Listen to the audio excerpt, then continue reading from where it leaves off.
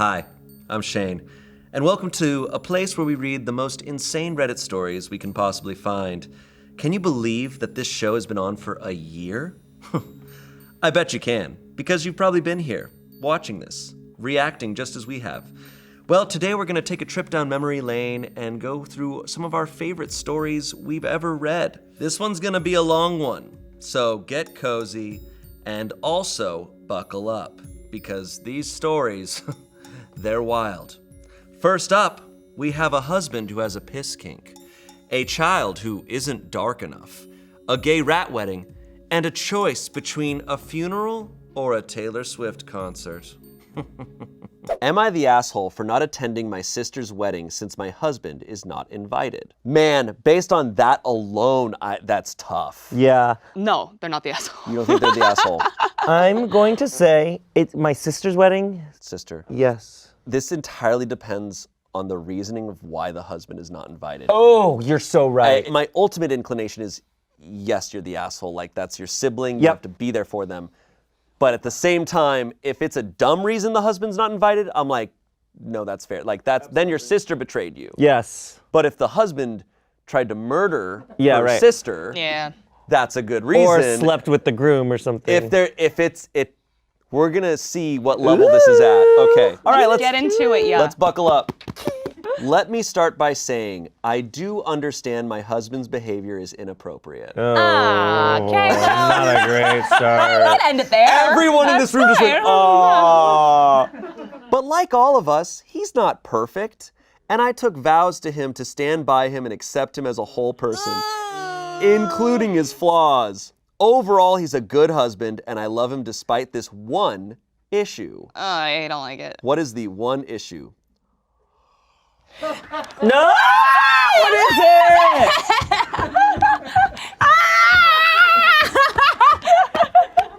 I need you guys to both buckle up. Okay, buckled. My husband has a kink for urinating on himself in public.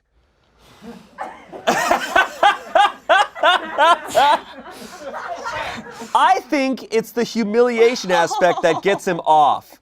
So sometimes, not every time, we get together with my family, he will pee his pants. No. But overall, it's not really that disruptive. No. He just stands up and says No. something like, "Oh no, I've peed myself." Then he goes to the bathroom and changes.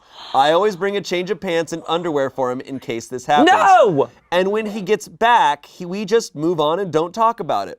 Of course, we don't want people to know my husband is doing this for a kink, so we've told my family he has a medical condition that causes him to not have a full control of his bladder. I told them the reason he doesn't wear adult diapers is that he's ashamed of needing diapers at his age, so he's basically in denial that he needs them and refuses to wear them. Well, now my sister's getting married, and she says my husband can't come because she doesn't want him disrupting the wedding by peeing his pants. I told her it was unfair to exclude him over a medical condition he can't help, which is true as far as she knows. That's true. That's true. But she said it's his own choice to refuse to wear adult diapers, so it's his fault. Bam, Uno reverse. Wait. Yeah, that's it. I told her it's her wedding and she can invite who she wants, but if my husband isn't invited, I'm not coming. He loves my family and I know it really hurts him to be excluded from the wedding just because of a kink he can't help having. You. Yeah, what? You can have a kink, but you don't need to do it at a family gathering. And at the expense of others' comfort and... Absolutely not. He's been crying and saying he feels disgusting for having this kink, but that he can't control himself, and now my family doesn't even want him around. I know it would really hurt him if I just left him home and went to the wedding by myself. He told me it's my choice to go if I want, and that he won't be mad, but I know he'd be really sad if I went. I love my sister and my family, but my husband is my life partner, so he's always my number one priority above anyone else. And I believe I should stand by him and support him rather than choosing my family over him. So I told my sister I won't make it to the wedding, and now she's extremely angry with me, saying I'm a bad sister because I won't be there to support her. She's marrying a woman, so she also said it makes it look like I'm homophobic if I don't show up to support their union. I told her I'd love to come. Let's just add that layer to it. Yeah, a little spice. We added some rosemary to those mashed potatoes. Yes, absolutely. I told her I'd love to come if my husband is invited, but she said she can't stand the thought of him disrupting the ceremony or reception by peeing his pants and announcing it. No, I told her how much it hurts. I peed myself. Does anyone object? I peed myself. No. I do not object. I do not object, but I have wee-weed myself. I told her how much it hurts my husband that he's excluded, but she doesn't care. I said, fine, but that means I can't come, but she won't let it go and keeps starting fights saying I'm a bad sister. I do feel bad that it hurts her that I won't be there. Holy sh**. So, what's the original question? Am I the asshole for not attending my sister's wedding since my husband is not invited? Yeah, wait. Yes, you are the asshole. She's the asshole. Yeah, She's the asshole in so many ways. She's the asshole in so many ways that her family doesn't even know about. Yes. Crazy. Now, is she the asshole from her sister's side? Yes, because the sister brought up a good point. Yeah. You have a medical condition, that's fine. Wear diapers. Yes. That's fine. 100%. Literally. And don't stand up and announce it. And announcement. It's the That's the announcement. announcement. It's the Oh, announcement. I want to know how he announces it too. I don't know. I'm shocked that she lets this go. Like, she knows it's a kink, and he's doing it with her family. He's gonna do it at the wedding. You know he can't That's resist. prime. That's that is prime prime PP time. That's his Look, if that was offers. my kink, I would. Yeah, Absolutely. That is You gotta his. do it Pop there. up on the mic. Hey guys, this, I just have a little It's shout out. time to shine. It's ting ting ting ting. Baby. You'd have to be doing it multiple times because it's two events. There's the ceremony and there's the reception. You got to Yeah. pee yourself twice. He'd be chugging water that whole night. He's just so excited. Rehearsal It's the dinner. best Rehearsal moment. dinner. To Rehearsal piss. dinner. He's got to pee. Absolutely. Oh. Buca de Oh Beppo. my God. Okay, we've got some comments here. Someone said the actual. You know the husband is going to get off on pissing himself right in the middle of the vow exchange, right? Yeah. You have to. Yeah, you must. I mean, look, if I'm him, you got to. He's not sad that he's not going there. He's sad that he's not getting that Yep. opportunity. Yeah, that's why he's Literally, crying. yeah. He's That's like, why that he's would have crying. been, that He's would have been like, the, that You would have been knew the this was spot. going to be an important moment for me. Yeah. I also feel like the family knows it's not a medical condition. Oh. He's like, oh no, Yeah. I peed myself. Oops! Whoopsie! oh! Wow, it's so f***ed up that I peed myself. Yeah. You guys should all Oh, talk don't shit about me. Don't look. Don't look. Don't look. Don't. Please. I read a lot of Reddit, and I'm going to be very candid here. One of my favorite subreddits is r/sex, where people talk about stories about their sexual lives and Okay. their sexual relationships. Okay. And I think it is great when people are like very accepting of like, when like a partner comes to them with like a very embarrassing kink, or Yeah. just a kink that they're like, hey, I'm really nervous, I like to pee myself. or Yeah. whatever. And people are accepting of that. I think that's beautiful. It's at the expense of others who are not trying to Yes, smell that is- pee, that get is- wet, that is get non- pee on it's- them. They don't have their consent. Exactly. It's f***ed up. Yes, You're using it's 100%. non-consensual, yeah. Your wife's family. Yeah, people are really agreeing on that. You're the asshole. Hoo boy, this is not where I thought any of this would go. You've got kinks, you've got angry family members, you've got a gay wedding, you've got piss, you've got it all. Yeah. Someone said, what if the husband is the one who wrote this post in order to get more humiliation in the comments? What if We're a part of the problem. we have been exposed to the Cut kink? the camera. Cut the camera. Someone said, right, I've actually known a couple people who have struggled with incontinence, and they would bend over backwards to keep it private, even in front of people they Right. knew and trusted. If I met an adult who was so casual about it happening repeatedly, I'd seriously start to suspect like something like this as well.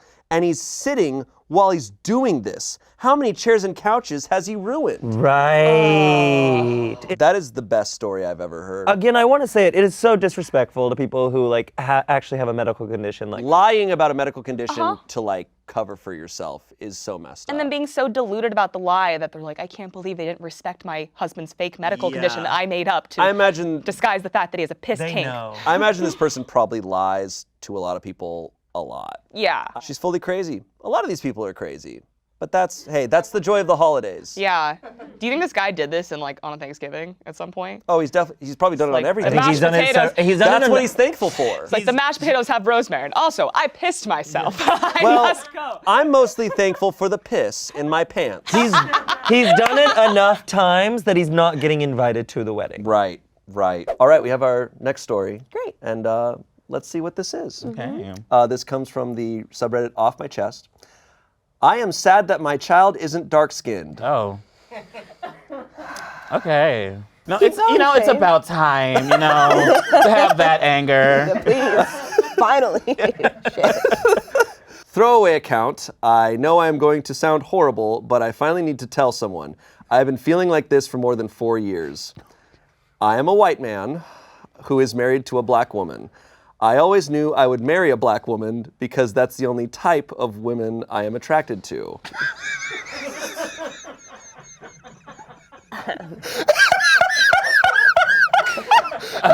We love a man with dedication, with a vision. We love a man with a vision, okay? Yeah. I know my life was gonna end up with a Nubian goddess. I knew at the end, I knew I was gonna be a black woman. I've been manifesting this every day of my life. I met my beautiful, wonderful, intelligent wife. We dated for 5 years before getting married. I love my wife. 9 years together, and I am still so in love. We have a 4-year-old son. When she gave birth, he was white. But aren't all babies? But the months passed. I remember when I popped out of the womb.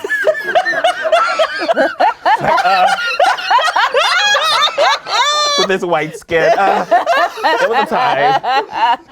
I will say I came out a little light. I was a little questionable when I came out, but my came in. It came in. It just breaks it. It's like a glow stick. You crack it open and it's like, boop. Yeah. It was very confusing because I was pale, but with the hair I currently have, but nappy ass, dark ass, black ass hair. So it was very confusing to everyone involved.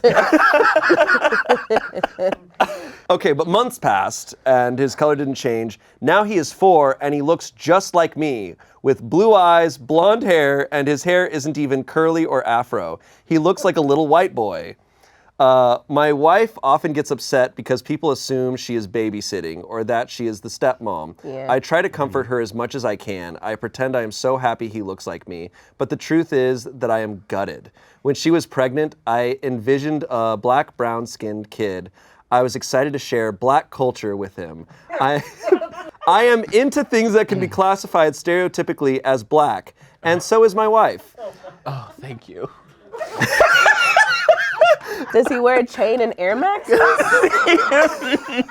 No, he's seen Everybody Hates Chris, and I was like, I get it. The other day, she bought him a black doll. I asked her what was the point since he looks white.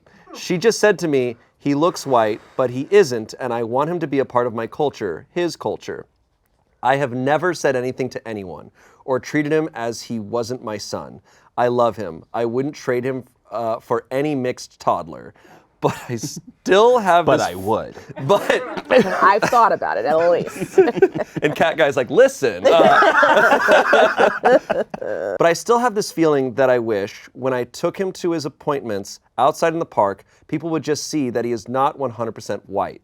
My wife wants another baby, but I have been saying no because I am scared baby number 2 will also be white. Edit. Since some of you cannot understand what you are reading, this only describes my feelings, not my wife's feelings. She and her family have no problems with their son's skin hair color. Her labor was so awful that she is just happy she is doing fine and is there for her son. Yes, she gets upset at the strangers' comments. You'd be surprised how many strangers open their mouths like, did they give you the wrong kid? Take a DNA test. Check if there was a black kid born that day. Where's the mom? Ma'am, I need to see ID to check if this is really your son. Hey, kiddo, do you know this woman? Etc., etc. Even my own family. Oh, he had the good genes.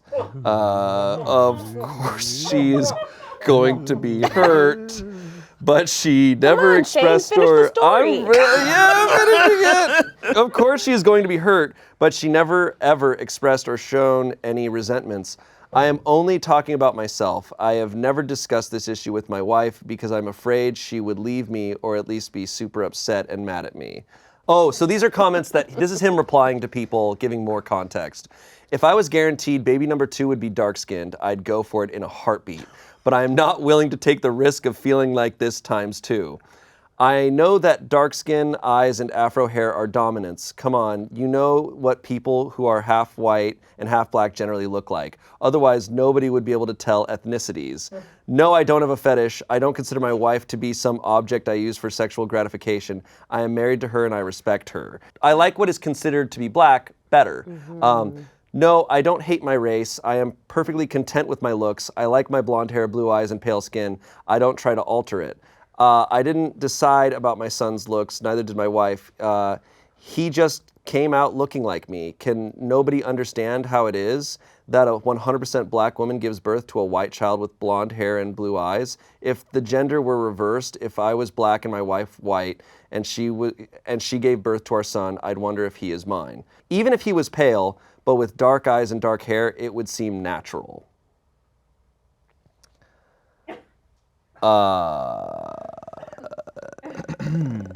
I can't say that online. I can't.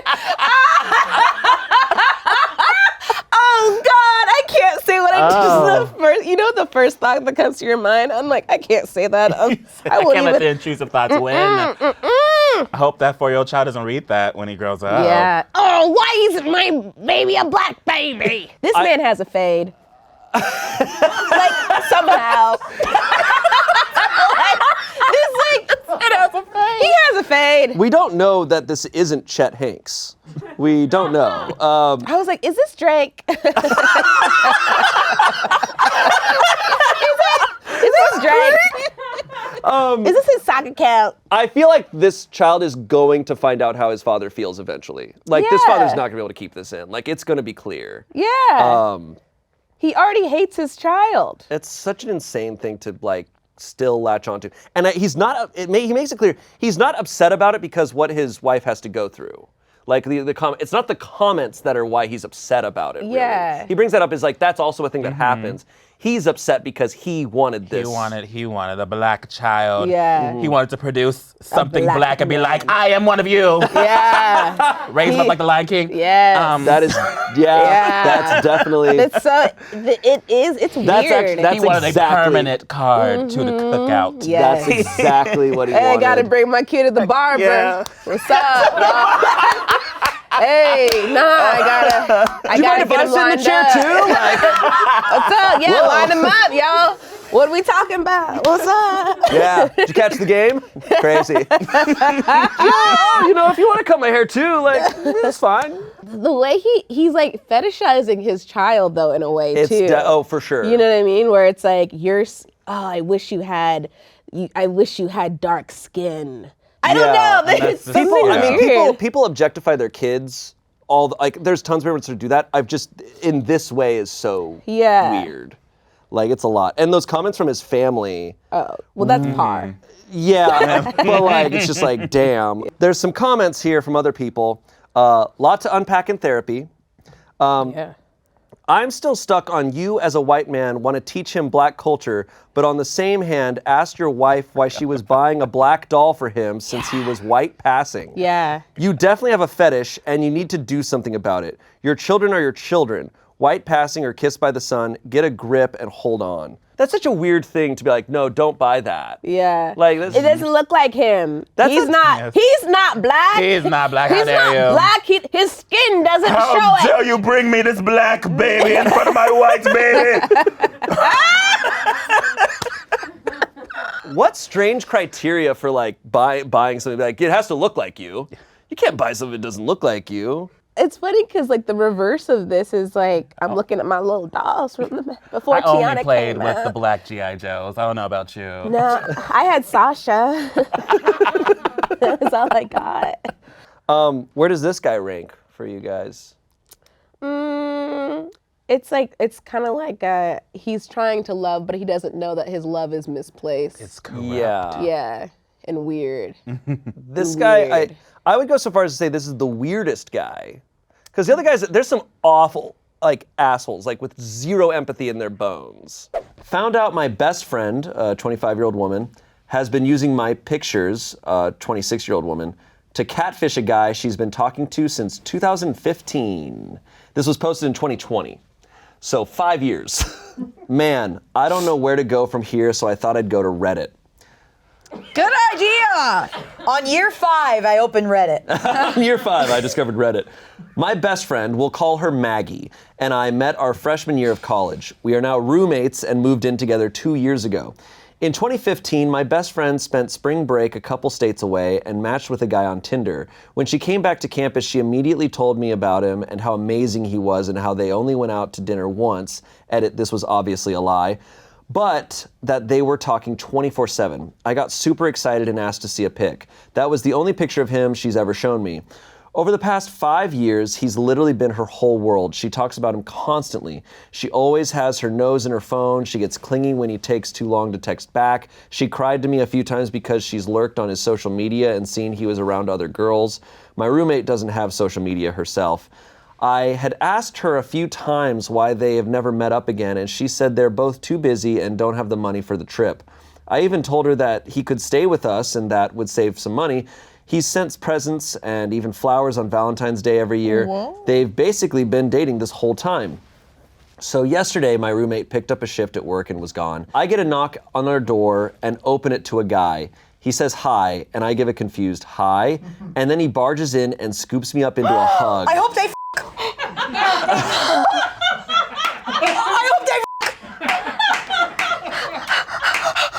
He starts saying, I thought you were working. I was hoping your roommate was here so I could surprise you when you got back.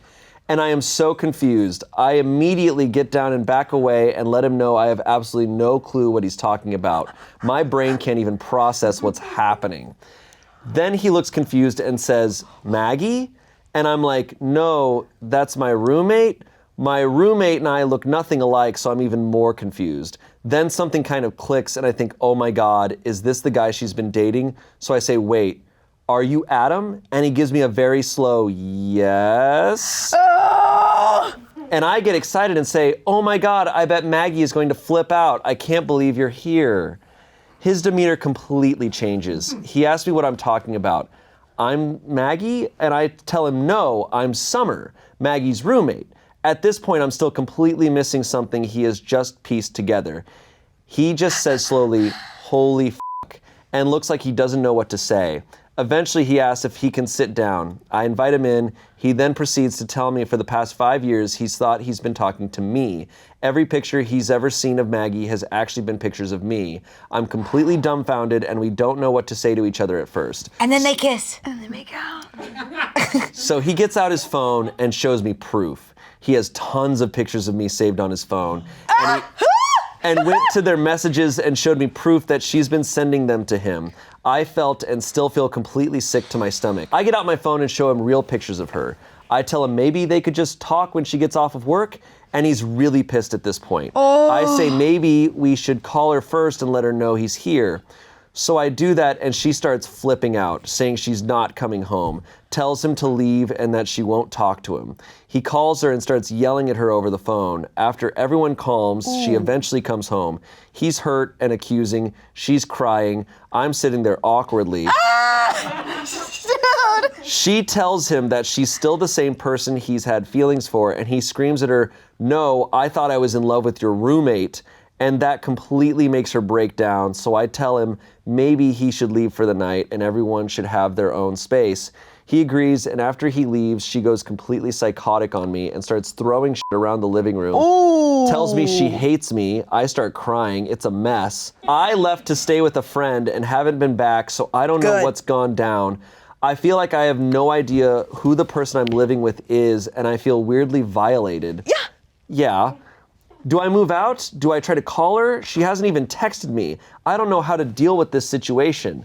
So, thoughts? This situation is feral and the best romance novel I've ever read. Catfishing has to be one of the most fascinating things ever. I think it goes so deep. It is so fascinating to me. And especially when it goes on that long. 5 years. I cannot imagine that moment like this guy opening the door. Also, I wonder if he was cute, but like that is so jarring that she is literally an innocent bystander in this entire thing, but she's somehow at the heart of this roommate's problems. Yeah. Meanwhile, cut to welcome to Dairy Queen. She's just at work. Like, yeah, she's just chilling. Oof. Would you say you were dating someone online who you never met in person, but you just really clicked in every kind of way, and the conversations were incredible and all this stuff, and then you met them and you found out that they were catfishing you? Is there any hope of it, of like you even trying to make it work? It's like you guys are saying, it goes deep. Like, that is huge. That is you are lying about who you are. That's 5 years. Yeah. Certainly 5 years, no. It's so personal. I think it even goes back to like that person's relationship to lying and truth. Because some people, it will just like, you're done. Like, you can't do that. Yeah, And some to me, people, it's lying. no matter what, it's bad. It's just like, each person, it just rips apart in their own unique way, because it's just like such deception, like at you. Yeah, and I don't know, like, we don't know if this roommate just used a picture. They could have been lying about other things. We don't know what they were honest about. Because, like, yeah, if it's just what they look like, True. it's like Love is Blind. Like, but it's not about what this person looks like. It's not that shallow. It's this person lied. He didn't use her name. She used her own name Yeah, she and used just her the own name picture. and everything. Oh, good for her. Said she had a just roommate photos. named Mac. But you're right. She probably was lying about other things. No, for sure. And I get insecure about taking people's pictures. I get insecure when my friend at the same meal as mine, we're at the same meal, she takes a cuter picture of the food than I did, and I said, can you send me that so I can post it? I think I'm a liar because I didn't take that. Could you imagine? Oh my levels. God. The levels. Who do you think was more wronged in this situation, him or her? Like, because a part of me kind of thinks the friend, like, she used all her photos. Like, that's so insane. Like, she was in a way catfishing her friend, too. I think he's the more... You think he was more wrong? I think so, too. Like, he lost 5 years of his life romantically, too. Sucks. Like, she, the girl whose pics were used, she can, like, of course, her mind's fucking blown, but she'll go away, like, having her own romantic life and her own job that didn't get, like, affected by And it's this. not like this roommate was like, hey, Summer, do you have any, like, sexy nudie pics that I could just borrow for a second? I hope to God she didn't. Like, it's not like she had access to that. So it's not like it was like inappropriate pictures were used. It was just like regular pictures were used.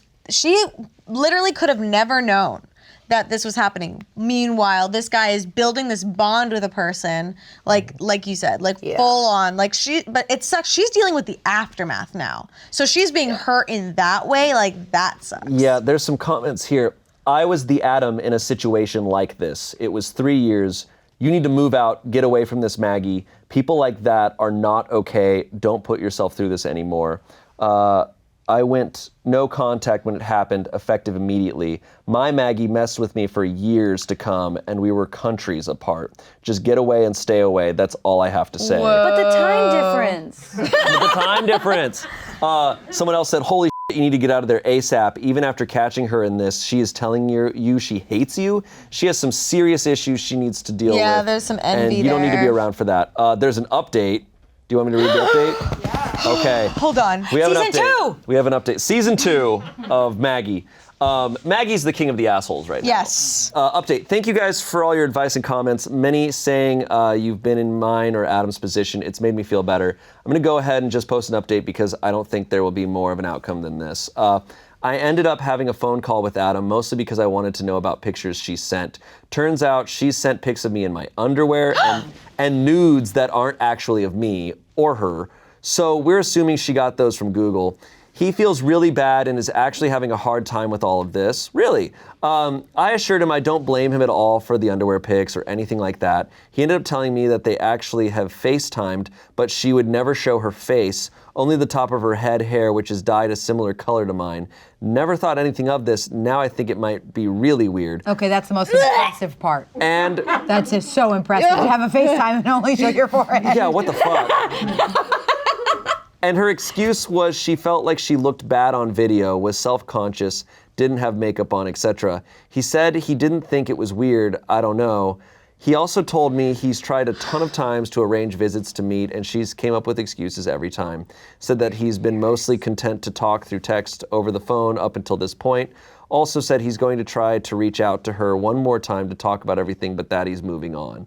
As for me, I'm not sure I can break my lease yet, but I'm going to go ahead and move out and in with a friend until my lease is over. We briefly talked when I went to my apartment, and she sort of half apologized, but is still pretty hostile and defensive. So I'm going to give her space. I feel bad for her, but I don't think our friendship is going to survive this whole thing. Anyway, this has been some crazy shit, and I appreciate all of the responses I got. Y'all are awesome. Oh my God. Well, holy shit. Summer was really nice to Maggie, and I would not have been that nice to Maggie. Oh, I would have been like, we are not friends anymore. You suck. But she's being very empathetic. Is like, I feel bad for her. Like, clearly, this person, like, with the FaceTiming, the nudes thing is fucked up. That's just. That's fucked. Can I say something so toxic? Yeah. Yeah, dude. Yeah. Would a part of you be flattered? Chancy, okay, yes. like think about, you must look good all the time if you're Summer or Mag. I forgot which Summer. one. Summer's the one who's... Summer's the perp. Like, do you move on from 2 years from then and you do all the journaling and the therapy you can and then look back on it and be like, wow, someone thinks I'm gorgeous? I'm sure that there's like a drive-by back of the head thought of that. Yeah, I can't believe a half-assed apology and still being hostile.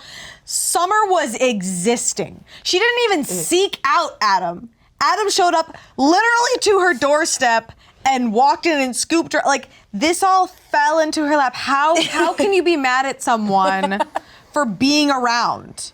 Crazy. Maggie, I hope you're better now. I hope like that sucks. That's tough. It is. Look, really, that it does have to be awful. Like the mindset you have to be in to do that. For 5 years. Rough. This is from Today I F***ed Up, which is a.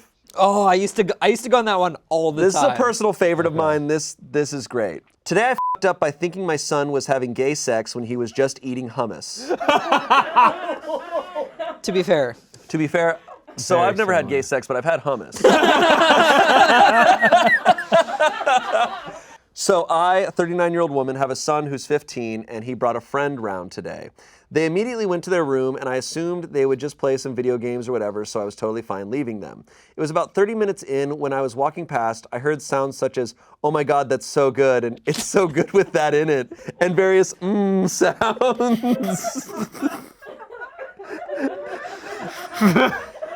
Let's see how chill There's the mom no was. other way to eat hummus. It really sounded like they were having gay sex. I was super weirded out by it. It's just sex. So I quickly went downstairs and waited for his friend to leave. When this friend left an hour or two later, I asked my son what they were doing in his room. Because although I don't mind him being gay, and I think and I know it's normal for teenagers to have sex, a condom really should have been used, so I plan to confront him about that. However, the answer shocked me to my very core. They weren't having sex, they were eating hummus. I was shocked and initially didn't believe it. We had never had hummus before, and I asked him to does this overlap with the girl that doesn't eat spicy food? We had never had hummus before, and I asked him to show me the hummus if this was true. Show me the hummus! So he did, and I ate hummus for the first time, and oh my God, it wasn't good. It wasn't good? No. So he did, and I ate hummus for the first time, and oh my God, was it good. What? Where does it rank compared to gay sex? We experimented with different things in it, like bread and carrots, and it was great. Apparently, his friend had heard about how he had never had hummus before and thought this was so absurd, so had planned a date for a hummus party. So yeah, it ended up being quite a good ending. I discovered how nice hummus was. Thought my friend was having gay sex. He just really liked hummus. What if they had hummus and then So guys, I want to remind you that this is also Best of Redditor updates. Oh boy, here we go. So I don't know what's going on. Can I point? I wonder if so she thought they're having gay sex, and then the friend no, it was gay sex. So the friend walked out of the room, right? Yeah. And she's like, hey, how are you? And he's like, oh, I'm stuffed. All right. Things people say after sex. Whoa. Oh, man. I am so sexed. Comments were, oh, I see you got hit by the emergency hummus. No, hummus. Were you guys having sex?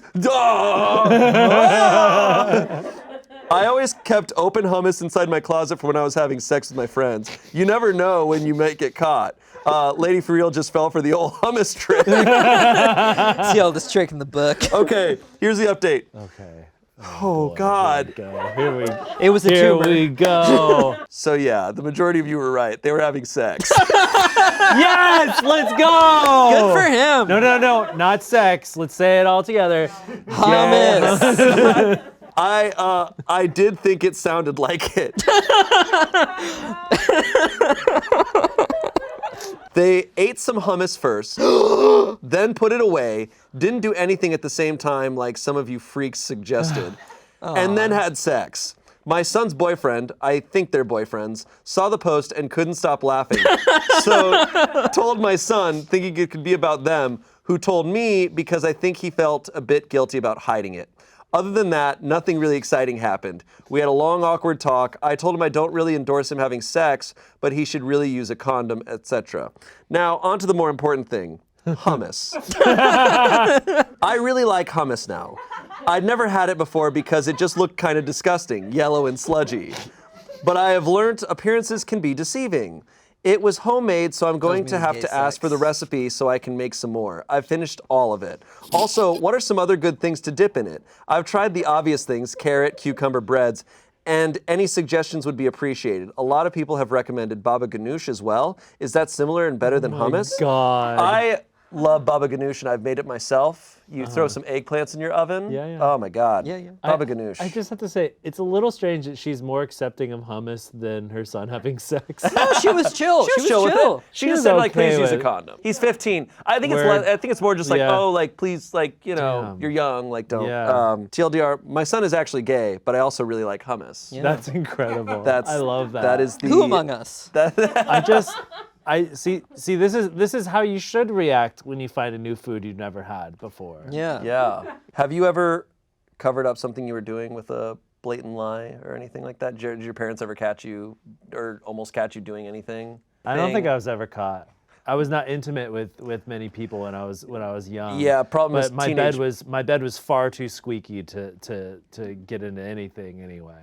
Yeah. So it was the bed. It was the squeaky It was the bed. That's why I didn't have sex. I forever. can safely say that throughout my teenage years, I had zero hummus. But my boys. Boys, am I the asshole for not letting my girlfriend wear her unique dress to a wedding? Okay, wedding stuff is always great. Throwaway account because she uses Reddit. This is a 25-year-old man. My girlfriend, who's 30, Nat, has a very particular sense of style. Picture Harper Finkel from Wizards of Waverly Place. You will get the idea. Don't get me wrong, I never had a problem with that. In fact, I love the way she dresses because she loves to do so, and I am happy if she is happy. The thing is, sometimes she likes to incorporate memes into her clothes. No problem, it's cute. But now she wants to wear a dress inspired by the meme, Gay Rat Wedding, to my friend's wedding.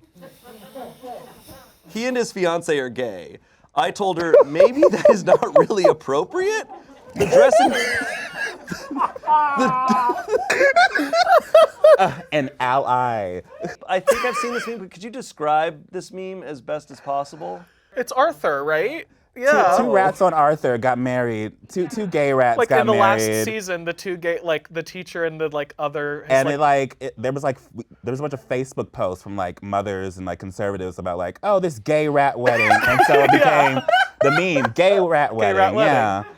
I love hearing about because I definitely heard a lot about that. It's same with the Babadook stuff that happened, where I just feel like I hear about these things and I'm like, that's f***ing hilarious. The dress in question would be full of little stuffed rats, pride flags, and a big "I support gay rats" on the front.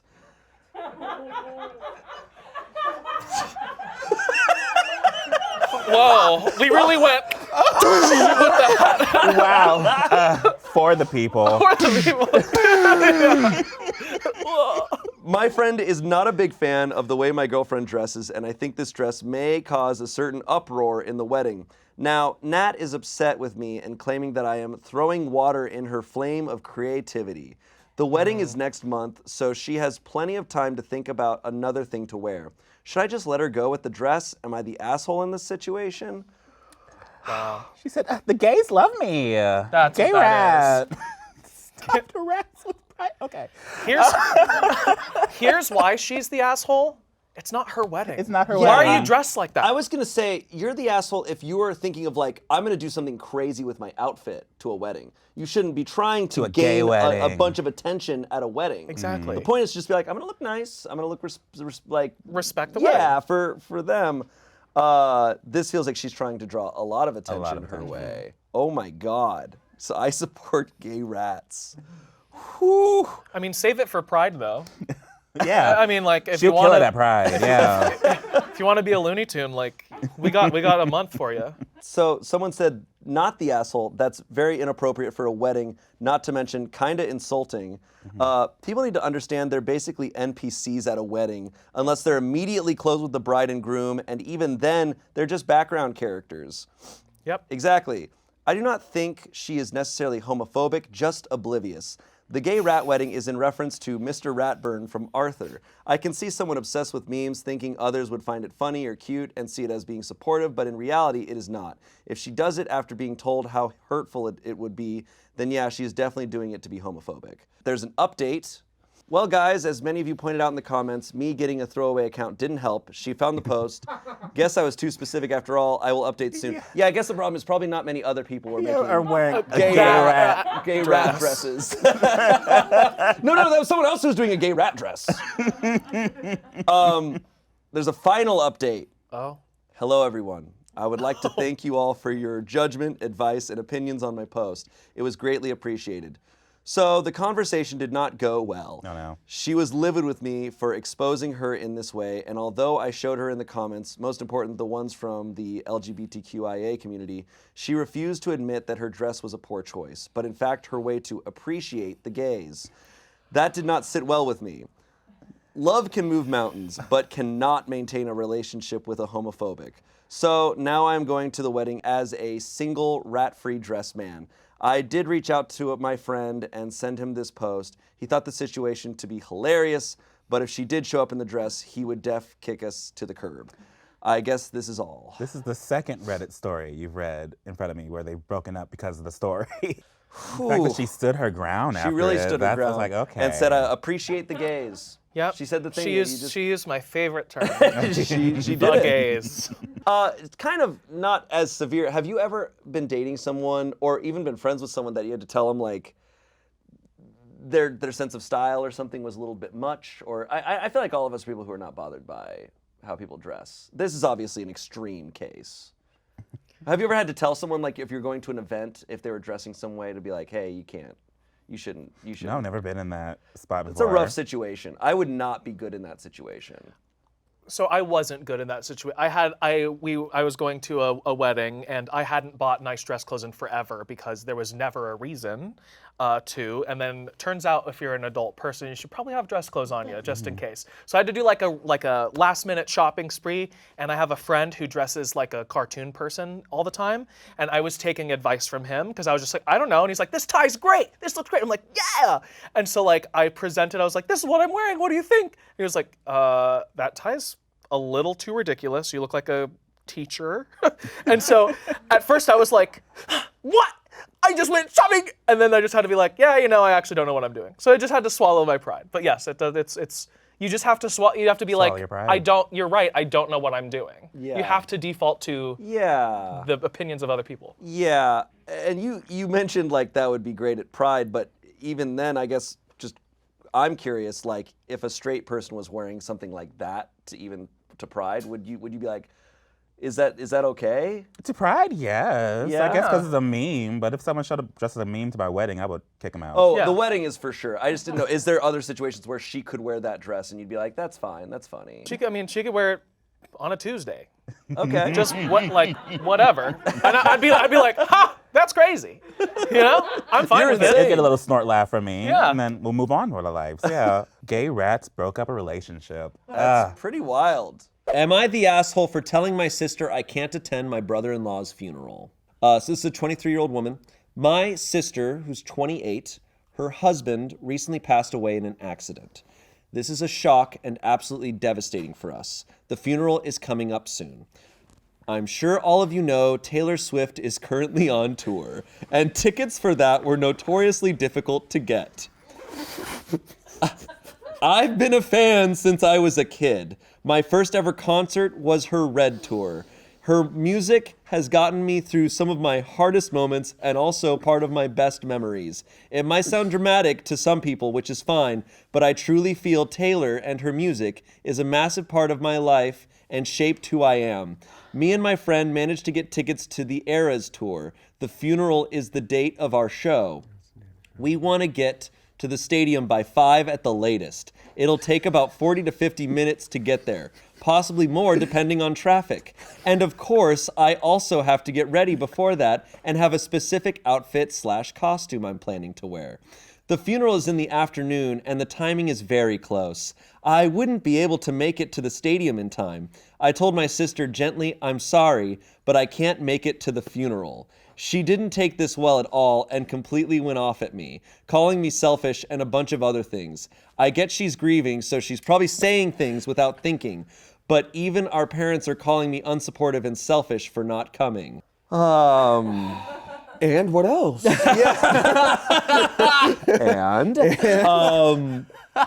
Okay. I want to point out something that I feel is important, is that it's very clear that they all live close together. Like, I know if someone passes away and they're in a different state or something but they all live in the same town or area. They're not even mentioning that it would be difficult to attend. No. What's difficult is the traffic because of when the funeral might end. But also I'm pointing that out because it's like they probably knew each other really well. Like, this is not like a brother-in-law who I met once or twice. Like, I'm just laying the groundwork. And it's your sister's late husband, so you have no idea when the funeral's gonna end. Oh, you're funny, bro. I mean, holy crap. Yeah, no, that's rough. You're a bad person. I just don't think that person has the ability to step outside of their own world. Like that's a level of like look at it. Yeah. Well, it's not even like an excuse. It's like that level of delusion of being like, no, you don't understand how hard these tickets were to get. Like I'm like something was messed up along the way. Yeah, they even said Taylor Swift was like really formative and really important in my life, like throughout my life. It's like that's your older sister who's been there your whole life. Like what? I would never say that Halo raised me more than my family, even though I spent a lot of time playing Halo. I'm not about to maybe Halo raised me. Yeah. She's probably been locked in and this life-changing event happens and she's unwilling to like be like, oh, this changes things for everyone. Like her sister probably has a bunch of stuff she was looking forward to that's got thrown out the window. It's like, man, like that's having a husband for sure. I mean, like it's such a devastating, like dude, to be 28 and to lose your husband. Yeah, I don't want to. Is crazy. That's different. I would never be 28. Okay. A question is like, is it ever acceptable to miss something like a family member's funeral? I would say, and maybe I'm bad for this, but like if it was like, your 95-year-old great-grandfather died. Am I messed up for being like, okay, like we hardly had a coherent conversation for 10 years? I've missed 2 family members' funerals. Like life happens, stuff comes up, there are things that are unmissable, maybe finances are too difficult, like that happens. But to be like we're in the same town as Taylor Swift concert, here's my 2 fixes for that. 1, funerals have music, play our song once. Yes. 2. Our song. Can I get the chord real quick? This is gonna get forever. Thing number 2 is, not to make this about me, but look at the way I dress. Am I headed to a funeral or a concert right now? I don't have to switch. Oh, traffic's a little bad. I'm already dressed. It's pretty smart. And you can dip out at a certain point when everyone's gathered around, like throwing the dirt on the coffin. You can just like, I think you can make it to both.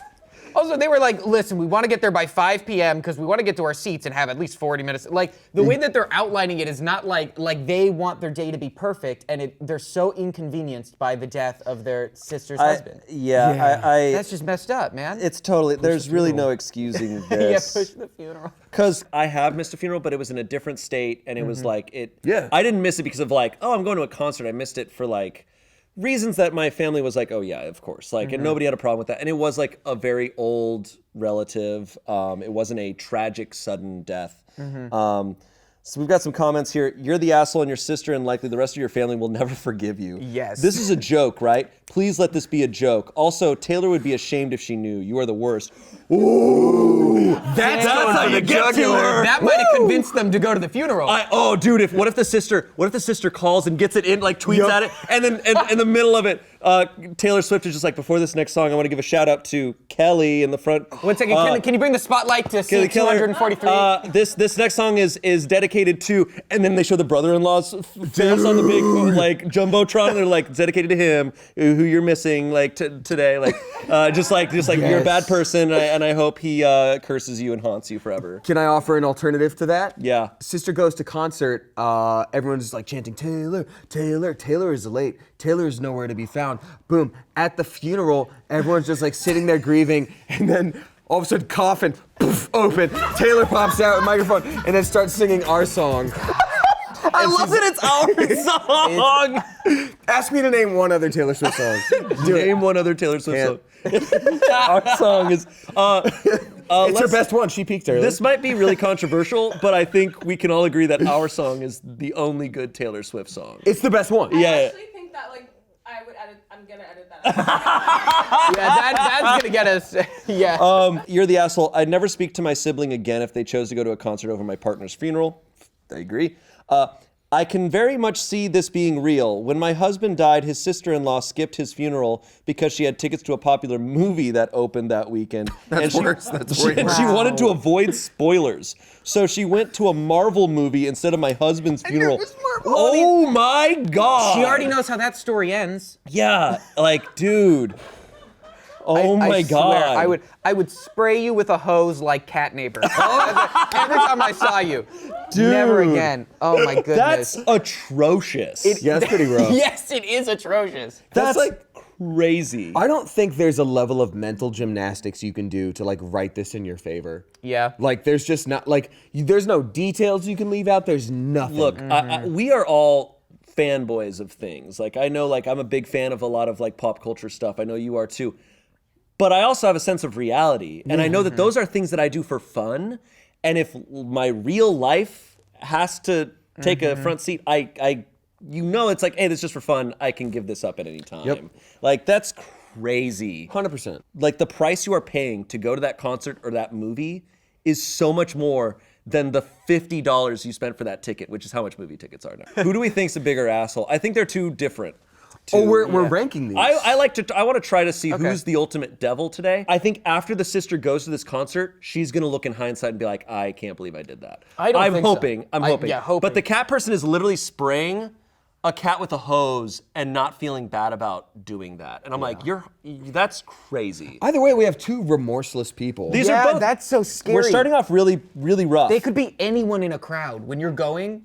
Yeah. Like they could just trip you downstairs and not care. They would. Because you like took up space or something. That's my biggest fear is crazy people. This next one comes from malicious compliance. So malicious compliance is, in case you haven't heard, it's when someone like demands something of you, something shitty or like gets on your case about something, and you comply with it. To be mean. Yeah. Like you're not supposed to do that. Okay, I'm not supposed to do that. Yeah, following and then the they go rules too far. in a shitty way, but in a professional way.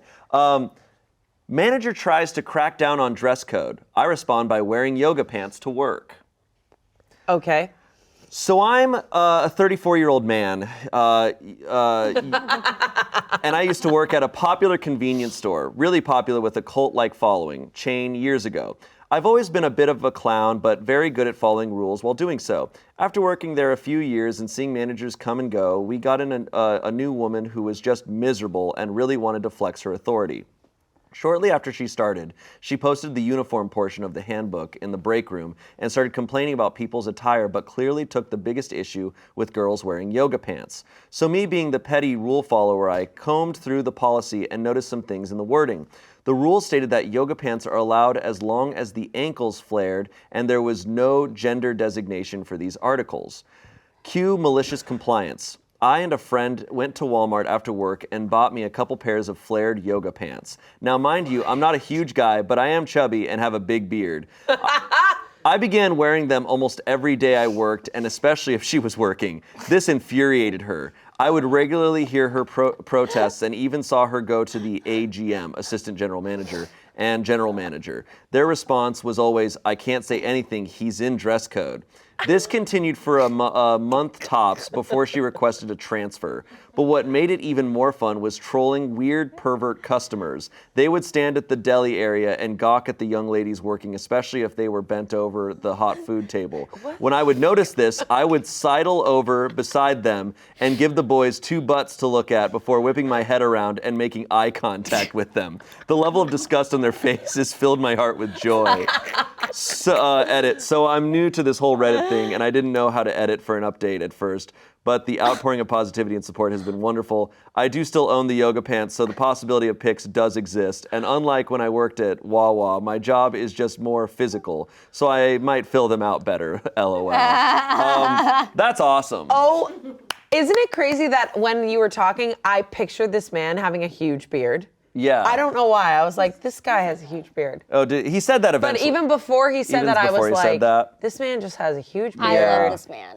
I love this. What a champion. I love him. I love that. I've never understood, I didn't understand it when I was in school, because I think we did have weird dress code stuff, because I was in Arizona, and, it's like the school district was weird. I've never understood, people who freak out over what people are wearing. I've never comprehended it. Especially to this degree, why is any boss freaking out? Also, on this level? It's a convenience store, correct? Yeah. Let them wear yoga pants. Yeah. I don't get it. No one wants to wear jeans in a convenience store. I never walk into a convenience store and think about what the worker's wearing. No. You don't even see, because usually they're behind a counter or something. I just want to know where the bananas are. Yeah. You get bananas at convenience stores? What's a convenience store? Like a 7-Eleven or Wawa, yeah. You don't. Oh, I don't. No. You get Gatorade. Gatorade. I'm like, where's the Gatorade? Yeah, that's what The only thing I'm thinking about when I walk into a convenience store is where are the tall boys, and I need 5 of them. Where are the 4 Locos, and I need 5 of them. Give me a 4 Loco. Also, I think working in a convenience store, you can just wear whatever the F you want. Yeah. No one's really, you're kind of sitting behind the cash I register. kind of hate that the men are gawking at the women in the yoga pants, but I love that he was like, Yeah. I love that too. I can picture the whole thing. Come and get it, boys. Where is this? Do we know? Well, it's a Wawa, so I'm assuming it's East Coast. Some comments. Not only were you maliciously compliant with the boss, but you were protecting your coworkers, all with one fashion faux pas. Good for you. Good for you. Someone else said, you bent over backwards to serve your customers. I hope you made Employee of the Month. That's the same harlot. Yeah, that's the same guy. He's on a roll. Oh, well. He's scrolling. He's like, ooh. Dale, you are killing it. Yeah. Someone else said, couple years ago, I got challenged on wearing shorts to work. I don't work with any customers or vendors. I was told the dress code said pants are required. I asked about leggings and yoga pants, as the girls in the office wear them daily. Yes, but those are pants. Cue my wearing the most outrageously tight and poor taste yoga pants and leggings. I am a heavy man. This was not a good look. Manager in question took all of the week to okay my wearing shorts. It's so funny. What is wrong with wearing shorts, yoga pants, like what? I don't know, man. Some people just get love, uncomfortable. I think some people love controlling other why. people. Is really People what love it is. controlling. I also would really love to know, what are flared yoga pants? I have them. Not the skinny It's ones. like the bell bottoms. Oh, they're gonna slide up when you're doing downward Not really. dog. No, depends on how mine flare around the ankle. Though I've never tried doing a downward dog with it on. I'll wear it for you. Great. I'll bend over for you. I cannot wait.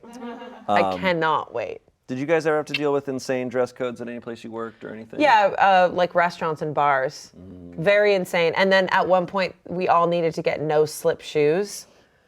They're the ugliest shoes you've ever seen in your life. You're like, these are so ugly. Yeah. But then Vans actually makes some really cool non-slip shoes, and those were really cool. And then a new manager came in and was like, you can't wear Vans. I was like, fight me.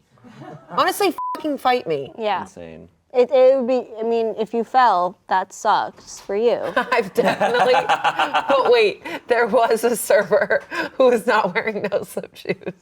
And I'm not gonna name him, but maybe Kimmy remembers. He was walking and he slipped. And he had so much food, and it fell up in the air, and then he slammed his head on the railing and was covered in blood. Oh my God. Covered in blood. And he died. He's covered in blood. No, he's alive and fine. He's covered in blood and like coming out with food, and he was like, "F this place." Oh no! Like 10 years. Do you know who I'm talking about? Yeah. Man, that yoga pants guy is an absolute legend. Well, coming up, we have another legend, one of my favorites. A little raccoon at a wedding, and also a roommate who exposed their other roommate to radon gas, and the GoFundMe mistake that frankly made me cry. One of my favorites. So enjoy and get the tissues ready. Am I the asshole for bringing a raccoon to my sister's wedding? All right. This is the vibe we needed. Is this, okay, this is the Guardians of the Galaxy 3. Okay. So this happened last weekend and I'm still getting angry texts from my family. Let me explain. I have a pet raccoon named Pebble. He is very friendly and well-trained, and I love him like a son. He goes everywhere with me, and he has his own harness and leash. He is also vaccinated and has all the necessary papers. I was invited to my sister's wedding, which was held at a fancy hotel. I asked her if I could bring Pebble, and she said no. She said it was inappropriate and disrespectful to bring a wild animal to such an important event. She also said that some of the guests might be allergic or scared of him. I was hurt by her response, but I didn't want to argue with her. I decided to respect her wishes and leave Pebble at home with a friend. However, on the day of the wedding, my friend called me and said that he had an emergency and couldn't take care of Pebble. I panicked. I didn't have anyone else who could watch Pebble, and I didn't want to leave him alone in my apartment. I also didn't want to miss my sister's wedding, so I decided to bring Pebble with me. I thought it wouldn't be a big deal. I put him in his harness and leash and put a bow tie on him to make him look more formal. I also brought some treats and toys to keep him entertained. I figured I could just sneak him in and keep him in a corner where he wouldn't bother anyone. Boy, was I wrong.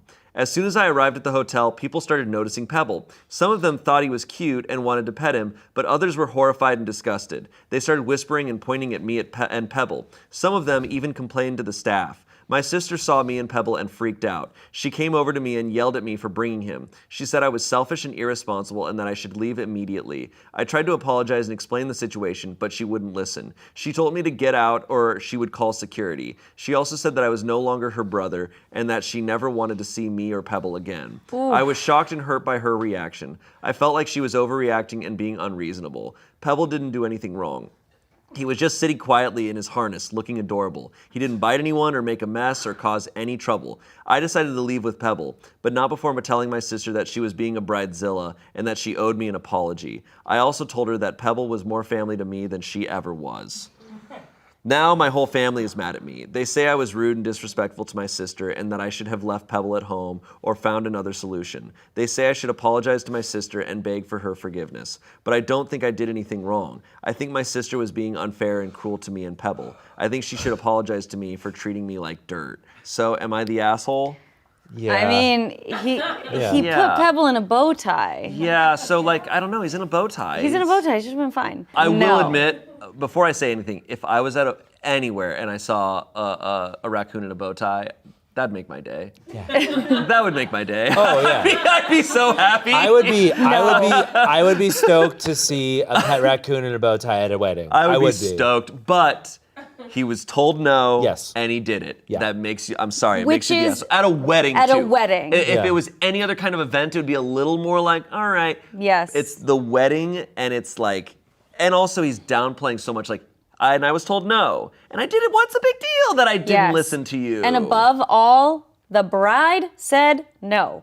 Like, the bride is his sister and was like, no, do not ruin my special day. Mm-hmm. And that is now something that, like, she's gonna carry for the rest of the time. Like, she's always going to be like, oh, at my wedding, like, my brother and I got into the biggest fight of our lives. If they are still brother and sister is what they consider. Him saying like Pebble is more family to me than she ever was that's a red flag. That's a like intense.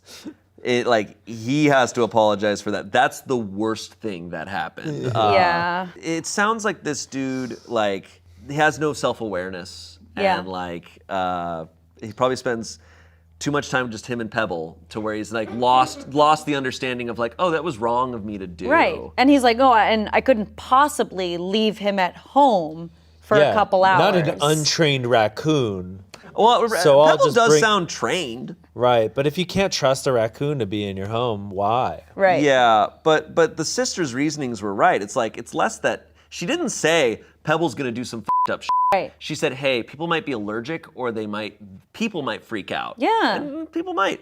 So that's a very good reason. And then he was like, but screw it.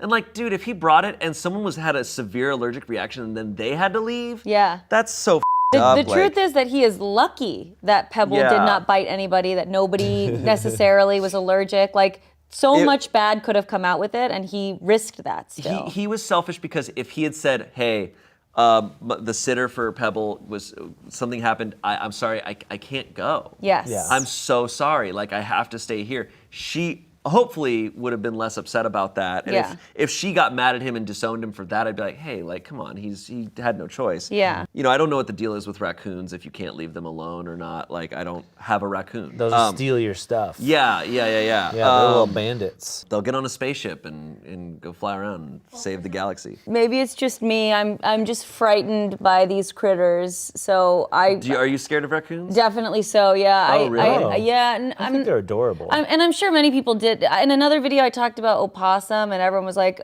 "Opossum are so cute," and I'm scared. Opossums look freaky, but they're cute still. I'm horrified. I'm very scared. Look, almost any animal I'm down with, as I've said, chimpanzees.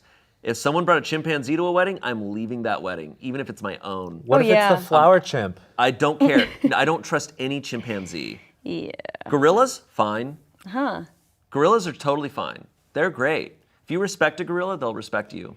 I didn't grow up with like any pets, so I just have a hard time trusting animals. I didn't grow up, with pet chimpanzees. No, in my house. I didn't. My brother was a real person, so I dealt with that. I imagine boarding places don't accept raccoons. Like I imagine there was no place to put a raccoon. Some comments here. Something tells me this isn't the first time Pebble and this person showed up together where they weren't supposed to be.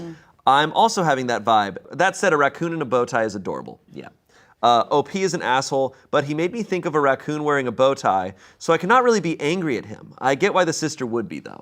I think Pebble, occasionally, it's been a while since we've declared a legend in this show. Like some characters you come across are legends. I think Pebble is a legend. You know what I kind of imagine Pebble as is a little bit like Baby Yoda, like Grogu from Mandalorian. Like they're talking and the raccoon's just like,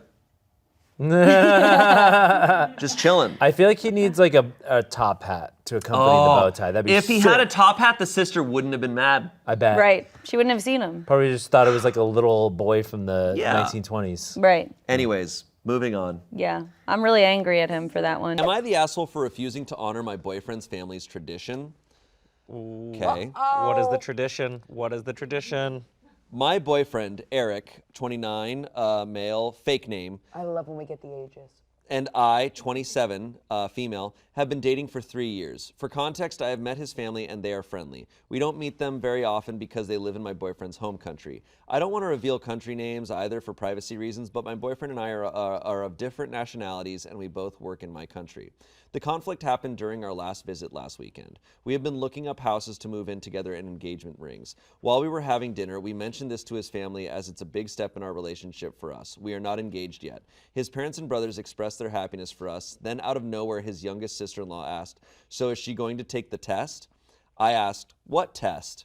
In summary, boyfriend's family has this tradition where the future mother-in-law tests future daughters-in-law to see if they are good enough for her sons. Apparently, his mother and aunts went through this same test. The tests include how to clean and keep a home, how well they can cook, their manners, etc. Basically life skills most people learn from childhood. I found it ridiculous because 1, if I'm good enough for my boyfriend, he should be the one deciding it. And 2, I don't fit in their targeted category. In his mom's words, you can't be a good stay-at-home wife and stay-at-home mom if you can't be a good homemaker, and she wants to make sure of that. To be clear, his mom and all 3 of his brothers' wives are stay-at-home moms, and although I respect their choice, I'm not quitting my career and did not under any circumstances make my boyfriend think I could compromise on that. I hate house chores, and I would rather buy homemaking gadgets and hire staff no matter the cost than have to do chores myself. I told my boyfriend's mom all this, and it caused an argument that eventually ruined dinner and an extension our visit. Boyfriend doesn't care whether I'm a working wife or a stay-at-home mom, but he thinks I should have just done the test because it's just a test, and it's not like they would reject me if I failed it. He thinks it's a fun tradition that everyone was looking forward to, and I should have gone along with it anyways. My boyfriend thinks I'm the asshole and suggested I make this post. If I really am the asshole, I'm sure you guys will let me know, so am I? Edit. Adding this as it's been coming up. I know disclosing the country may or may not bring up some unwanted arguments that will violate the rules here, but just for context, it's a family tradition, not a national culture.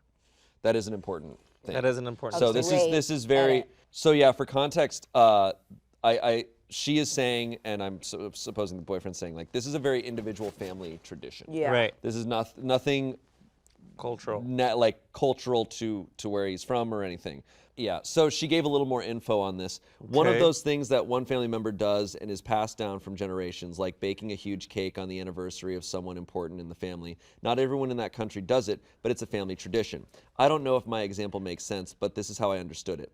I'm not sure if the results mean anything. All I know is that if it's a cooking test, for example, I'd have to cook a nice meal for the family and receive their approval based on how delicious it is. And trust me, they'll be convinced I'm trying to take revenge on them if they ate my food. So there's that. But now that you mentioned it, his mom cooks like a 5-star chef, and so do his sister-in-laws, the 2 whose food I've tasted.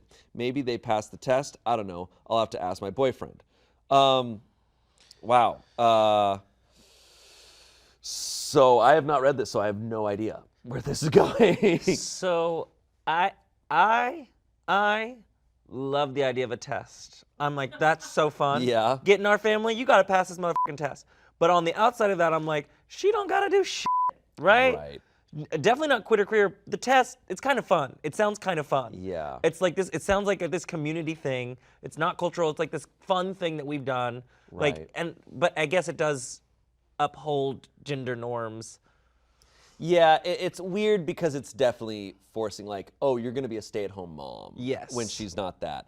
I think the idea of a test is kind of cute if it's something kind of like a little more out of the ordinary or silly, and if they acknowledge, like, this is a silly, stupid tradition we have, like, yes, that's this different. Is or a little bit more of like an initiation into the family. Yeah. Like, hey, when you're initiated into the family, you have to bake a cake for all of us. Yeah. And It's like, not a pass or fail. It's not like if you exactly. It's like, it's funny. It's like, man or woman, you got to do this. Like, Yeah. doesn't matter. Yeah. But this is very much like, are you a good enough, like, it feels like it's saying, like, are you a good enough traditional wife? That is what it woman feels for like it's us? saying. It's like- And that's why it's icky. And that's why she's allowed to have a problem with it. Yes. But I don't know.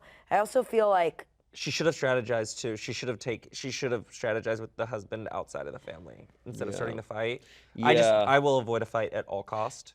Can I So I'm like, how are we gonna do this together? What would be the best way to go about this to your family? Because I'm not. yeah, let's like group think this. Let's group think this.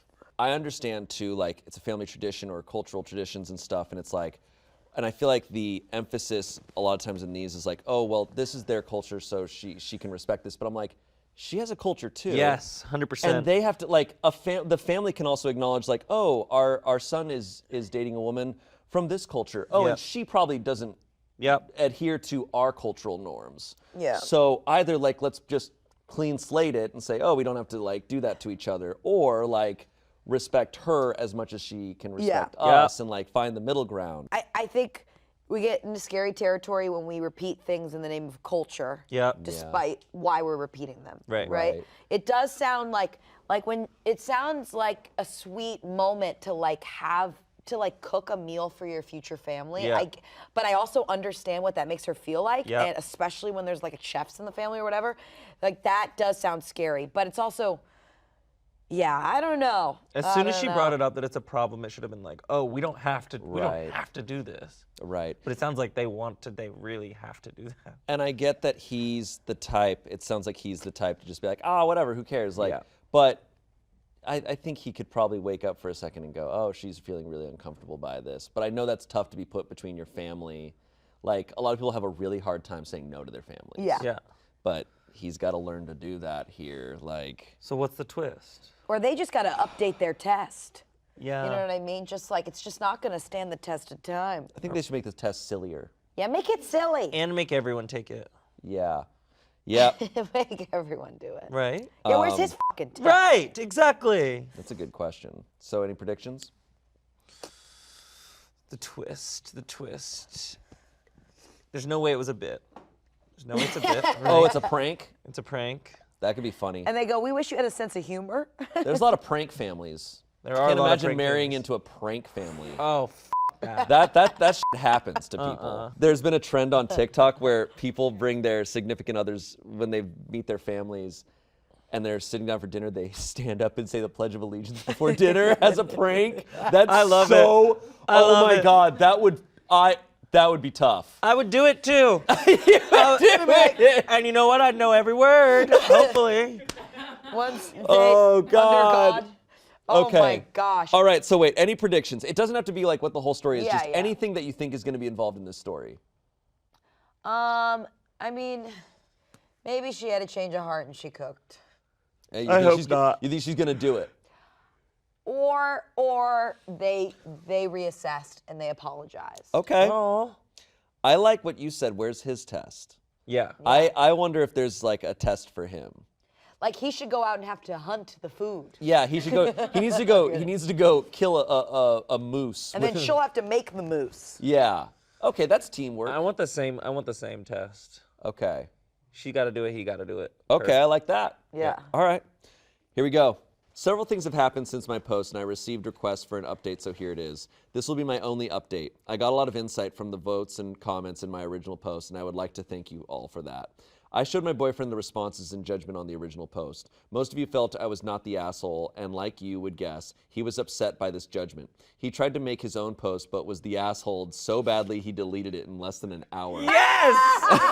Yes! It falls in line with the rule of Reddit. Whenever boyfriends post on there, they're the asshole. They're always like, I want my girlfriend to cook for everyone. Right. Why am I the asshole? Anyway, I talked to my family and told them about the test. Yesterday, they called us home for dinner and told him they would let me take his family's test if he let my dad and male cousins put him through a similar test. He blew up about how it was ridiculous. He blew up about how ridiculous it is because it's a family tradition for his family, but for mine, it's something we came up with at random. That's how traditions start. Wow. Wow. You can take that to the fucking bank. Right. Look, they're starting a family tradition. He ended up saying it's okay if I don't do the test, but my parents and I were being childish. He let slip mid-argument that his younger sister-in-law didn't want to do the test either, but look at her, the perfect wife.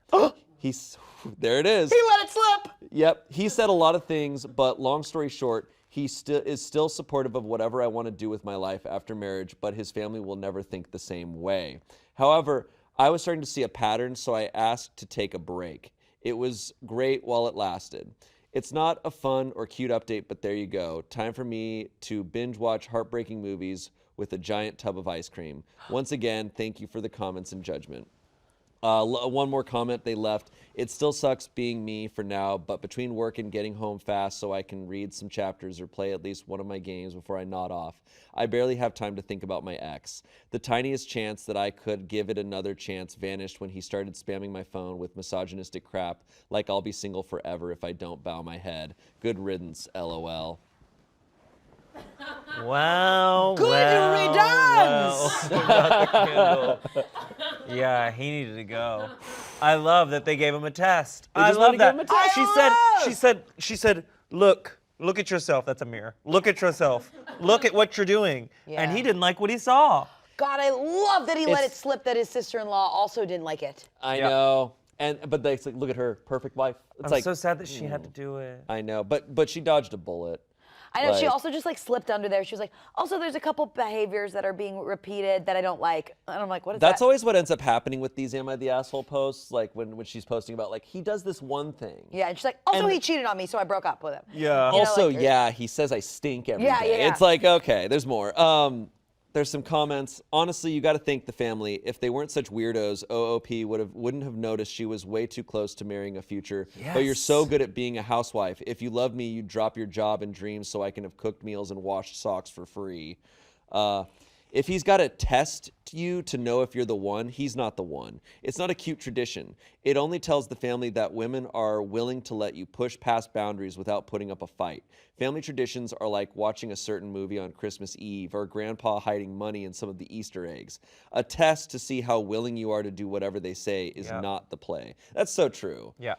Family traditions are like, they're supposed to be silly, I feel like. I mean, Agreed. there's some though that are like rooted in like religion Sure. and culture that I do understand. Yeah. I think it's always what it goes back to, right? And it's like it seems like what this goes back to is control over the woman. Yeah. Yes.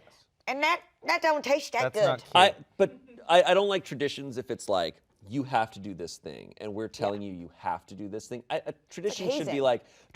like, we do this fun thing. Oh, you don't have to do it. We do this fun thing. Yeah. Yeah. Like, it's for us. So, but that's weird. Good for her getting out of there. Yes. What a piece of shit. Next one. This came from Legal Advice. Uh-oh. So you know it's real good. Buckle up, Buttercup. No. I'm hungry. Damien, I'm curious if you'll be able to help us out with this one. I'm curious. Why me specifically? I don't know. You pay attention better. Not lately. No, my meds have covered up all my OCD symptoms, which is what made me focus on shit. Now the ADHD is left, and I'm just toast. Oh, well, we're all fucked then. Okay, let's go. All right, here we go. Roommate exposed us to toxic radon gas. That's why. Okay. Okay. I, a 26-year-old female, live in a 2-bedroom apartment with my 19-year-old male roommate. My roommate has a collection of clocks and old electronics he keeps in a case in his bedroom. I received my radon detector from a friend 3 days ago. He had high radon levels, 5 picocuries per liter of air, which I guess is a lot, in his house, but got it mitigated and now it's down below 1, and wanted to give it to me as he didn't need it anymore. I turn it on, and after the warm-up period, see that it's reading 224 picocuries, not 2.24, in the main room. I move it to my bedroom, close to his, and it's maxing out at over 500 in my bedroom. My apartment lobby reads at around 3.5. I did some research, and the radium clocks do emit radon, but not nearly enough to cause that big of a spike in radon levels. I questioned him when he gets back from work, and he panics a bit and tells me that he has around 13.5 millicuries of radium. He shows me the cabinet, and there's a vial of radium paint, a lot of shavings in glass jars, lots and lots of clocks and gauges, what he calls Soviet radium scales, old U.S. Army radium discs, and other items with radium. It's obvious how the apartment was contaminated, and I worry the radon is leaching into the rest of the apartments. He's been here and had his collection for over a year. Levels this high are basically unheard of and can cause cancer with ease. So I'm worried I might lose my life over this. Obviously, this isn't my landlord's fault, it's the roommate. So what do I even do here? Does something like this break the lease and get my roommate and all his radium kicked out? Can I sue him if I get lung cancer out of this? What is my next step? Oh my damn. gosh. I think that'd be criminal negligence. I think that's pretty bad. Yes. Are you, I don't know this stuff. Are you legally allowed to own that stuff? Like, Probably not. I think Yeah. criminal negligence is a great way to put it Yeah. because it is not that hard to have not even close to that much radium in your apartment as a normal human. Sometimes, I don't know, sometimes it's really hard for me. I open up cabinets, I'm like, oh my God, I forgot to put my radium in here. Yeah. Like, Oh no, I accidentally bought more radium. Oh no, Yeah. oh my God, I bought millions more radium. Why isn't my Roku working? Oh, it's just a bunch of radium.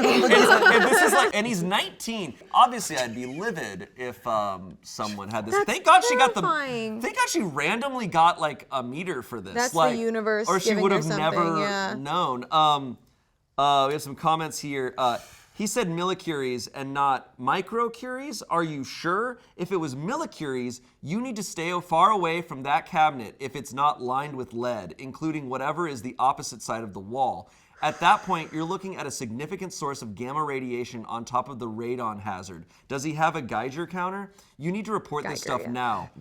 That's an absurd amount of radium to have lying around. Yeah. OP responded, from my research, he'd be over 13.5 microcuries after his first 14 clocks, since it looks like each one of those is 1 microcurie. So I'd assume it's millicuries. Most of the items are in lead containers. He took them out to show me, which is how I know about the full collection. The clocks and gauges aren't, though. He does have a Geiger counter and told me the dose rate a foot from the cabinet is barely above background. Clearly the lead and plastic bags aren't blocking out the radon, though.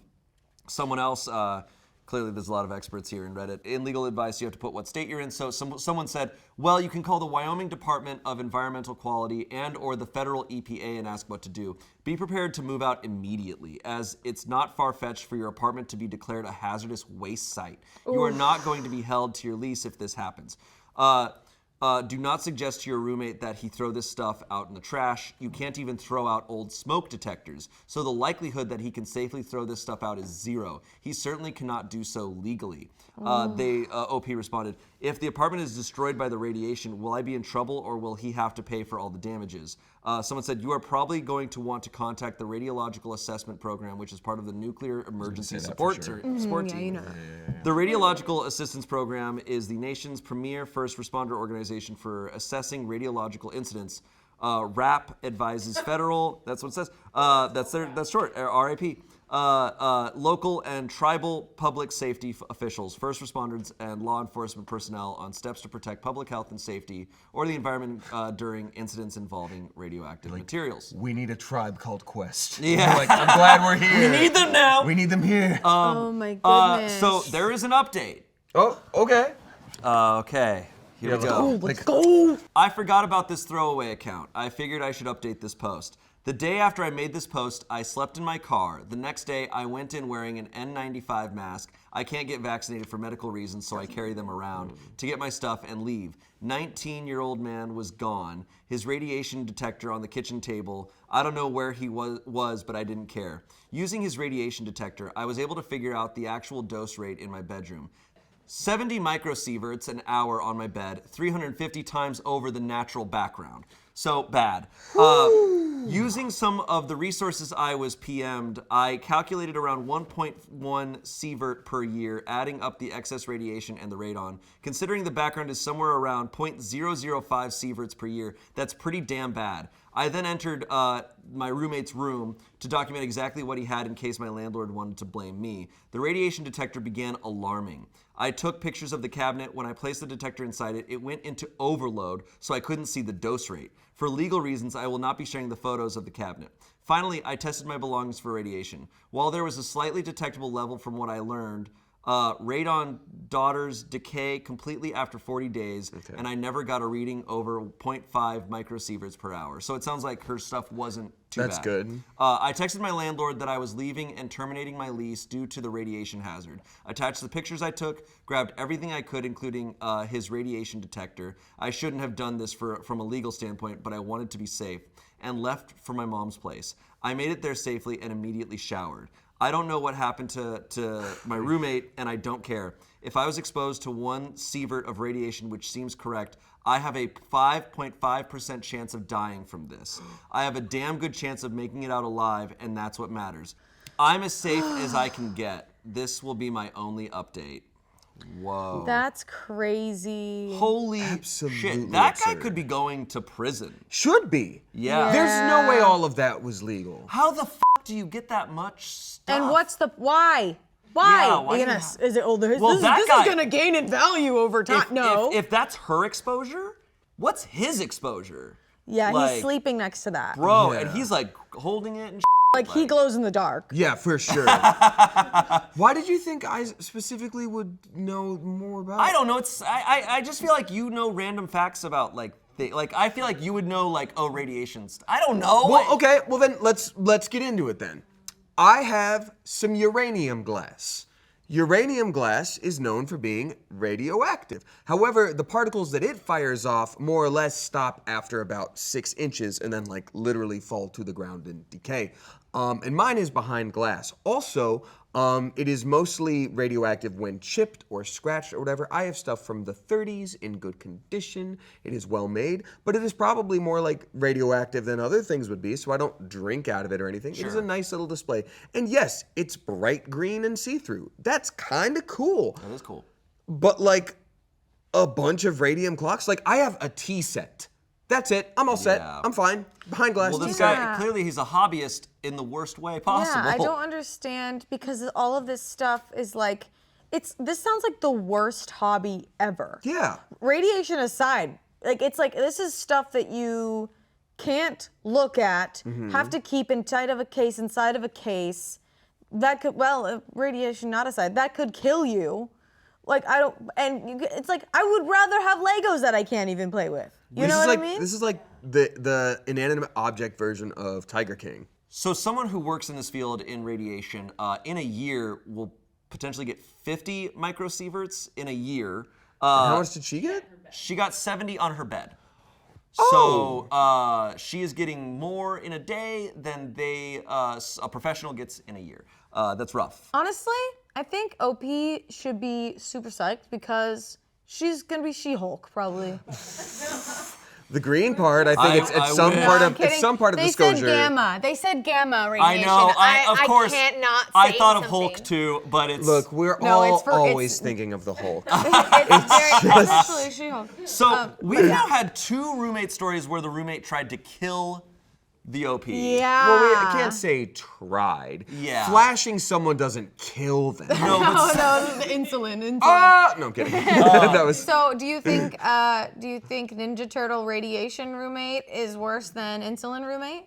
Yes. Yeah, Yes. because insulin roommate, one incident. Both are idiots. It seems Both like. are. Oh yeah, but radiation person, like they're doing this. They're a super villain. It's awful hard to like give someone cancer. Like just like it's not usually like an action that you're like, I'm sorry, I gave you cancer. Oh my God. That's so true. It's like, damn. Like the insulin thing sucks, and that's gonna cost money and time. It's gonna be a headache. And it could have been bad. It could have been very bad. It could have been very bad. But this person did. It Oh. is. They don't make greeting cards for this that. might be the only way I know of that you sorry. could do it and without someone knowing. Yeah. Like this this is You Munchausen's by proxy cancer into your gamma into roommate. someone. Yeah, that's that's fucking crazy. That's wild. All right. I've been feeding you lead paint for years. I know, and it's delicious. Okay, boy, crazy stuff. So guys, as our final thing, this is completely different type of thing. Okay. Very different. This is not a work. I mean, this is a guy. He's doing a job. Aren't we all? So this is a story about a guy who's self-employed. What's about to happen? He's self-employed. I Okay. found this story right before we started filming this. I was on my phone and I came across this Reddit story and I was like, no way, we gotta read this. No way. It's just awesome. Okay. It's just an awesome story I'm so ready. about a job. About a job. Our unpopular opinion: sucking your own dick doesn't feel good.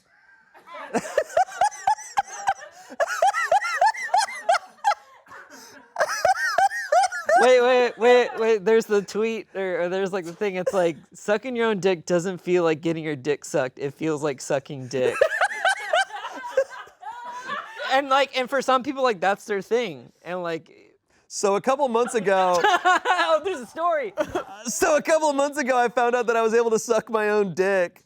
And when I say suck my own dick, I don't mean simply licking the tip of my penis. I mean full-on deep-throating my entire cock. Whoa, they're a pro. When I first found out about this, I was so excited, and I immediately began sucking my knob.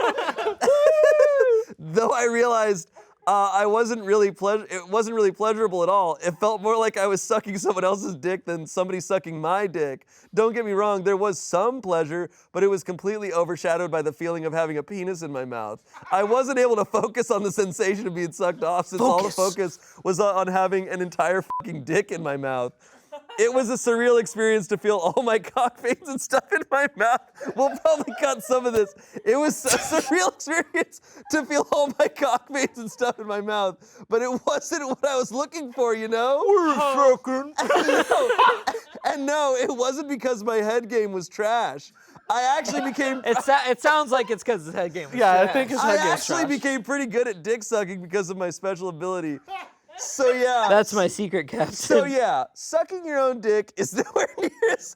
I love this as a TED talk. So yeah, sucking your own dick is nowhere near comparable to somebody else sucking you off. It just isn't as pleasurable as people make it out to be. Who's making it out to? I've never heard anyone be like, dude, you gotta check this out. Gotta check this out. I think I'll just stick to jacking off instead. Amen, brother. So this, I guess this was posted a couple of years ago, but I just saw it today. There's some comments. Imagine being this insecure with your sexuality. This feels good, but oh noes, I don't want to think of myself as gay. OP responded, I didn't feel good though. That's the point of the post. Don't get me wrong, there was some pleasure, but it was completely overshadowed by the feeling of having a penis in my mouth. It felt good, but oh noes, I can't get over how it threatens my tiny insecure masculinity. And then he responded, I just don't like the feeling of having dick in my mouth, okay? Okay. Okay? That's all he commented. And he was gone. That's Then all he was like the commented, then he wind. disappeared. I saw that title. I added it once I saw the title. I was just like, that's awesome. I love that that's an unpopular opinion. Like, guys, unpopular opinion? Sucking your own dick? I've never Not so seen good. anyone be like, you have to try this on the internet. And I've seen people argue for everything on the internet. Like, you gotta do this, you gotta do this. But I've never seen anyone be like, dude, you gotta get good at this. Dude, you gotta do it. This comes from relationship advice. So this is a 27-year-old woman. Okay. She says, how to tell my friend, who's a 26-year-old woman, she's being used by a guy who's 26 to make me jealous. I don't want my friend dating this guy that has a crush on me. Should I tell her to not pursue anything with him? There's this guy, let's call him Mike, I know through a mutual friend who occasionally comes out with us. In this particular friend group, there's 5 of us and 6 when Mike comes. Mike just moved to our state where we live about 6 months ago. He immediately took a liking to me, but he's not my type. I haven't even given him my number and will let him know we're not compatible. He isn't weird about it. After I curve him, he will go to do other stuff, but still may buy me a drink or some food throughout the night. Fast forward last night, my friend, let's call her Mariah, comes out with us. Mariah is normally part of another circle of friends, but she wanted to come out with us. The night starts out similar. He asks if I'll finally give him my number. I said no thanks. He jokes with me and then preoccupies himself. That is until Mariah comes and he meets her for the first time. Out of nowhere, he's chatting her up and they're laughing. They did a karaoke duet where Mike sounded awkward and couldn't dance or sing, but Mariah killed it. She tells how much she likes that Mike just is himself and isn't trying to act cool. I suspect Mike was trying to make me jealous. It didn't work because I don't like him, but it isn't fair to Mariah. She texted me letting me know she gave Mike her number and that he's taking her out on a date Saturday. How do I let her know Mike is just using her without hurting her feelings? She didn't know Mike has a crush on me. Sent on my phone, so excuse any typos. Okay, so just to summarize, this guy Mike often hits on her, asks for a number. Yeah. She keeps telling him no. Finally, he goes and talks to someone else, and she's like, oh, Yeah. I need to tell her Right. that he's not actually into her. Right. Yeah. The thing is, she doesn't know Mike is hitting on all the girls in the group. Yeah, yeah. Like straight up, She's he's trying to talking He's talking to Shatia. Yeah. He's talking to Karen. Yeah. He's talking to Ashley. Yeah. He's also talking to Mariah. He's talking to whoever the other. He's talking to all of them. Mike does not care. No. Yeah. That's the thing about like a lot of guys. They just really don't care. They're just trying to get it in where they can, fit in.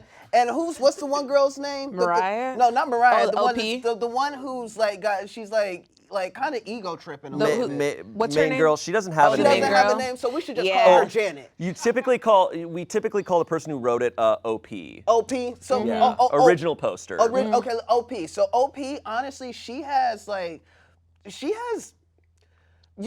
I think a lot of people, we've all been in a situation where we like have. to be liked by Amen. someone. You know what I mean? Like, I think Yes. she's jealous because she's not getting the attention anymore, which is the problem. She wants the upper hand. And I feel like people that want the upper hand like that, like, you got to watch out for them. You know, I have been in this situation before. Wanting the upper hand? Not me. I'm not OP. Okay. I am not me like, I'm at 27. Okay. Right. I'm at 27. Right. No, it sounds like, I mean, the fact that she's so concerned about the fact that she needs to be the one to tell her, hey, he doesn't like you. You're a basic ass bitch. He can't like you because he liked me first. And he's just trying to make me jealous. So I really don't want to get your feelings hurt because there's no way he's interested in you. He just wants me. Someone in the comments accuses her of being jealous of the other Mariah. woman, of Mariah. And she goes, no, that's not the case. I'm actually rooting for them. If he's not using her, but I know how guys are. Clearly you don't, and that's okay. But don't imply things on me because you don't know how guys work. What? I'm so sorry. I'm so sorry. Isn't she doing that to everybody involved in the situation? Yo, guys, That is what she's doing. It's a whole projection screen. Whole projection screen. Wow. A guy steps in to defend the woman and points out that the OP is indeed jealous. He goes, so a guy writes, I am a guy.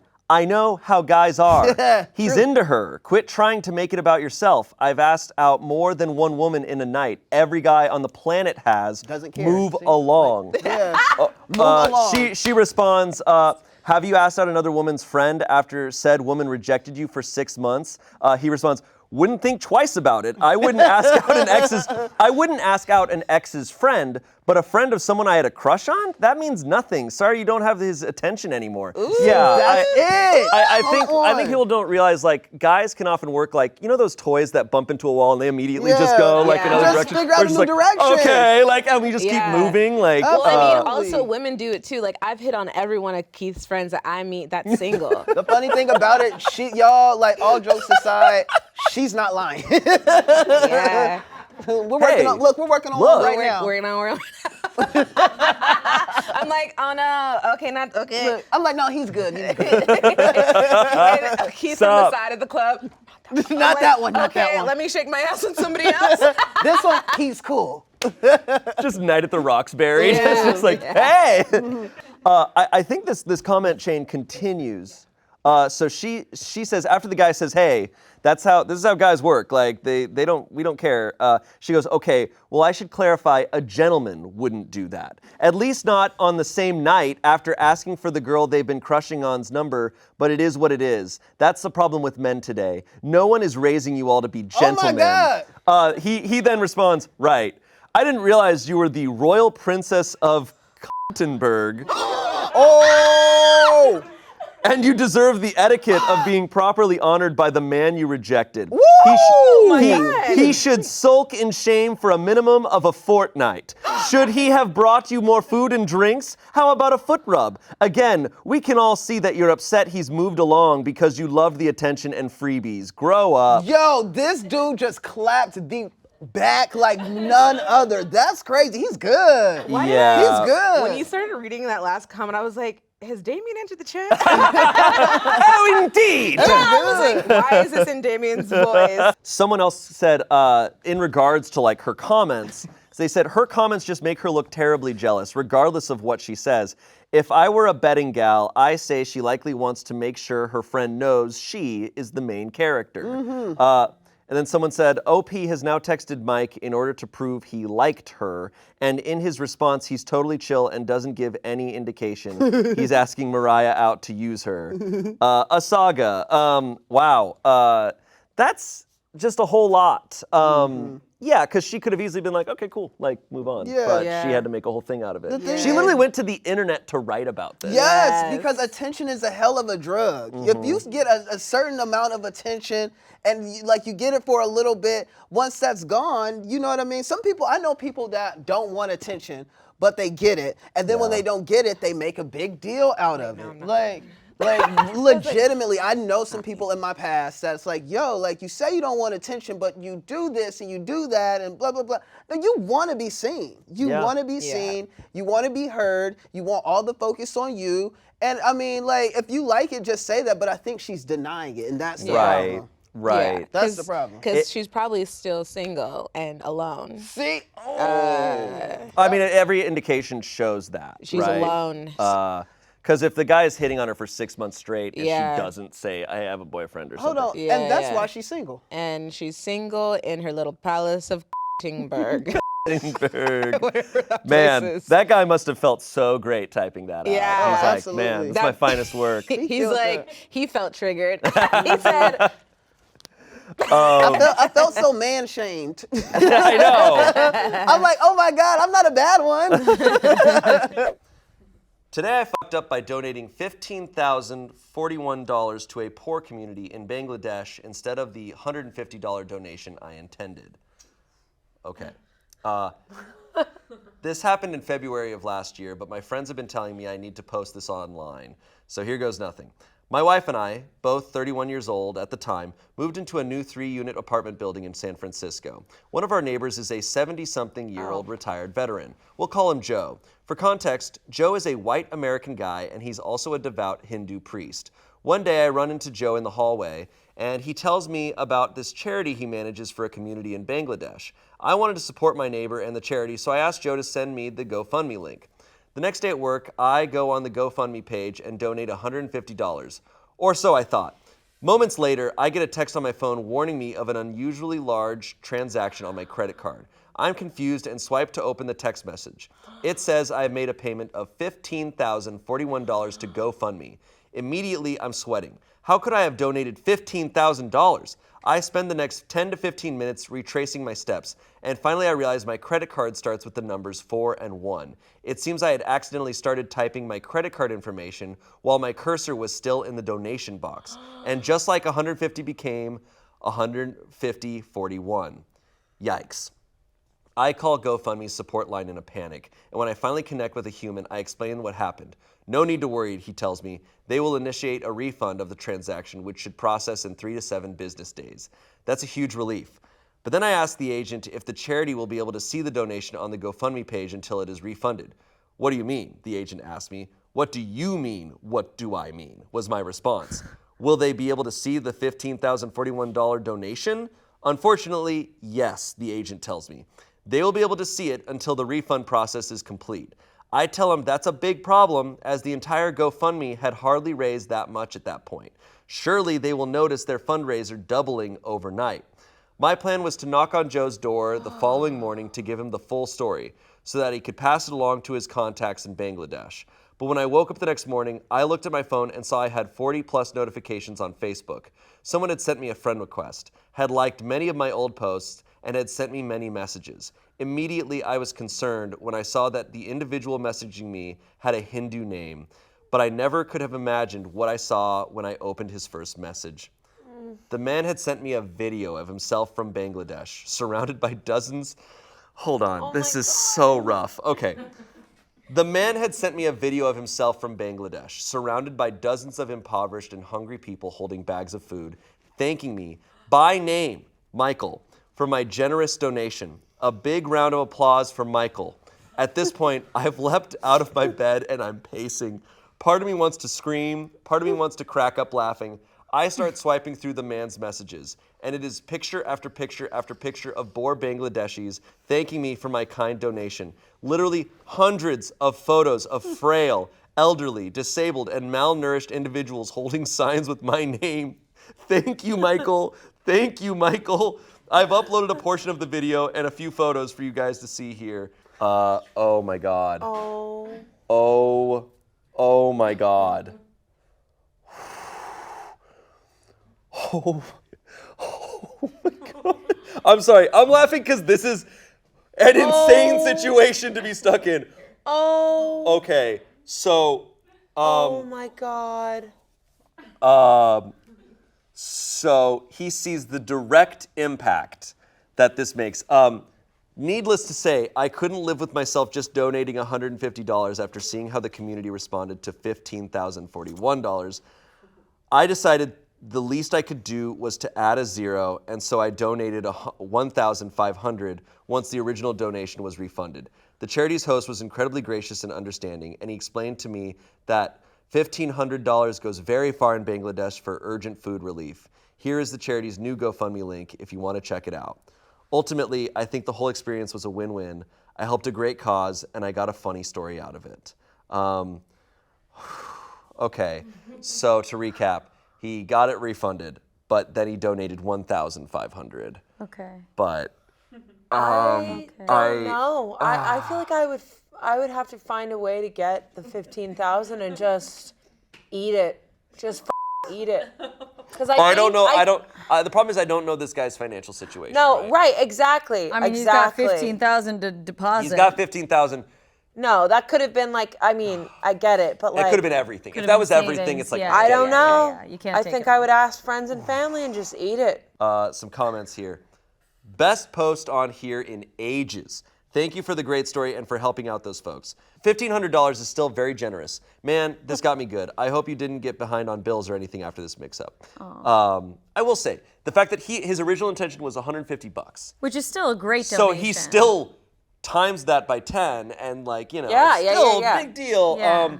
Someone said, holy shit, man, that put a pit in my stomach just reading. I can't imagine how you felt. LOL. Shit happens. Glad your neighbor was understanding and good for you for going the extra mile. Watch this post blow up and a shit ton of Redditors donate. That would be awesome.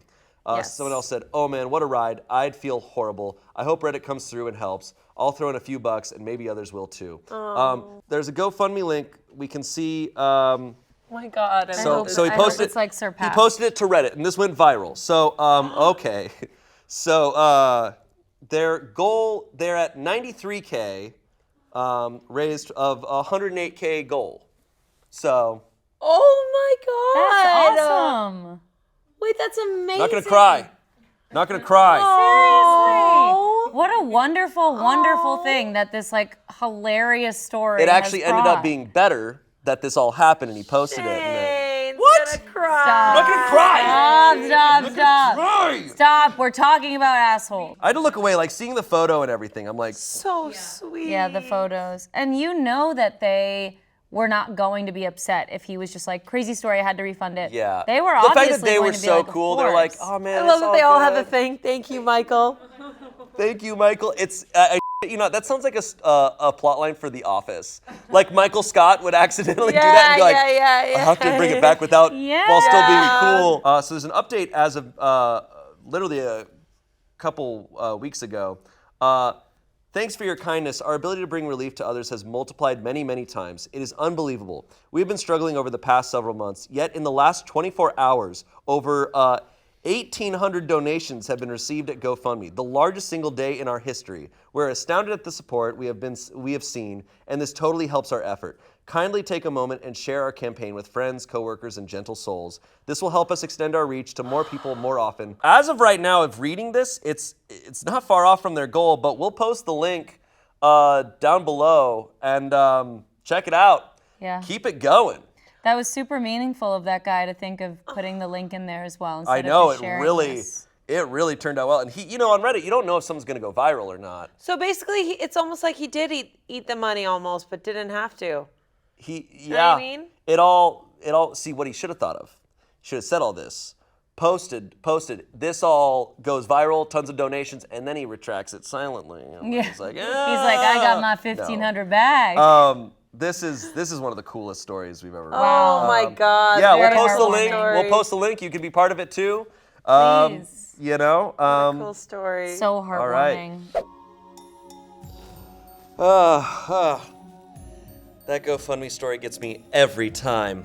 Well, next up, Anthony's back. And there's an office worker being watched. And she mentions us in her next story, reading her story. It's crazy. And a guy who just wants to play Zelda in peace. I can relate. R true off my chest. I don't think my boss knows that I know there's a camera in my office. Oh. Oh my god. Oh God. Holy sh**. Wow. Wait, was this posted from Smosh? Was this posted from a Smosh employee? Luckily, Did they? we don't have. Did they find out? Did they I find will out? say I do want a fun little. Oh, this happened, recently. Oh yeah. I over the course of a month, I slowly hid fake bananas in Ian's office. Yeah. I would tape them underneath things. I would hide them, stash them in his couch. There was close to about 30 bananas in his office, and they were in there for days, and he had no idea. That's actually why I wanted to buy Smosh again, is because I wanted to own those bananas. Yeah, specifically Yeah. just the bananas. Well, they're back in my office Oh, again. good. I'm glad we own 30 Fake very, bananas. very. Okay, they're fake. They're like styrofoam. Yeah. The ones that are like in like. Yeah. They'll last forever. They'll be good forever. Yeah. Yeah, forever. And they're an investment. Yeah. I don't know where to start because I'm not even sure if this is weird or not. It's weird. It's already weird. Yeah. Yeah. I started at this new job not long ago, and since the first day, I've known there was a camera in my office. I don't think it's necessarily weird to have cameras in an office setting. There's cameras in all sorts of places for all kinds of reasons, but the camera in my office isn't any sort of built-in fixture. And my individual office room is the only office with a camera in it. On my first day of the job, I realized my boss was too aware of my actions. Oh. He said something to me that threw me off, and I knew he wouldn't have brought it up unless he had been watching me do something. It was just too coincidental. But it was casual at the same time, so it wasn't a direct allusion to the camera he has. But immediately after the incident, I scanned around the room, and I found a camera nestled into a cubby with a small wire that led into his adjacent office. Bro. My other boss has also indirectly responded to my actions in the group chat. The few times I had spent an excessive amount of time on my phone were times that the, hey guys, let me know if you guys need anything to work on. I know things are slow, messages would trickle in.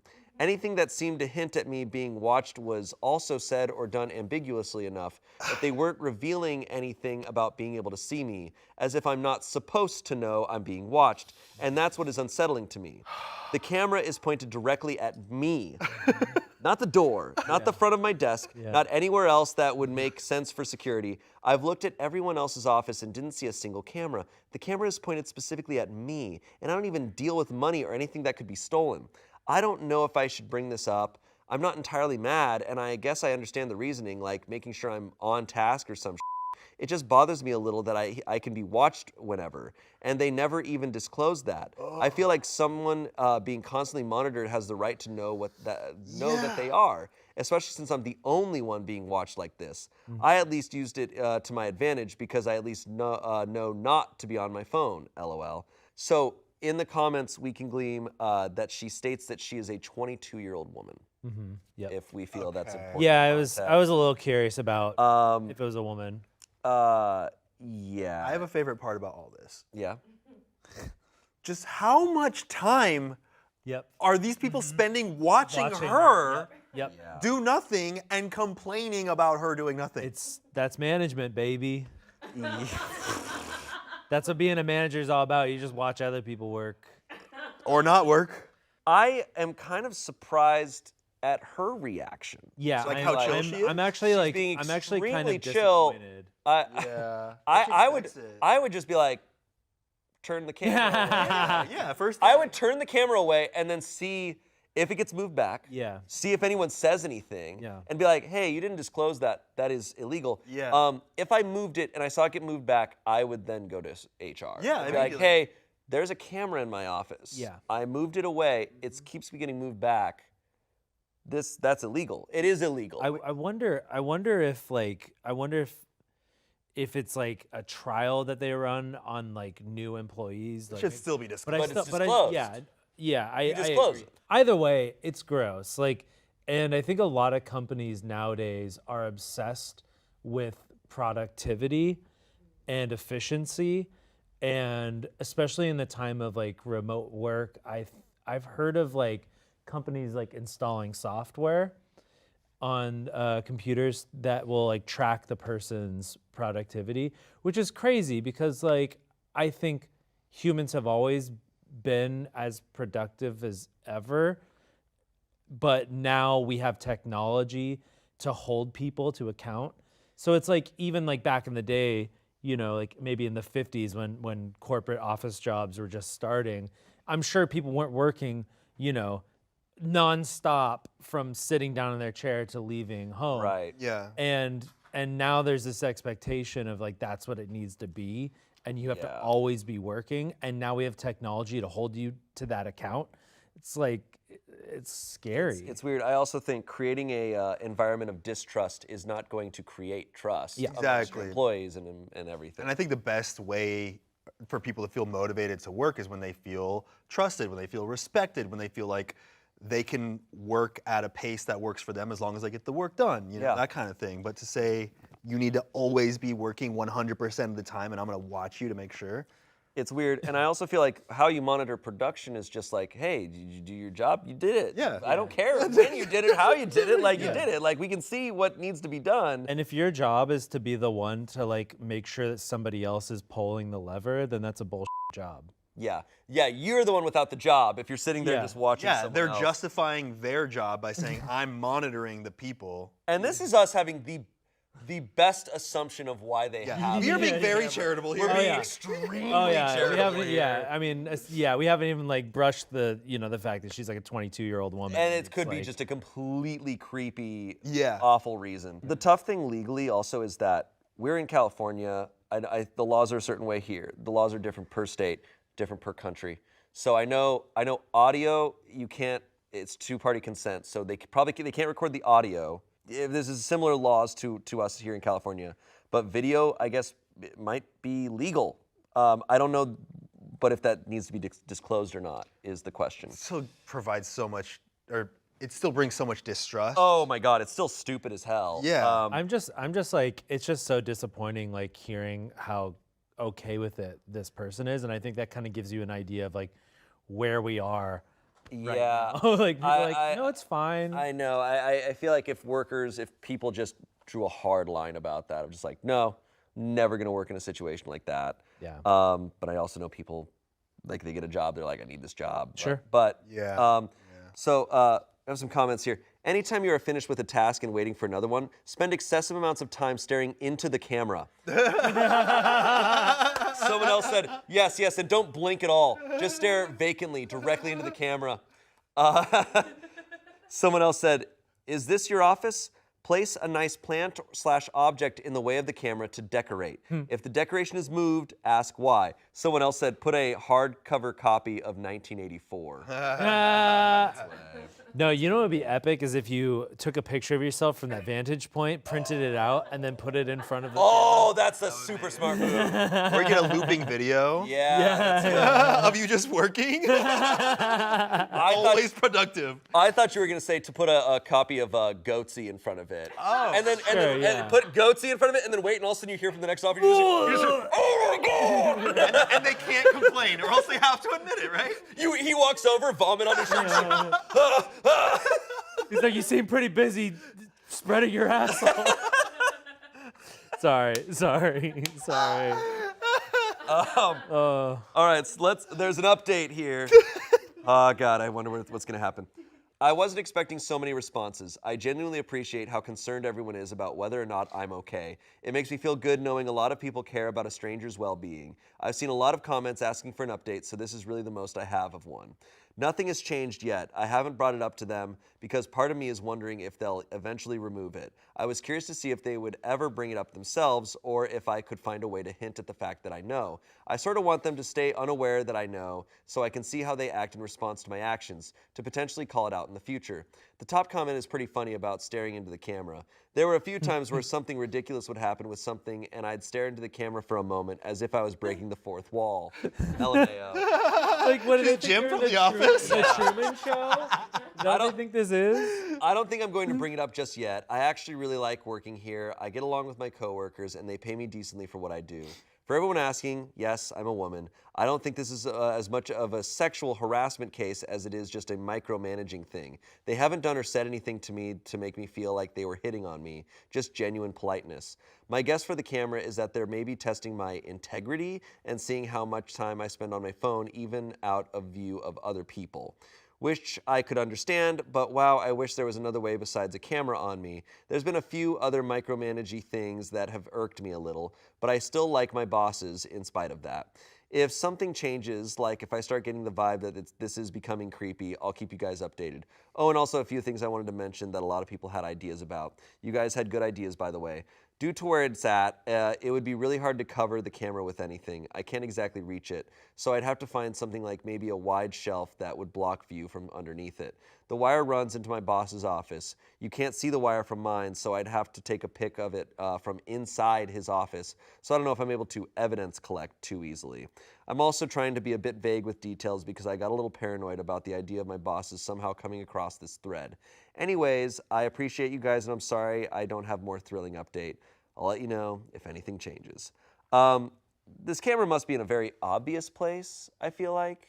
And high up. It must be, if it's really out in the open and just there, then it's like, okay, they're not trying to hide it. So weird to not say anything about it. It's so weird. It sounds like at this point she's just curious to know what happens. She's so chill, man. She's like, time to go see that camera. They're watching my every move. Yeah. Anyway. Boop, boop, boop, boop. She kind of gave some details in the comments of what the camera looks like. It's like rectangular, sorta, longer vertically than it is horizontally. The lens doesn't poke outward. It's flush with the rest of the body, so from first glance, it could be mistaken as a speaker. I can't reach high enough to put something to cover it, and it's an abnormal place to decorate, so it'd be obvious I was trying to cover it. It seems crazy to me to even try to cover it. Like, yeah. Like, if she likes the job and the people are reasonable, I think it's okay to just ask. Like, what is that camera doing She could even there? play dumb if she's like not sure it's a camera. If it's like, oh, it looks like a speaker, just be like, I was just so curious, what is that? Yeah. And then be like, oh, I don't. It is strange though, because I feel like the moment, I don't know if it's because I'm a guy or is different because of any other reasons, but I'd immediately be like, is that a camera in my office? I feel like I would just ask right away. I would feel so, I wouldn't feel, I'd be so out of my element if I knew that there was a camera on me. Yeah. We don't know her work experience. This could be new for her, and she could be fresh like, out of oh, this is normal for corporate Yeah. Or she America. thinks she might lose her job if she asks too. Yeah, that's true. Threatening Can be for her livelihood. Yeah. intimidating. So I don't know, but hopefully she eventually asks. I hope so. I for, hope for my benefit. I know. I want to know. You want the update? I want to know. Do you remember the story? There was a young woman who joined. She started a new job, and there was a camera in her Oh office. my God. Oh I my watched this God. episode. I don't remember this. Not the She cameras. had a camera in her office, and she Oh. kind of questioned it, but she's like, maybe they're inactive. But anytime she would like be done with her work and had nothing to do, she would suddenly, her boss would be like, oh, here's some work for you to do. And she'd be like, I think they're actively watching me in my office. And she was like, I it's not like a big deal. Like, I don't really want to like raise a concern. Like, And all the probably, comments out of are, fear of losing her job. What have they done to us as a society that we're just like, it's okay? Yeah. I think when you're in your early 20s and you finally land your first corporate gig, you know, you don't want to bungle it by upsetting. And the all the boss. comments were like, dude, this is crazy. You can't stand for this. Like, talk to them about this. Get this, figure this out. So scary. So we talked about it here on the show, and now there's an update. Yes. So here we go. Yes. Update. I don't think my boss knows that I know there's a camera in my office. Okay. There's no HR, but the camera was removed thanks to IT. So as previously stated, I still never said anything about the camera. I wasn't really comfortable with it, but I got used to being conscious of my actions so they weren't seeing anything I didn't want them to. There also isn't some sort of HR to talk to about this or anything like that. But our IT guy came in and he asked my boss about it. I wasn't in the room, so I didn't hear the entire conversation, but the first thing I heard was my boss saying that the camera was there before my office ever was. Something about using it to see the front door originally, I guess. That was a weird excuse to me, though, because I've been there for at least 2 months at this point, and there's no way they could have accidentally watched me as much as it felt like they had been. Hearing the conversation out loud also confirmed beyond a shadow of a doubt that it was a camera and that I wasn't paranoid. The IT guy must have felt some type of way about it because I didn't hear what he said, but I heard my boss say something about, well, it's not like I was just watching her in her office, in a sort of quieter, sheepishly defensive way. Nobody said anything to me while they were removing it. They took it from his side, not mine, but they instead put it where it would be facing the front door. This happened just over a week ago. I haven't posted an update until now because I was waiting to see if the camera would be put back. I really wanted to see if they were going to put it back a few days after IT left, because that would have been wild. But it's been over a week now. The camera is still away from me. It'll take some time before I stop feeling like I'm being watched all the time, though. I'm really curious what the guy said to my boss, whether he said something about it not being allowed or if he called it flat out creepy, haha. But I'm glad he did say something, as it got resolved without me ever having to say anything. I'd like to think he low-key had my back. I've still just been acting as if I've never known and haven't said anything about it. And work carries on. Also, it's so wild that this story got put in a Smosh video. Holy shit. I heard the news back to back. First, the, hey, Smosh just bought their channel back, at the same time as, hey, your post is in a new Smosh video. I made this post mostly to vent because I couldn't tell if I had the right to feel so weird about this situation, because everyone in my personal circle says it isn't that weird. So it's so nice that so many strangers are validating how I feel. To hear people talk about my experience on a public platform was a little surreal, I won't lie. This got so much more traction than I was ever expecting, but it makes me feel better. So thank you, genuinely. My experience feels validated and it feels heard, and I feel better because of it. I'm still going to stay at this job because I still like everyone here and I enjoy my field, but now I'll be doing it under a little less surveillance, LOL. If the camera comes back, I'll let you know. Wow. Yeah, so. My boss apologized by putting a teddy bear in its place. Thankfully, it's always there. Yeah. Sorry about that old camera thing, but I hear you're a big fan of cameras, so we got you one right here. What was that? It said, I love you. There's one comment here. I saw this post from the Smosh Pit channel. I did like the many comments on the last post, including staring into the camera. I hope they'll do an update video and we'll all be famous here. Been watching them since 6/6/2013 and still watching them today. As for the OP, I'm glad the camera's gone for now. You'll let us know if it returns. Your boss saying, well, it's not like I was just watching her in her office, kind of sounds like they're lying and could have been watching you the whole time. Yeah. Try bringing it up next time you're called into their office. I want to hear the deets now. OP responded, I was absolutely flabbergasted seeing it on the Smosh channel. They were the OG famous YouTubers. It was cool to see them responding to my story and talking about me. I do still check the office for cameras because I still get paranoid, but so far so good. If I ever bring it up to them, I'm definitely making an update. Yeah, if there's ever a camera, if you suspect there's a camera, watch some Smosh videos in your office and see if your boss brings it up. Yeah, can you put your boss on the camera real quick? We just want to talk to him. You know what's funny is they're like stoked that we read this post on this video. I'm also a little starstruck that we got mentioned in a Reddit. Yeah. I don't know. I feel so special. I feel seen. Yeah, it actually feels trippy because I've been a lurker on Reddit for like years and years. Right. So to see just to be mentioned on like a random subreddit, not the Smosh subreddit, like that's that's makes sense, but it's weird.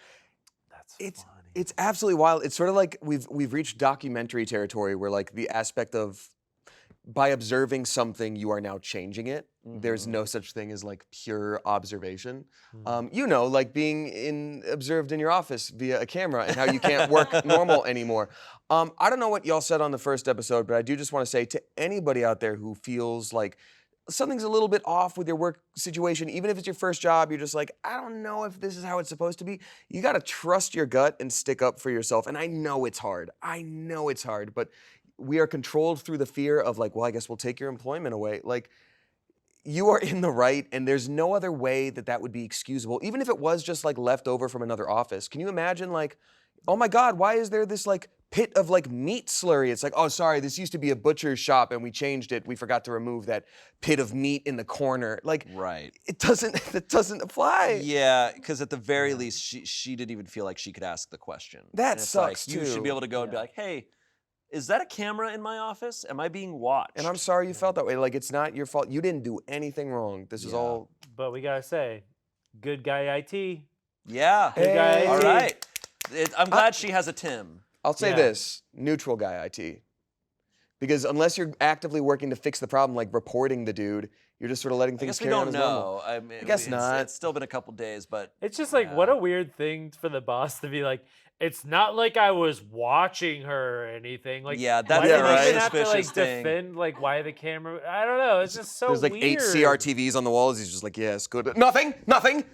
yeah, It's odd. yeah, It's weird. It sounds. The camera was there before it was an office. Because they moved the front door on account of it wasn't an office before, because they moved the front door, and that's why it was there. I wasn't watching her. To this point, she said, I couldn't tell if I had the right to feel so weird about this situation because everyone in my personal circle says it isn't that weird. That's insane. Guys, that's weird. That's insane. There's no, if you have your own personal office somewhere, they're not allowed to record you in it. Or at the very least, without, look, at least without them telling you. Like, them to try to keep it a secret makes it all super weird. No, and it's very clear from the get-go of this one and what the boss is saying that it was weird. It was not professional in any sort of means.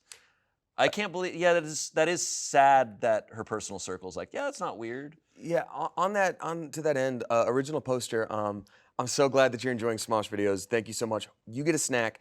We want to talk to your friends real quick. Good? If anything happens to her, it's on you. I do know a lot of people, and I can tend to be the type of person that like lets things slide. That I'm just like, if it's happening to me, I'll be like, oh yeah, whatever. But no, it's weird. That's a weird thing, and you have to stand up for it because, and I know it's scary, but like even if it's okay for you, then it might happen for someone else, and it's just you normalize that behavior, and you need to call it out. It is scary though. Yeah, I'm trying to think of like a situation where like employees would think it's okay and like normal to be filmed, and I guess it's like, I'm guessing like, because this person's young, their friends are young, they might work in service industries where there's security cameras, right? Like, and like if you're working as like a cashier or whatever, like there's oftentimes security cameras, so that's probably the context in which they're thinking. But in an office environment, there's no reason to be filming a person in their cubicle. I do think it's freaky. I could see if I was in my early 20s, new to the workforce, like in a new job, I wouldn't question things. Like you wouldn't. I could see myself being that way. But if something makes you uncomfortable, you need to feel you have the right to at least ask about it. I do think we'd be remiss though if we didn't bring this up. Like, we are 3 cis men. The original poster is a woman, right? Yes. There is an aspect there of like power dynamic difference, and like, you know, we might not think like, oh, we're being watched, it's creepy, but like if you're a young woman in the workplace, absolutely, there is a real possibility that a boss could be creeping on you. Oh, like not that it doesn't happen to men, but like it's just more of like a society has shown you this can already happen a bunch kind of thing. You know? Right. I was just saying for anyone who's young and in the workspace, you just go, oh, this must be how this workspace is, and it's like that was more of a general comment, not to like Shane. Of course. I want to preface this. I don't know what is going to be in the story. I do want to preface.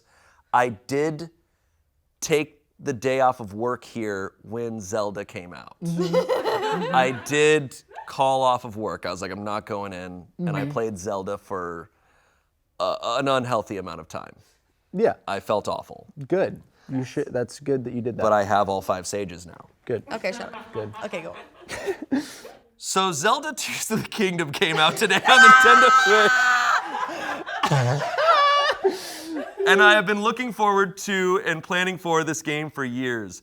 Zelda has always held a place in my heart where I can escape the mundane of daily life, especially as an adult who works a full-time job, pays the bills, etc. I hear ya. Yeah, dude. Word. Oh my goodness. Reba. Now. Okay. No kids in the household. It's just me and my wife. Starting 6 or so months ago, I told my wife that when this game comes out, I would essentially become a hermit and go into a hole for the entire weekend of its release. I would eat, sleep, breathe Zelda. I continued to reiterate to her my plans every time the topic came up, and even more so as the game got closer to release. I took time off of work as I put this on my work calendar as soon as I knew the launch date. Yeah, that's what you do. Smart man. Fast forward to earlier this week, I reminded her again that I would essentially disappear this weekend to do what I want to do, which is to play the new game all weekend. She then plans a movie night with a bunch of neighbors for tonight on launch day. I made sure to clean up the house, do the dishes, and even did like 4 loads of laundry and reorganize the linen closet in preparation for this weekend. The time for the party rolled around and I took a break from playing, made all the popcorn and set everything up in our home theater for her and then went back to playing my game. As guests showed up, I welcomed them in and showed them the way to the theater room and continued to play my game. When the movie was over, I greeted them again as they left, and then I helped clean up the kitchen on another short break. Fast forward to now, my wife is mad at me for playing my game downstairs while she hosted the movie night alone. She said it was weird and stupid that I couldn't carve out a couple hours for this movie night. It's just a stupid video game, she is saying. I reminded her that I made my plans for this weekend months ago and that what I did doesn't contradict what I've been telling her I would do for months now. So am I the asshole for playing my new game while she hosted the movie night? Wow. Look, man. It's not a stupid game. Don't you think it's a... It's not a stupid game. You see, Ganondorf. Ganondorf wittily quitted all of his Zelda's face. You gotta understand, the spirit of Rauru is in his arm, and it's attached to Link, and he's gotta save. No, okay. You gotta build an airplane. You have to with build the arms. war machines. It's very interesting that this partner had been hearing for months that this guy was gonna do this, and then conveniently planned a night at their house. Yeah. The night of the opening. Honey, why can't you come to this movie night? Meanwhile, he's building a catapult to launch a Korok across into space. Torturing Koroks. Sorry, I'm torturing Koroks. He did tell her for months. Yeah. She had many opportunities to say, if she had said months ago, like, hey, okay, I understand you're gonna play it all weekend. Could we at least do something on can we do one thing that weekend? Like, can we do what if I plan one thing? Is it okay if we do one thing? Yeah. But he wasn't absent. No. He did a lot of shit. Did far more than the minimum. This guy is, I can relate to that too because I feel a lot of guilt playing video games. Even if I'm completely by myself, if I play for like an hour or two, I definitely have to like get up and kind of like do something. Yeah. To just kind of be like, all right, I'm doing something, take a little break, and then it's like, all right, now I've earned myself more time. Yeah. But he's doing tons of stuff, and he's greeting them, and he's saying goodbye. He just was like, hey. I'm sure a bunch of the guests were like, yeah, dude, I totally get it. There's probably one guy in the movie theater that's like, This is like the inverse of what I said earlier, where the title sounds like so tame and then it's just a sociopath. And this one, I was expecting something a lot worse. Like this is a party that she'd been planning for a long time and it was a very big event that they had, and he just like sequestered himself away for like days. Like didn't communicate But like he was doing so much and he was like, hey, this is really important to me. This is something that I've been waiting for. I just want to really have this time. And then he's cleaning, he's preparing for it. He's popping popcorn, he's greeting people. Like I was expecting him to truly not acknowledge anyone. Yeah. He did a ton of stuff. He did, yeah. Technically hosted. He borderline hosted. He did what hosts do at restaurants. Brings them in and says goodbye. Yeah. Also, how much hosting do you have to, if it's a movie night, you turn the movie on. You didn't giggle with me at the movie parts. Like, he could just have pretended, he could have just sat up at the top of or back, and he's like, I'm gonna sit in the back. And then left. Or just have her switch there, like if it's like well, no, but you need the noises. Comments, not the asshole. 6 months of repeatedly warning her should have really gotten the message over. ETA, after some thought, I'm beginning to wonder if this was premeditated. Yeah. Did she do this just to mess up your Zelda weekend with malice? If so, why? Is this some kind of power play? I don't care about your Zelda weekend. You're going to do what I want. Yeah, that's what I thought. I got that vibe too. Yeah, well, Ganon spreads malice all over the place. Is a thing too. Really. Yeah. Who is Ganon? Well, Calamity Ganon is Breath of the Wild. Okay, so but Ganondorf is the Gerudo form of Ganon from ancient times that was sealed away. Oh, he's Gerudo? Okay, he's Gerudo. So which one is Mario and Luigi? Another comment says, you're not the asshole. You had important plans for you that you were clear about for a long time and which were dictated by the date of release. You didn't stop her having a movie night, even assisted in elements of it, despite having these prearranged important plans being disrupted to do so. You were more than reasonable, and she was actually pretty disrespectful to you and is still being disrespectful. She's not acknowledging video games because she thinks they're silly, which is not the point. They're important to you, and it isn't as though they are controlling your life. This was a particular event for which you planned. I don't like video games. My husband does. When a new game is released that he's excited about, he sets aside time to play it, and that's fine with me. I'm even happy for him to tell me about the game. Why? Because this is his thing, and it means something to him. I've even found a couple of games I am okay with to play with him. That's what you do in a relationship. Yeah, I think this even harkens back to the fan fiction thing of like, if your partner loves something, it's like it doesn't matter what the thing is. Right. It's their importance to them, and as long as it's not out of hand and like, spilling over into other parts of life that's making things hard, then that's okay, and you should like cherish that they have this hobby. Like, he seems like he has a very healthy understanding of it. Yeah. He's a better man than I. If I had been planning this for months and then out of nowhere she was like, "Oh, gonna do a movie night," I'd have been like, "Good luck." Good luck. I told you about it. You knew I wanted to do it. You knew it was important to me. Yeah. Look, I told you. Be in the other room. I told you. Yeah, if you give someone 6 months notice and they don't say anything, I don't know what to tell you. Yeah, it feels a little weird and premeditated. And video Yeah. games should be taken seriously. Yeah, it doesn't matter what it is. If the partner's passionate about it, that's all that matters. But like, I think that there is an unhealthy thing, but like with gaming, or there's a very healthy, like people, it's a great hobby. It's not like just we aren't just f***ing around. He even clarifies in the comments that the only games he ever does this for is Zelda. So the last time he did this was Breath of the Wild, which was 6 years ago. So it's not something he does regularly. Yeah. He's like, hey, this is a special event for me. Mm-hmm. I just feel like it would be treated, I do think video games get a bad rap, and it would be treated differently if it was like a basketball game or a football game. He's like, oh, the game is on. It's like, oh, the game is on. People would be like, oh, the game is on. Yeah. But it's because it's video games, they go, oh, well, that's unhealthy and bad. It's like, This is really similar. Kind of a similar thing happened to me when I skipped my brother's wedding to play RuneScape for 15 hours straight. Okay. It was like the same. Everybody was so mad at me, and I was like, "Look, like I really needed to do." Maybe you should go to Reddit with that. Maybe you should put that post one that on Reddit. Yeah, I think I'm gonna do it. Yeah. Wow. The Falador Massacre, right? Exactly. Well, I'm glad we ended on that one because that was a much lighter note. So silly. Ending on Zelda stuff is great. What a Great- guy. I want to great meet stuff. him.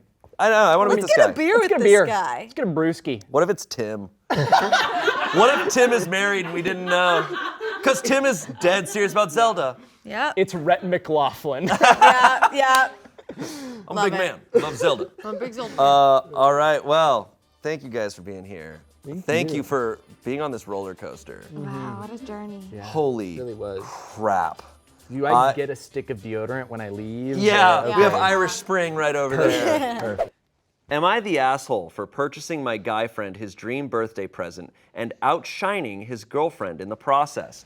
Let's go. Okay. Let's get out. Let's go. Love this one. Okay. My guy friend, Tom, has been one of my best friends since college. We're in our mid-20s now and are both currently in committed relationships with long-term partners. I've never had feelings for Tom, nor has he ever had feelings for me. Since college, Tom has been a huge watch fanatic. 2 months ago, he was showing me this stunning vintage watch and made an offhand comment about how he would die of joy if he somehow got his hands on one. Very coincidentally, I was in New York City a few weeks ago and stumbled upon this watch store and just so happened to have the exact one Tom wanted. It was expensive, I won't lie, at about $2,500. But I decided to get it for his 25th birthday. To me, it was basically fate, LOL. My boyfriend and I do very well financially, so this was something that I could personally afford and wanted to buy for Tom, especially knowing how happy it'd make him. Tom has a tradition of hosting a dinner party at his place for his birthday and then following that up with cake and gift opening. I told him before the dinner that my gift was a huge surprise and asked if he could save it for last, and he agreed. His girlfriend ends up going first, and she gets him this gorgeous sweater that she crocheted for him. How did I know it was a sweater? I literally, in my mind, was like, it's gonna be a sweater.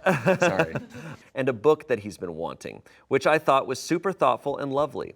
Last, it was my gift. When he opened it and saw what it was, he literally screamed, hopped over a bunch of people, and squeezed me in this huge bear hug. I was so happy to see him happy. It genuinely filled me with so much joy. He even got emotional, and I saw him swipe a few tears. He also said that it was the best gift he'd ever received. The whole time, his girlfriend was only slightly smiling and stayed quiet. The next morning, I got a text from his girlfriend that essentially said that although she appreciated my thoughtful gift, she thought that it was a bit out of touch and lacking awareness. She admitted that Tom had also told her about the watch and she wanted to get it for him, but it was way out of her budget. She accused me of knowing this, I had no idea, and still getting it to rub it in her face and to outshine her. She finished by saying how she felt like I had overstepped a boundary by getting the gift and would appreciate me not doing anything similar to it again in the future. I responded and told her that while I could see her point of view, I was just trying to do a nice thing for a close friend of mine. I asked her, wouldn't you rather he gotten the gift and seen the happiness that it brought him than him not getting it at all? She responded that that happiness was only shared between me and Tom and no one else, and that she felt hurt by my actions. Only my boyfriend knows about this and he's on my side. But thinking through it all again, I do see how I could have overstepped. But my boyfriend says that it's not my job to apologize for her insecurities. So am I the asshole here? So the verdict was not the asshole, which I fully see. Because, you know, at least from her point of view, she's financially well off, and she's known this person for a long, long time and knew exactly a gift he wanted and got it for her. And the girlfriend clearly feeling very insecure, does not have the same financial situation, cannot afford that gift, feels very threatened, and probably sees that her boyfriend freaked out way more for this gift than hers. That's why I'm just like, that's tough. But I also see why Reddit said not the asshole. This is one of those rare situations where like nobody is the asshole, but there is an asterisk because a few things could have been handled a bit better. Like, I can understand absolutely why the girlfriend would have these feelings of like disappointment and almost like shame of like, well, I couldn't get him that. I couldn't do that for him. Like, even if we can logically piece apart, like, well, you shouldn't. Like, you know, they're in a different situation. You might still feel bad seeing your boyfriend get that happy over someone else's gift.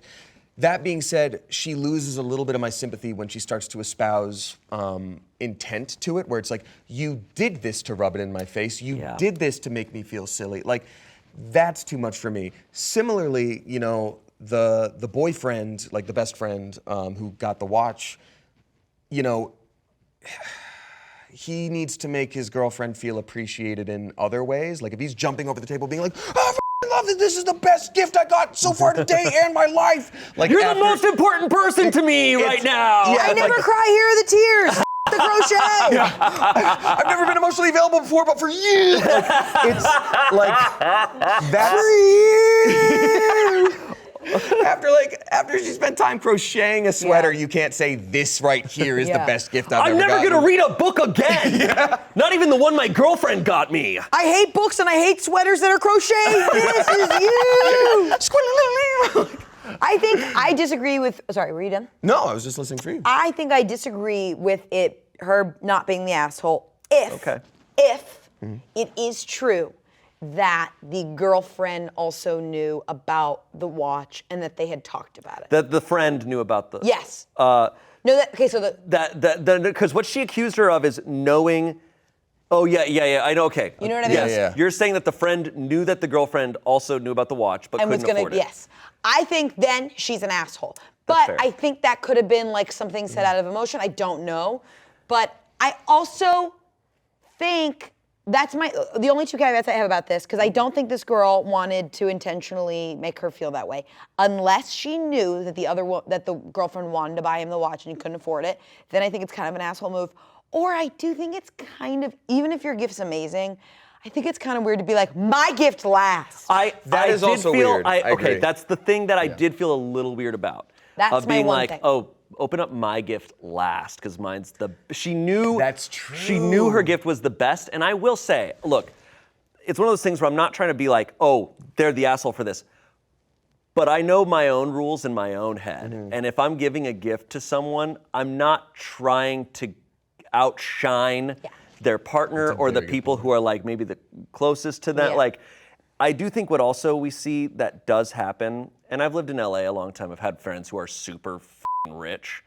People lose touch of like, that just becomes normal to them. So clearly $2,500 is not that insane for her. Sure. If she can just be like, you know what, I decided to do it, why not? Like, I'll do this.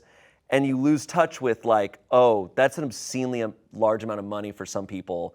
They're gonna be like, well, cool, I could never get that gift. I think and it goes- that feels like, shoot, you have the ability to make my boyfriend happy in Yes. ways that I can't. And it's not a romantic thing. It's just of like, God dang, like, oh, you can affect him in ways I can't because But I can't afford it. I think it's an intimacy thing. I think it happens not just with money, but with time. Like I've had a friend who like one of my best friends who I've been friends with for so long, and I can get her a gift that means more to her than her current partner if her and her current partner have only been dating a little bit. And I know this person and I can outdo them. And that's kind of uncomfortable when it's like, birthdays are weird, especially for people in relationships, because sometimes it's like the person who they're dating needs to show that they are the one that loves you the most and they win you. Like it gets Yeah. weird and subtextual and weird. If it wasn't for the thing of like open mind last, I agree. I would Me too. I would feel different. I would feel, I don't know why that's rubbing me it's the wrong weird. way, because it does make it a little competitive. It's what makes it finally like clear that they were like, I know for a fact this is the best, and I want to see you have the biggest reaction to this. And like to your point, Angela, if this person, the gift buyer, did know that the girlfriend was aware of the watch as well, and it wasn't about outshining anyone, there could have also been a situation where it's like, you know, hey, I found the watch. Yes. I know it's too expensive. Do you want to chip in Do you this wanna go in amount together? because money doesn't matter together, and it could be from us. There's some important info here. Okay. In the comments. Info, what was the average dollar value of the other gifts he got? You said you didn't know it would be a better gift. Were the other gifts there also averaging 2 to 3K each? OP responded, he got a painting that was probably between 2 to 4K, might have been more expensive than mine. He got another that was probably close to $1,000. Jesus. Well, no wonder the These people are girlfriend's feeling loaded. They're low. 25 getting gifts like that. My He got God. a painting and his girlfriend gave him a crochet sweater. They're all from the Hamptons. These are, I think they must be, because being 25 and getting a painting that's $1,000 for your birthday, that's, bro, holy crap. And also, like, I'll say this too, like, I've gotten bigger gifts for friends before, nothing even close to anywhere like in the $500 range. Like, hell no, that's insane. But like, anytime I've gotten a gift for somebody that I feel is like bigger than the situation average, I've done it privately, and I've been like, hey, you don't have to tell people about this. Like, I want you to have this. Like, it's well, that's yeah, it. that's because then it's a true gift. Because then it's a gift, and you're not So being like, wild. If you're trying to, I want to go last. if you're giving a gift, if someone gave me a gift and I felt there was an element of like wanting spectacle, I would feel a little Feels yucky. I would feel a little weird about it. I also just kind of feel weird.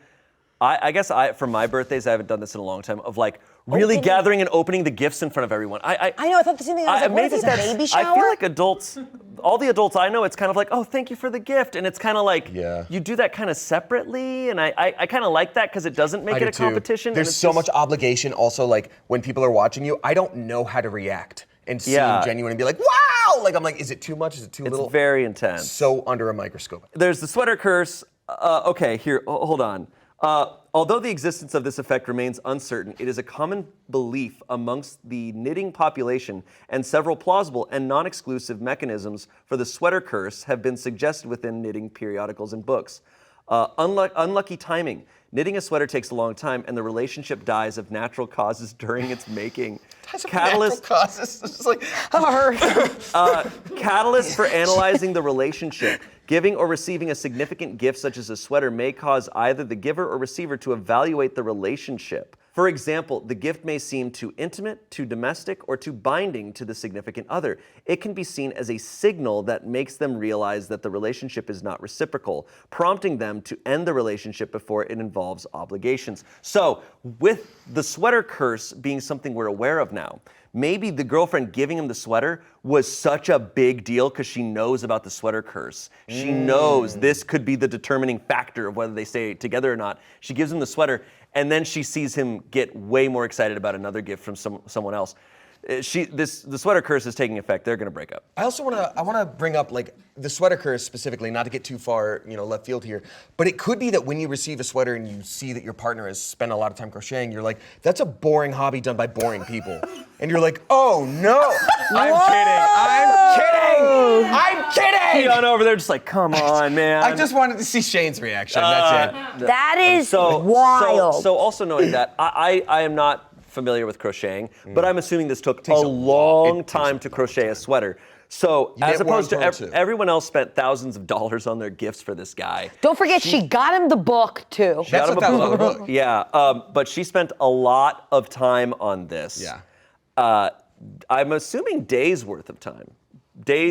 Months worth of time. Yeah, and also like to get that measurement right, I can't imagine because she had to look at pictures of his armpits. To figure that out. That's what it is! Other comments here. Not the asshole. You weren't thinking of how to hurt her. You just wanted a nice gift for your friend. Your boyfriend is right. You don't need to apologize for her insecurities.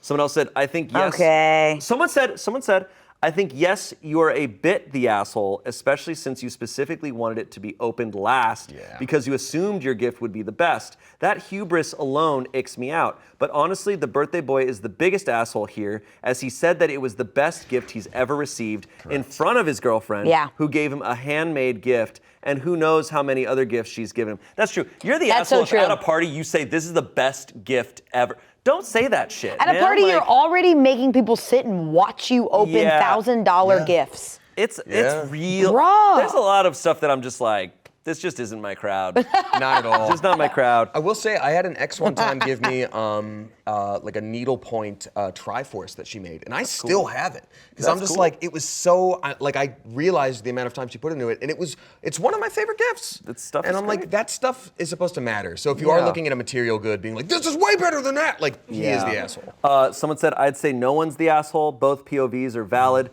She was right to make the gift, and the girlfriend had valid reasons to be upset, not being in the position financially to make a similar gift, feeling outshined. OP, next time you find something special and expensive, team up with the girlfriend and make a shared gift. That's the way to become a bridesmaid instead of being barred from the wedding. Yeah, there's a lot of stuff. I think my feeling about this story is that the intentions and even a lot of the end results aren't the problem. It's how people went about a lot of it that I'm like, this could have all happened exactly the same, but y'all could have done it a little better. And you know what? He f***ed up because now he can't wear that watch without hurting his girlfriend's feelings. You are so right. If I saw that watch, I'm gonna be like. And even if it's July and it's 90 degrees out, he needs to wear that sweater. He needs to wear that every sweater, day. and he better read that book the next day. Yeah. Yeah. Oh God, you're so right. Well, there's no way they're still together at this point. There's no way. So I've been told this is a high school throwback. Ooh. Am I the asshole for exposing my future sister-in-law for bullying me in high school at a family event? That's epic.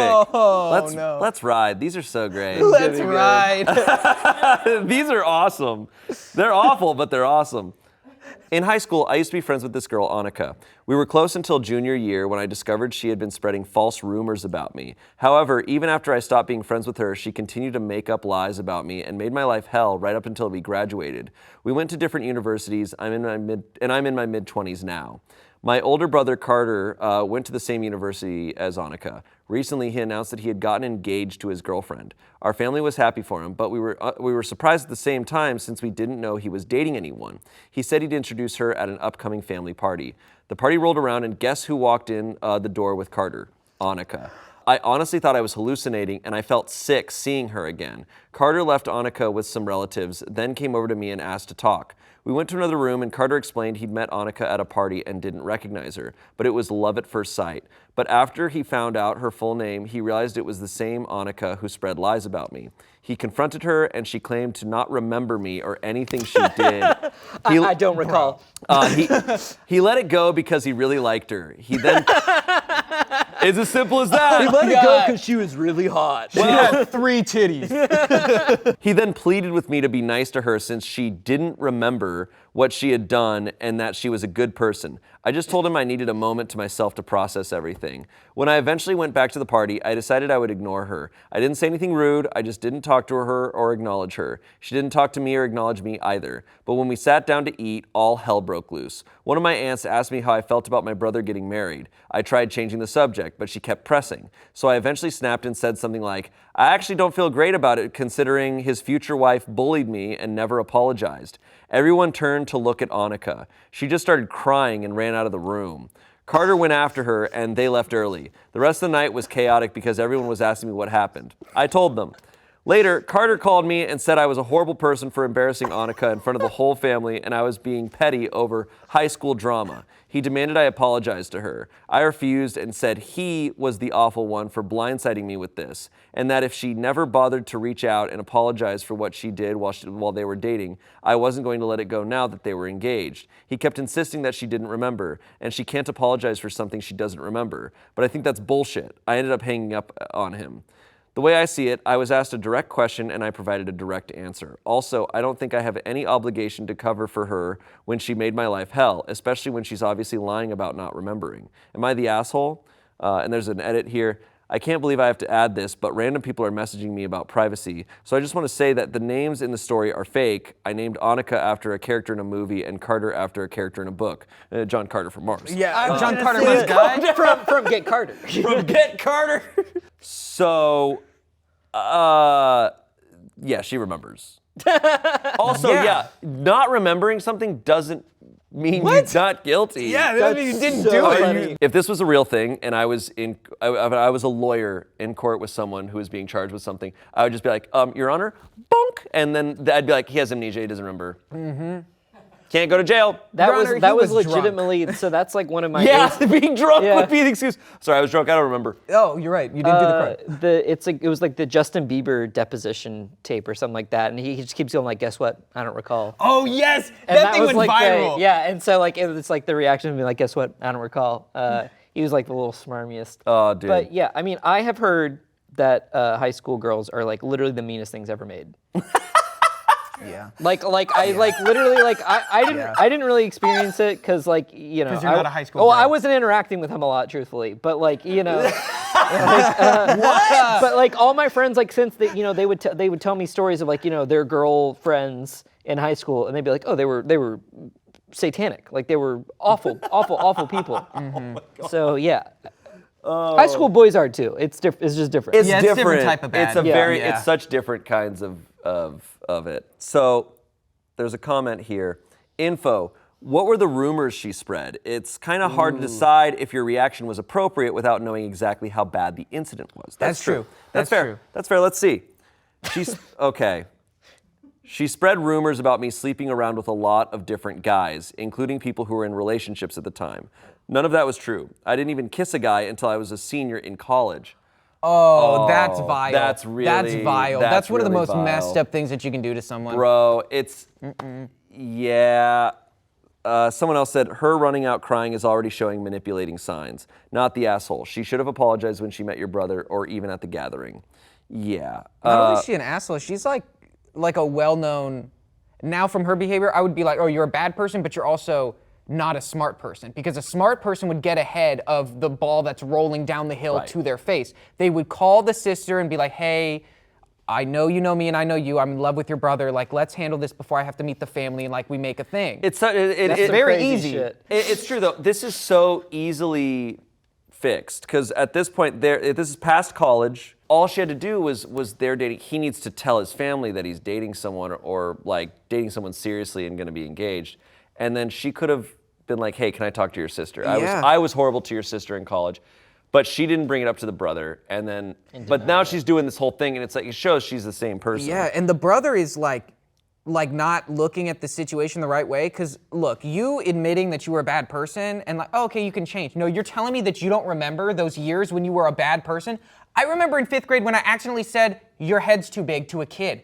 Bro, I feel bad still. You're telling me for years you were making up consistent, intricate rumors about someone and you're gonna forget? That makes you look worse than if you were just the asshole. I still feel bad in, I think it was 4th grade. I was talking to a kid in class and I was like, what's your favorite movie? And he was like, Jason X.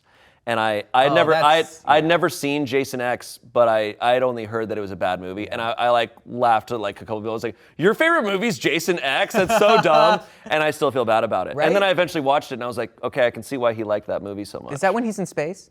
Yeah. Yeah. And I was like, I could fully understand why a 4th grader. That's thought where that he movie like was freezes bad. someone and smashes them on the Yeah, thing. I was like, you know what? That is pretty sick. I respect it. So Yeah. I feel bad. And if he's watching this and you remember, I'm sorry. No, you only apologize if you date his sister. Okay, Yeah. okay, then I'll apologize. It's the only time. I want to talk about the insanity of like fabricating a rumor from like nothing.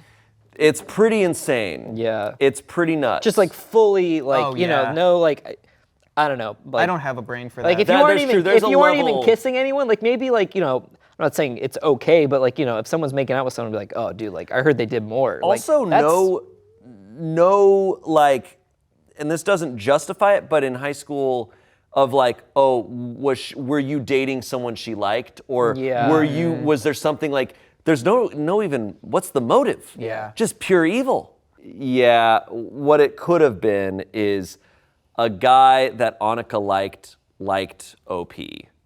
That's the only motive I can think of. And she's like an unknowing bystander. OP had just unfortunate bystander, didn't do anything, but just happened to have the attention of someone. Yeah. That otherwise she's just crazy. And there are people like that. Yeah. That are just crazy. Yeah. What if Annika was in love with OP and wanted her all to herself? That's also an option. Who knows? That's a really long journey. You have to go through the brother knows? that you're gonna marry in order to get to the sister lot. that you made fun of. I'm just throwing it out there. Sounds hot. Someone else said, not the asshole. I suggest in very earnest seriousness to your brother that if she does not remember, perhaps she needs a full medical workup. I mean, it's very concerning. Really? It's concerning that your brother recognized her name as your bully, so he remembered, but somehow your bully does not, because his next argument will be that it didn't happen, or you're too sensitive, or you can't take a joke. Do your parents remember, as clearly your brother recognized the name, Annika bullying you? Are they on your side? My parents remember Annika, and they're mostly on my side because they witnessed firsthand how bad it was. Carter was already in college at that point, but they're still pressuring me to apologize to keep the peace. I honestly think they're just so excited about Carter getting married that they're willing to look past what happened and dismiss it because it happened almost 10 years ago. Such parental behavior. Yeah. We're just happy he's getting married. Look, he's not. You've always known you're the smarter one. OP said in the comments, I would have maybe been willing to make peace with Annika had he informed me beforehand and she apologized, but I don't really care if she's embarrassed at this point. Someone else said, so your family didn't ask for the fiance's name before meeting her? Really? She said, they did many times, but Carter insisted on keeping everything a surprise. I can see why now. And that commenter said, so he is manipulative just like her. I wrote in another comment that they deserve each other, and yeah, this seals it. Yeah, that's some weird shit. The whole Surprising surprise them thing, with yeah. your fiance. I want to surprise you so with my weird. entire So what's your fiance. name? No. I mean, I'd have to be okay. No, confirm she's human. Yeah. Please. Yeah, and that's weird. Guess That's what? weird. He didn't remember. He didn't. You're right. Am I the asshole for refusing to go to my friend's boyfriend's party after she demanded to approve my outfit? Okay. This is a 29-year-old woman. My friend Kate, 28, has a boyfriend, Jamie, 29, whom she has been with for nearly 3 years. We met Jamie on a night out, and I would say that although he's Kate's boyfriend, I consider him a friend. We share an interest in a particular sport that we text about sometimes, and if I have a spare hospitality ticket to one of the sporting fixtures... What? We're What's the just sport? curious what the sport is. Yeah, I don't know. A particular sport that I won't talk about. I'm thinking it's pickleball, and they're just embarrassed. That's possible. Sorry to interrupt. No, it's okay. Well, we text about it sometimes, and if I have a spare hospitality ticket to one of the sporting fixtures, I will sometimes invite Jamie to go. I'm guessing based on the language used here, it's got to be either cricket or soccer. Hospitality. Like to one of the sporting fixtures. I don't get the secrecy. Anyway. Jamie's 30th is coming up, and Jamie and Kate planned a big party, and I peripherally helped out with logistics when asked. A few days ago, Kate texted me.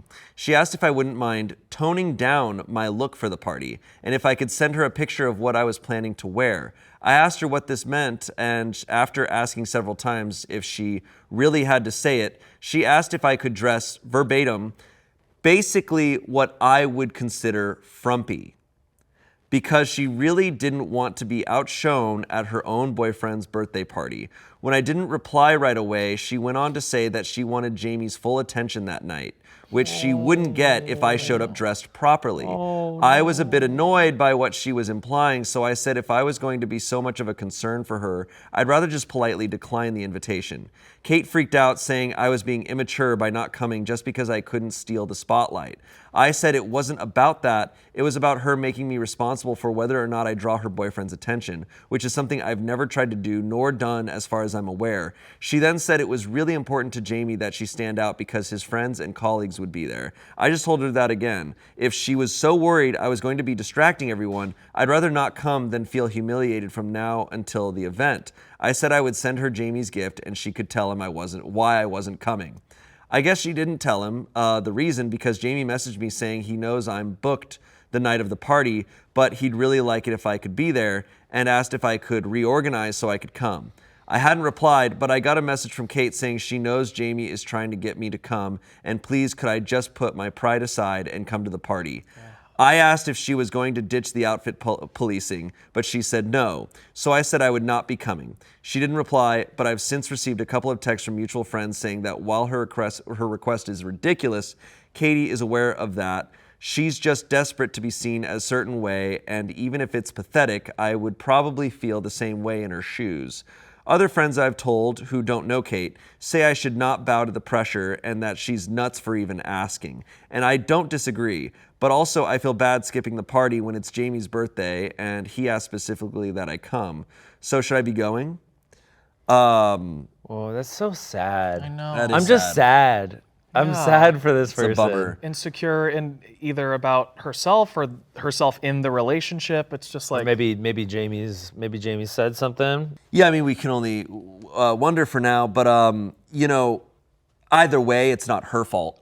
She did nothing wrong, and it's not even. It doesn't even it's like she just straight up dressing however she wants to dress. That's such an unfair thing to ask because, even though it's Jamie's birthday party, she's like, maybe Jamie has cool friends. Maybe there's like you don't want to dress to tell someone to dress frumpy is crazy. That's crazy. That's a crazy ask. There's some comments here. Not the asshole. A friend that demands you look bad just to make themselves look good isn't a great friend. No. You aren't responsible for her self-esteem. She needs to find ways to feel better about herself that doesn't involve dictating what others wear. Yep. She's too old for this middle school BS. Straight up. Yeah, it's like, that's not the answer. No. If she's worried about her boyfriend being into someone else, she needs to talk to him, and that needs to be between them. Yep. Don't make it that other person's fault. So a commenter questioned the legitimacy of OP's friendship with Jamie and the boyfriend. Right. And OP responded, yeah, we're really friends. I'm married, so even if he was single, I wouldn't be. And even if we were both single, he wouldn't be my type. And I've known Kate long enough that she should know that. Okay. Someone else said, holy cow, Kate needs therapy. She's so insecure, she thinks her married friend is a threat to her relationship. What the fuck? Someone else said, I suspect Kate does know Jamie isn't your type and that you aren't really interested in him. I think there's a strong possibility that you're Jamie's type, though, and he's carrying out a bit of a torch for you. These people are definitely English. She responded, I really hope not. I was with my husband the night we met Jamie. He actually came over with his boss who was trying to hit on me, LOL. That would be crazy if he had liked me from then knowing I was taken. There's an update. Okay. All right, I'm ready. Let me brace. The party hasn't happened yet. Okay. The friend requested she dress frumpy. Mm-hmm. She declined. She said she's not going to go. Okay. Jamie texts her being like, why aren't you coming? Can you reorganize and come to the party? Right. I'm going to just throw out a guess. I think Jamie's going to confess that he has feelings for her. Oh. Interesting. I think it's going to be that situation. I think, maybe they broke up and Janie's going to show up to her door. with a sign. Yeah. It says "Marry me." It's a good guess. I want OP to show up bombshell. Hell Just yeah. like full out, be like, look, That's awesome. screw you. I'm at your party. I look Okay, update. A week later. First of all, thanks to everyone for the advice. Most responses were not what I was expecting and really gave me a lot to think about. As surprised as I was that so many people said to tell Jamie, I did realize it was the right thing to do. So I texted him and told him that Kate was insisting I dress a certain way. Jamie called and explained. A couple of months ago, Jamie and Kate were out with a few of his friends. These same friends that I mentioned in my comments are not fond of Kate. And everyone had a lot to drink. They were talking about how they met their significant others, and the story of Jamie and Kate meeting came up. Apparently, during the telling of the story, Kate asked Jamie why he had decided to hit on her rather than me, and one of his friends joked that it was because he knew he didn't have a shot with the hot one, me. Kate asked if this was true, and Jamie, having had way too much to drink, explained in a way that made it sound kind of true. He said he did notice me that night and thought I was attractive just seeing me. He said he would never have approached me because he knew he would never have a chance with someone like me. So in that way, his friend was right. He said that speaking to Kate was the absolute best outcome because he loves her and plans on spending the rest of his life with her. But even knowing this, Kate has taken this extremely hard. And even though she says she is over it, he's noticed changes in her behavior that seem to be related to that. He also admitted that he'd been planning to propose to Kate at the party, and that is why he'd wanted me to be there. But after hearing this on top of the way she has been handling the situation previously, he won't be doing that anymore. After speaking to Jamie, I called Kate. She admitted that she had tied a lot of her self-worth in the fact that she'd finally been picked over me, and now it felt like that wasn't true. She apologized for trying to solve her insecurities through me, but also said she wasn't sure she would be able to have me in her life as much as I had been with the way she's been feeling. As hurt as I was, I said I understood. She said she still wanted me to come to the party since I had helped organize it, and she obviously dropped the absurd dress code. So I will be going to the party. I trust that Kate will communicate her boundaries to Jamie, but I don't plan on inviting him to any more events for the foreseeable future. I'm really sad that I've probably lost a longtime friend over the drunken awkwardness of other people, but I also get that Kate can't help how she feels, and frankly, it's for the best not to be in a secret competition. So yeah, I'm hurt, but I'm going to the party. Not a satisfying update, but an honest one. Damn. Damn. I got chills from that. That's Aw. That's real. It's so sad. Yeah. I guess that's sad. in a way, props to Kate for like really being like honest. Everyone owned up to it. in She a was way. just like, yeah, like I'm sorry. Like I'm insecure. I can't untie this. Like that's really, that does take strength to admit that. It sucks she can't instead like go to therapy and work through that. Yeah, To still exactly. be friends with her. Yes. But at least she's being honest with her. Kate saying like, I finally got picked over you. And Means that's- that this it's- is like a long-term insecurity. It's probably been going on for since years. since they apparently. started being friends. Yeah, Probably. It's probably been And a that's life not, yeah, it's time thing. I think we're gonna need to see pictures of these two people to decide for ourselves. Yeah, who's the hottie? Who's the hottie?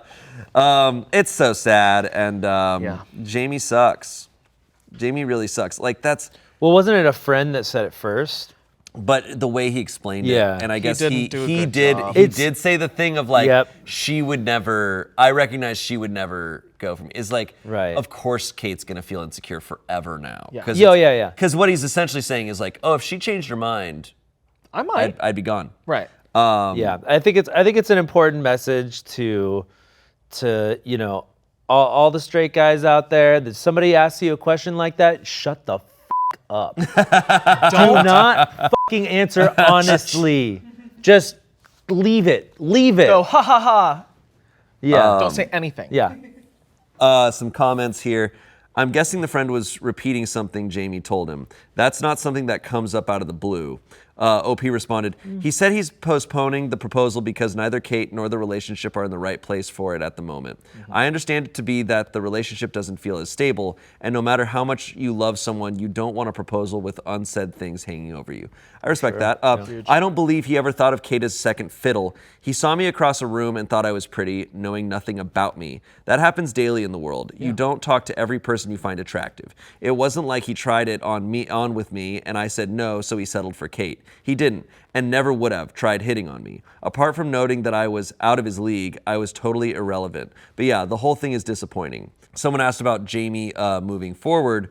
OP replied, as I said in the post, I won't be inviting him to things in the future. Even if Kate and I can't be friends like we used to be, I still feel out of respect for her, I'm not going to invite Jamie places because I know it's making her feel bad. And I'm sure she will tell him this as well. I mean, I can't think of a different solution for this. Yeah, there's not much you can do here. No, I think they're all handling it like even though it's like it started from a very like juvenile place. They're all handling it like adults. Yeah. And like it's not like they didn't break up. They're gonna work. I hope they work it out, and then when they're feeling more comfortable in their relationship and can trust each other, then they can get engaged. Yeah, if they get over this, they'll be better for it. This probably uncovered something that's been in the background the whole time. Oh, 100%. So now it'll be stronger if they make it through. Yeah. Are you ready? Yeah. Okay, here we go. This is on our dating advice. Don't think she realizes we've dated before. Huh? Say it again? Don't think she realizes we've dated before. Oh no. That's rough. I've had these people already, I'll say Really? this. Oh yeah. Oh goodness. Okay. I've been on Hinge for 6 months and seen a couple of people, but nothing has happened for a while. This week, I, a 28-year-old man, noticed a girl I've dated before about 4 years ago, a 25-year-old woman, as new here and thought, nah, she won't match me back. But lo and behold, she did, and we've really hit it off. We messaged for a couple of days before she sent me her number to message. We've been up late at night between work texting, and last night she even called me for an hour, and we had a good laugh. But I'm not sure if she realizes we dated before. She blocked me on Facebook and Instagram when we stopped seeing each other because we fell out. Our personalities didn't gel, and she hated the fact I went out every weekend. But we've bonded more in the last few days than we ever did before, and I only go for a quiet drink every now and again now.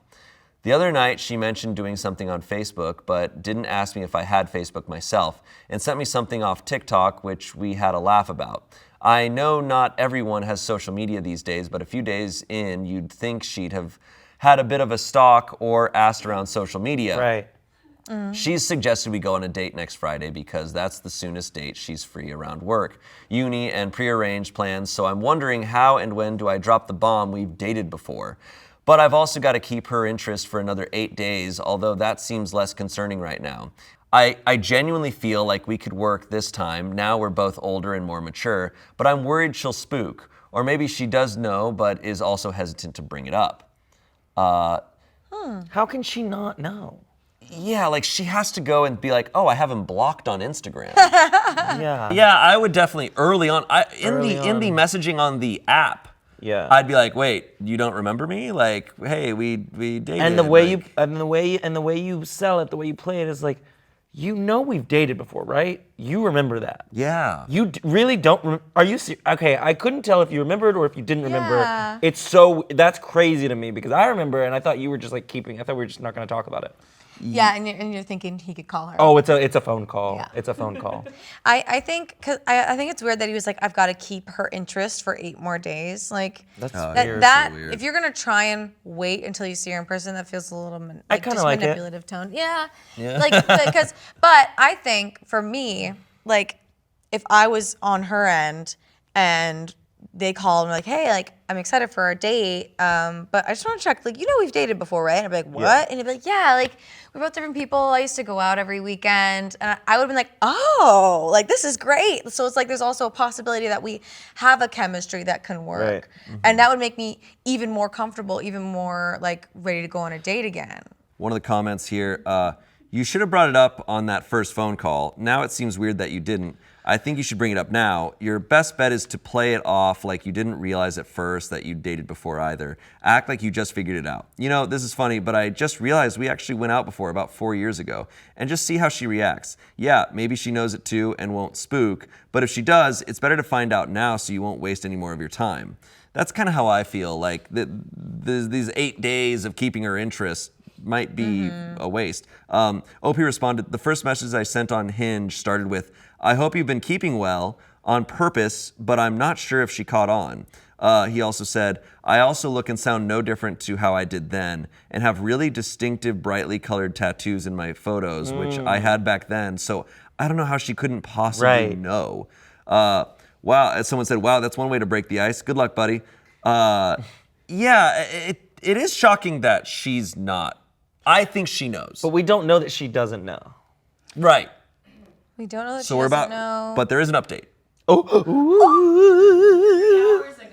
From 3 hours? 3 hours ago? It's fresh. As of filming this? You had already picked this. It's still warm. I think my update comment got lost in the sea of replies, but we texted till late again, and before we went to bed, I asked if I could call her, but made a point it wasn't because I planned on being clingy and making a habit of it. I came clean, and she wasn't bothered at all, just said she thought she'd seen me in passing on a night out. I explained what went wrong, and we addressed why things should work out better this time, and she seemed to agree. She even joked, could this not have been something that could have been said over text to make light of the situation, and then the quick phone call turned into an hour again. Oh, that's nice. That's nice. I knew I like it. Did I hear open and honest communication? Finally. Did I hear radical honesty? Finally. I love it. I love it. See, it makes me feel more comfortable Yep. when I know that I know you. Yeah. Right. So, Chance, you said you've experienced this? Did you say that? Yeah, I have experienced this. Oh, God, yeah. With people who are like, and I was on the other end of it. I didn't remember. And it was like, yeah, it was less dating, but it was like, yeah, we've slept together. We've gone home together. I'm like, oh. Yeah, we did. And how was that? Cool. But I'm not weirded out by it. They're like, yeah, I knew, and I wasn't weirded out by it. I'm like, oh, okay, great. Now we're here. We're here now. I'm a different person. You're a different person. We've learned. We've grown. I love it. Funny. All right. I did have one. I had one guy that I had slept with, and then I started dating this other guy. Messy. I started dating this other guy, and then the guy I'm dating brings this guy around, and he's like, "This is my friend," and I don't remember that I've slept with his friend, but his friend knows apparently. And then the guy I'm dating starts cheating on me with the guy that I've slept with, and then they go off together, and I'm like, "Who the f is this guy?" So I like look him up his thing, and then I'm like, "Oh, I remember these pictures. I've slept with you actually." Oh no. Wow. Triangle? There you go. So I lost. Actually, they just broke up a couple weeks ago. Oh. Okay, so this next story comes from No Stupid Questions. Now, this is a subreddit where people, the point of it is like you get to ask very blatant questions, maybe dumb questions, and no one's going to shame you for asking that question. Okay, and we won't either. We'll try. Should I tell my coworker her boyfriend is on Grindr?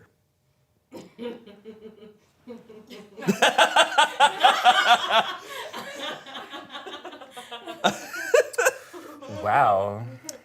We all work together and are all friends. I didn't immediately know, but I suspected he was up to something and his girlfriend has too. Last night I got undeniable proof in the form of pics. I stopped chatting because I didn't feel comfortable continuing.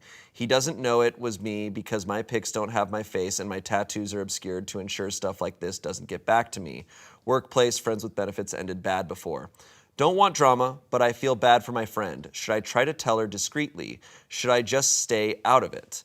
Edit for clarification. The profile doesn't have his picture. It is blank with basic information as is mine. This is normal on Grindr. The pictures I received are explicit, so I don't believe they are catfish pics, and I cannot share them legally or ethically. They are both monogamous and have a closed relationship publicly. While it could be a private situation between them, I don't believe it is for a multitude of reasons. I believe the best course of action would be to pass along the message anonymously as not to involve myself. They've had a lot of problems before, mostly around the threat of cheating rather than anything significant or proven, like talking to other female coworkers too often or hugging male friends too long. So I believe a simple note will be enough. I mean, are they close friends? He says at the top, we all work together and are all friends. And he does say, I don't want drama, but I feel bad for my friend. So I don't know if it's super close friends, but friends. I feel like he needs to tell her, but it can't be anonymous. Like, I feel like tell her straight up, but probably a little bit discreet. You don't want to out Be him, discreet, yeah. but be discreet about it. But tell her straight up. She needs to know. Oh, she needs to know. Mm-hmm. Or if not that, then he needs to. Not me being like, he needs to threaten the boyfriend, well, not threaten, but like he needs to give potentially the boyfriend an opportunity to talk to his partner. Interesting. To come forward before, like, you come forward or I will situation? Yeah. Okay. Like, but again, that sounds like a threat, but it's like, hey, this isn't okay. Like, I want to give you the opportunity to talk to her because I will. So we have some more info in the comments here. Are you certain that she isn't aware of this already and into it? He said, no, and I have considered that. It's kinda an open secret that he's a little bi-curious, but they never talk about anything like that. Someone else said, you should tell her. However, be prepared that she may lash out, shooting the messenger and all that. Hopefully she'll be grateful though. He said, yep, this is exactly why I'm so hesitant on it. Someone else said, maybe he's just looking for drugs. He said, really don't think so. We have the same weed plug, and you don't usually talk about hooking up or send explicit photos of yourself when looking for a plug. Can you find a plug on Grindr? Oh, you can find everything on Grindr. It's like the black market on iTunes. There's a comment here. So you saw him on the app, but you weren't messaging him? He responded, I was messaging a mostly empty account. It's very common to not put pictures on your profile and talk before sharing info like that. I didn't know it was him until we agreed to share pics. Mine didn't include my face or tattoos. His did. So Kiana did some research and she looked into this guy's profile. It turns out he works at a morgue. They all work at a morgue They together? work at a morgue. Who's flirting at the mortuary? See, you brought up Gilmore Girls, and now we get to bring up 6 Feet Under. And so we're hitting all the shows. Did he do anything? No updates. No updates? So hopefully, I hope. Somebody's dead. I get his hesitation. Yeah. There's a body that's been found. And that's unimportant. And that's a normal work day. Yeah. Wonder how that coworker and her boyfriend are doing now. Next up, we have some tattoo revenge. And a love story that we thought was better than red, white, and royal blue. All right, next story. Am I the asshole for pulling out of planning my sister's wedding, causing her to lose her venue? Oh no! Ooh, brother. Okay. Literally. As a wedding planner who has been in the industry for many years now, this is a 31-year-old man. My party trick amongst close friends and family is being able to guess how long my clients' marriages will last with pretty alarming accuracy. If you ask anyone in the industry, there are specific indicators while working with a couple that allow us to be able to gauge compatibility. I can usually get down to predicting around a 6-month window of when photos of each other will disappear from socials. This is not me taking joy in the crashing and burning of relationships. Working in this career field can actually leave you feeling jaded about relationships in general, which is why I'm reluctant to work for friends and family. The specific stress wedding planning puts on some people, couples, can bring out the worst in them that you don't see in everyday life.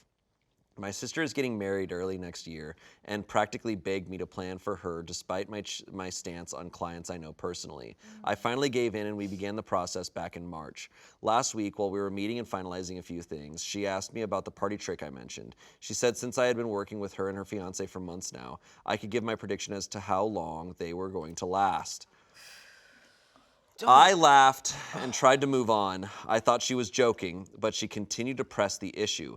After her continually bothering me about this for at least 15 minutes when I'm trying to move on, I do have work outside of my specific appointment with her that I needed to get to. I finally told her I thought they would last forever. She claimed she didn't believe me and wanted my real number. So I shrugged and told her the truth. A year and a half. She was livid. I felt incredibly uncomfortable with the whole ordeal, especially with how little she respected my boundaries in what is supposed to be a professional setting, and just tried to usher her out of my office. Instead, she began ranting about my own marriage and said she gives us until the end of the year before we break up, and accused me of being a homewrecker. She finally left, and I emailed her saying I would no longer be involved in planning. I gave her the contact information for all of the vendors we were working with, but told her the venue would no longer be available as they only book to people they have existing relationships with, and my involvement was necessary. necessary. I have had to break up with clients before, but this felt particularly rough. She has now told our parents that I am purposefully sabotaging her wedding, and that I was unforgivably rude to her when she just asked a playful question. I feel very silly for letting a person disrespect my boundaries over and over again, something I typically wouldn't tolerate, but now I'm wondering if I'm in the wrong. Oh my god. Yeah, we need an update in a year and a half. Yeah. Or probably longer, because I don't know when this wedding's Out happening. of spite, they're together for Bro. 17 months. A year and a half, 19 months.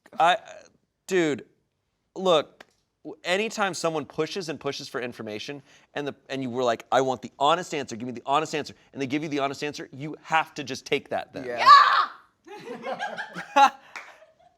This OP avoided this at every measure. Like, first was like, I don't know if I can help you with your wedding. It's tough with personal relationships. Okay, fine.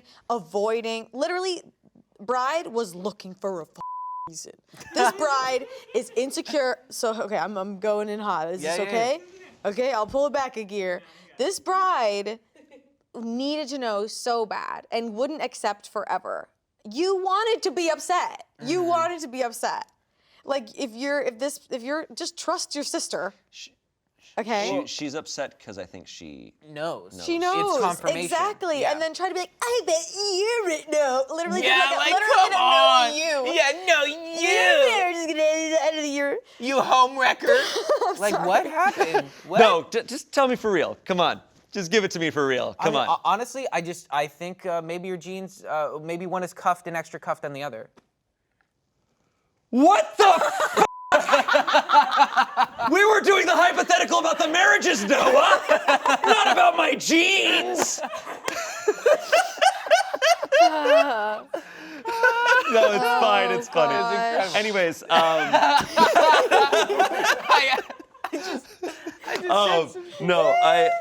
that's insane. So there's not a verdict that I see here, but someone commented, everyone sucks here. I think you should stop playing this party trick with anyone. Even if you're accurate, it's not a nice thing to say about people. You could have avoided this whole scenario if you never played mental games with people's lives. Now, of course, your sister is an asshole for pushing and pushing, but you should never have told her the truth.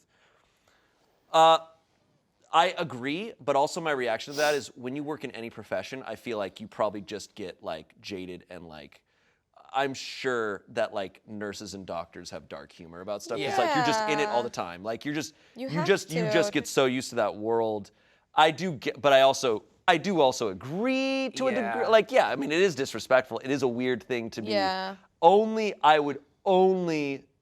My advice to him would be like, only make those jokes with like other people in your industry who are Right. also witnessing the same shit. Yeah. Don't go around, your sister knew about this Yeah. party trick. Well, it And now it is weird that she's getting married and she knows you have that party I mean, trick. it doesn't sound like OP is going around telling people this thing. It sounds like it's just something amongst the planners in the wedding, in the wedding industry.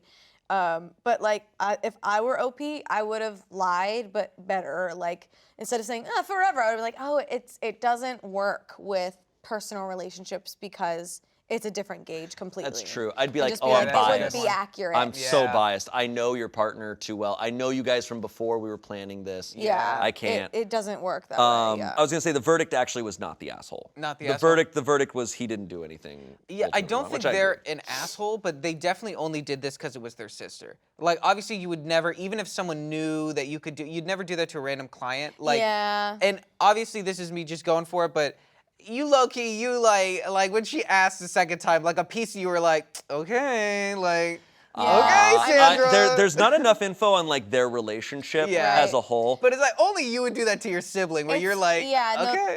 And the sister only had the audacity to, not the audacity, but like the boldness to ask. Keep the pushing for like, it. Because they're siblings. And with siblings, it's inevitable that people within the family have opinions on each other's relationships. Like, it is like, people should still have boundaries, but in families, like opinions really be flowing. I would almost, you know what almost would have been a better thing for him to say is be like, well, I'm biased and I can't because I don't like your husband. Or I don't Yeah. like your fiance. Because that also, I'm curious what he thinks of her fiance. Yeah, or like why a year and a half? You know? Exactly. Yeah, that's true too. I don't Instead think of he's- storming off and being like, no, you should be like, whoa, like what's going on? Because I am having these insecurities. Or actually, I think he's a really great guy. Like, what are you seeing? Yeah. You know, I'm uncomfortable. You were gonna plan our wedding. You didn't like him the whole time. Like, there's other. That's wild. That's Yeah, just. sounds a little bit insecurity. All right, next story. I cheated on my girlfriend of 2 years with an escort, and the only thing that saved me was a trip to Panera Bread afterwards. I'll never ever do it again. La Panquatia. Wait, this is my. We had two very different reactions to that title. What was going on there? No, sorry, I just got excited, and then I said an inside joke. Maybe that wasn't appropriate. No, it's okay. Can you say it again? I got excited because I was like, oh my God, they're getting juicier. And this happens to me all the time on Reddit stories. After the first one, I get, oh man, here we go. This She one is settles in. This one is insane. I cheated on my girlfriend of 2 years with an escort, and the only thing that saved me was a trip to Panera Bread afterwards. I'll never ever do it again. So this comes from True Off My Chest, where people can anonymously post confessions. So he's posting a confession here. So me and my girlfriend have been dating for 2 years now. I really love her, but I've had a sex addiction side to me that's taken over my life. Guess I don't really love her if I'm cheating on her, right? Well, after months of research, I wanted to meet this escort who I've been seeing online in ads. So I told my girlfriend goodnight and instead Ubered to the hotel where the escort is staying at. She was beautiful, but the whole time I was imagining my girlfriend. It wasn't the best experience. After we finished, I left, contemplated telling her, but didn't. So after I left, I Ubered to Panera Bread to get something to eat. My girlfriend knows I like going out to restaurants by myself. I actually prefer eating alone as I get a lot of enjoyment out of it. I finish and Uber home. 2 days later, she hits me with the, so did you go anywhere of note 2 days ago? I say no. She then pulls up Uber receipts from my email showing I Ubered to a hotel. I logged into my email on her computer a couple months back. I was shocked. I was caught, I felt ashamed, and I was shook. I didn't know what to do, so I did the worst thing possible. I lied. I said Uber took me to the wrong location, since I'd only been there 20 minutes before Ubering to Panera. She found that plausible, I guess. I gaslit her saying that she doesn't trust me and that she doesn't love me. That Ubering there was an honest mistake. She knows it wasn't an affair because she's been with me the entire month. It was just a quick 20-minute escort visit. She couldn't ever imagine me using a sex worker. So we argue, but ultimately we agree that I went to Panera Bread and came home. It's been 2 months since then. I got an STD test and it came out clean. I want to love my girlfriend the way she deserves, although I know deep down I don't deserve it. But again, who said this world is just and fair? We're both extremely happy and in love. I don't feel much regret anymore. I hope we live happily ever after. Okay, 20 minutes?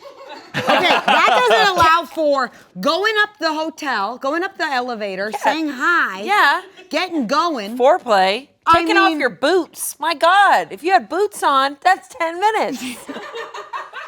What the hell is that? That also means dropping off all the way up, calling an Uber to leave from there. The boy saw this escort, did the thing immediately. And then left and went to Panera? What do you get? Broccoli cheddar? Oh, we haven't even gotten to that. We can't even get into this yet. I haven't even addressed the restaurant choice yet. Amanda? I'm still on how fast he pee-pee-peed himself. Ew. Okay? Because that's what people do when they come, right? They pee-pee. And then... No, pee-pee and are not the same thing. And then we'll get to how late this Panera's opened and how... Wow, I didn't think about that aspect. What if he met the escort at 6 p.m.? Also, if my boyfriend was like, Well, I she had went to bed. take- It's after the girlfriend went to bed, I think, or said goodnight to her. So either she's lame and goes to bed early, or this Panera's open late. Or this guy, it sucks, and he's like, I'm gonna take an Uber to Panera to get broccoli cheddar soup and eat by myself because that's what I prefer. Why'd you Uber to Panera? Well, I got drunk. Yeah, I got drunk. Or he goes, babe, the broccoli cheddar makes me so nauseous. You know I don't need to be behind the wheel after. My God. So nightmare. This is the thing. This guy is awful. I can't believe he even wrote like I don't feel much regret anymore. Like because he's in denial. Yeah, he's gonna like that. Well, it makes you a worse person, I think, when you Yeah. have to do that to yourself and you have to like shove it away. you then, I think, you lose a part of your soul because you like start to lose empathy. Or it's also what they say, like when you lie to yourself so much, You start to especially believe with it. how short that was. He's probably just only thinking about Panera and replacing it, especially Yeah. with just Uber ride, just being like, I only Ubered there. Yeah. Well, and yeah, over time, our memories alter. Yeah. Like memories don't Literally. stay intact, so You we could can kind just- of alter our memories. So some funny wording here. After he says, so he's like, it wasn't. He talks about being with the escort, and he goes, after we finished, I left, and then after Panera Bread, he goes, I finish and Uber home. This guy sucks, man. I He like how he- pee-pees and You know what's pee-pees. funny? He talks about he gets a lot of enjoyment out of eating alone. I think he had more enjoyment from Panera Bread than with this. It sounds like he did. It. 20 minutes, he was probably at Panera for 2 fucking hours. Dude, wouldn't it be so funny if the escort went to Panera Bread too and they both were just like, It was like, shit. He was like, the broccoli cheddar makes me shit. He's like, well, yeah, me too. My personal take on this is just like the reason I've never cheated on someone, and the reason I can't is because I wouldn't be able to, like, I can't keep secrets like that. I would have to Crumble. The only way I could like get away with not telling them is if I just broke up with them immediately. I'd be like, Yeah. we're done. I'm done. We're breaking up. I gotta go, and I'd have to You leave. walk into a wall. it's But I like, would still feel horrible. I would have to tell them. That's why I think this guy is literally using Panera Banana bread. Whoa, where'd you go? That was so embarrassing. Yeah, really embarrassing. I think he's using Panera Bread literally as like your brain's like trying to like heal itself and like not go into trauma mode and like use Yeah. it as like that's the only reason why I went. Yeah. So we have a bunch of comments here. Your girlfriend is only happy as you say because she doesn't know how disgusting you are. You lied and gaslighted her and you're making light of it in the comments. Consider the pain she will feel when she finds out, and she will because you will become more sloppy and careless. Consider the irreparable damage you're inflicting on her self-esteem by lying and gaslighting her, and leave her alone. He responds, exactly my point. It's been done. I can live with the guilt and hurt I've caused. Why does she need to be in the crossfire? I've changed and am trying to be the best I can to her. Sometimes it's not as simple as black and white morals. She won't be able to live with herself if she knew. I don't want her to feel that pain. What a fucking asshole. Oh my God, crossfires. Someone else commented, she needs to leave you before you do it again. OP said, good thing she won't, and she'll never find out. I have her right where I want her. Smiley winky face. I'm happy, she's happy, and I don't plan to do it ever again. So the commenter said, I'm sorry, but I have her right where I want her gave me literal chills. Do you understand just how disgusting you sound? He said, I admit that was a terrible choice of words. I do feel remorse, but think that this way is more optimal happiness situation for both of us. I can't lose her, even if it was my fault. Another commenter said, what a piece of shit. This is so specific that here's hoping someone sees the post and shows the girlfriend. Another commenter replied, assuming it's real, it looks like someone did. Update. Scroll down, scroll down, scroll down. Let's go. Oh my god! In my fan fiction version of this, I printed out. I printed out at all the Paneras because hopefully they go to Panera together. Do you know what want I mean? some of this blanket? I can't tell. Here we go. Okay. I am the girlfriend. I left him. Don't know what to do next. Parenthesis, it wasn't Panera Bread, by the way. He lied about Panera Bread. What? I had made so many broccoli cheddar jokes. What the hell? If he lied about Panera Bread, I don't know what to believe. About? Oh God, my is God. it like Applebee's? How did she find this? Okay. Wait, keep going. Where do I even begin? It's been a whirlwind of the last 6 hours for me. Thanks to Reddit for doing your thing. I was tipped off by a girlfriend who saw the thing come up on her recommended feed. I searched his phone and came across all kinds of messages with girls and escorts he didn't even bother deleting. Coming across these things in the boyfriend, who I thought was the most sweet guy on planet Earth, felt like a gut punch. We were together for 4 years, actually. I can't believe he did this to me. He looked at me and tried gaslighting me again about how that was all a work of fiction and that none of it was true. It was just to provoke a reaction on Reddit. But after seeing the messages, I couldn't believe him anymore. I gathered some things, left our apartment, and am staying with my parents right now. Lesson learned, y'all. Don't trust Texas boys, where I'm from. Besides that, I feel like I'm a candidate for Broken Heart of the Year because I've never felt so distraught and betrayed in my life. The pain I'm feeling can't even begin to be described by words. Maybe I'll feel more and explain later, but for now, I'm just sticking to the grieving process. He was the love of my life. He even met my mom and dad and my 2 younger brothers. I thought I was going to be able to marry him and make him the happiest guy on earth, but it turns out he had other plans. He ate at a Potbelly, not a Panera, by the way. Weird way to try and disguise it. Thanks again to Reddit. You guys saved me. I'm grappling with what to do next. I don't know where to go with in my life without him. I thought Potbelly was only in the airport. I have never. What the hell? Confession, I've never heard of Potbelly. It's only in the airport, and it sucks. I don't think they make restaurant only for airports, Amanda. You know what? I think you're the weird one here. I think you're insane and you're gaslighting me right now. This is look, this is the thing that I have noticed is like, I think like if you're in a relationship with someone or if someone's talking to you and they're like, oh yeah, like I cheated, but I'm not gonna do it again. It's like, you're probably gonna do it again. Like they especially if you're not telling them and you're not communicating and you don't feel remorse. Like he was lying to everyone. This guy's just a liar. Did I hear that he had multiple escorts? Multiple. Oh no, he had tons of messages with girls. He was lying to Reddit. He clearly was, as you were saying, he was lying to himself. He loves like telling this fiction to himself of like, I did it once and it's fine, but he's actively doing this all the time. Why did he lie about Potbelly? That is the He was trying to cover his tracks so that biggest nobody would find the Reddit mystery. story, but he wasn't doing a good enough job.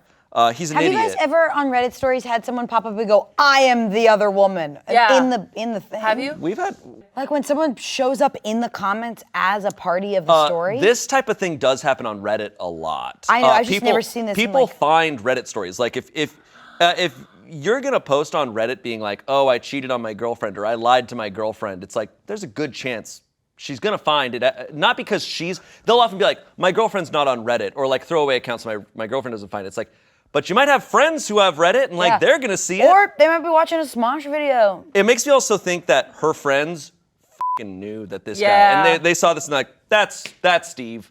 That's Steve. They went for some sure. piece of trash that Ubers to a Panera. I know who that Potbelly. is. Potbelly. No disrespect. But. Important information here. Potbelly is a sub sandwich chain originated in Chicago in the 70s. They do milkshakes. Only? No, they do the sub sandwich chain, So he just they also have milkshakes. So he wanted a sandwich and a milkshake after boinking it? Probably because his boink the was worst only little, because it was 5 minutes, and he probably was like, I need something else. Okay. I need something else. All right, look, that one seems done. I'm happy she found out. I feel bad for her, but like, dude, she dodged a massive bullet. But what? This asshole was like, we're gonna spend the rest of our lives together. No, I got her right where I want her. She got out of it. Thank That is God. some big betrayal legacy. No, no. All right. Our next one here. This comes from Pro Revenge. So this is Pro Pro Revenge? Revenge, which is You're a another level. professional? This is not petty. They probably put a lot of thought and effort into this. Okay. Typically. Do they give themselves this title of Pro Revenge? So Pro Revenge is a subreddit. Okay. So you submit your story to either Petty Revenge, Pro Revenge, or there's also Nuclear Revenge. Oh yeah. There's also Malicious Compliance, where you're told to do something and you do it, but it hurts the person that asked you. Okay. Like a boss asking you to work overtime and you do it, but it actually ends up inconveniencing the boss somehow. Yeah. You know how that happens. Yeah. All right, here we go. Okay, Pro. Pay your tattoo artists. Okay.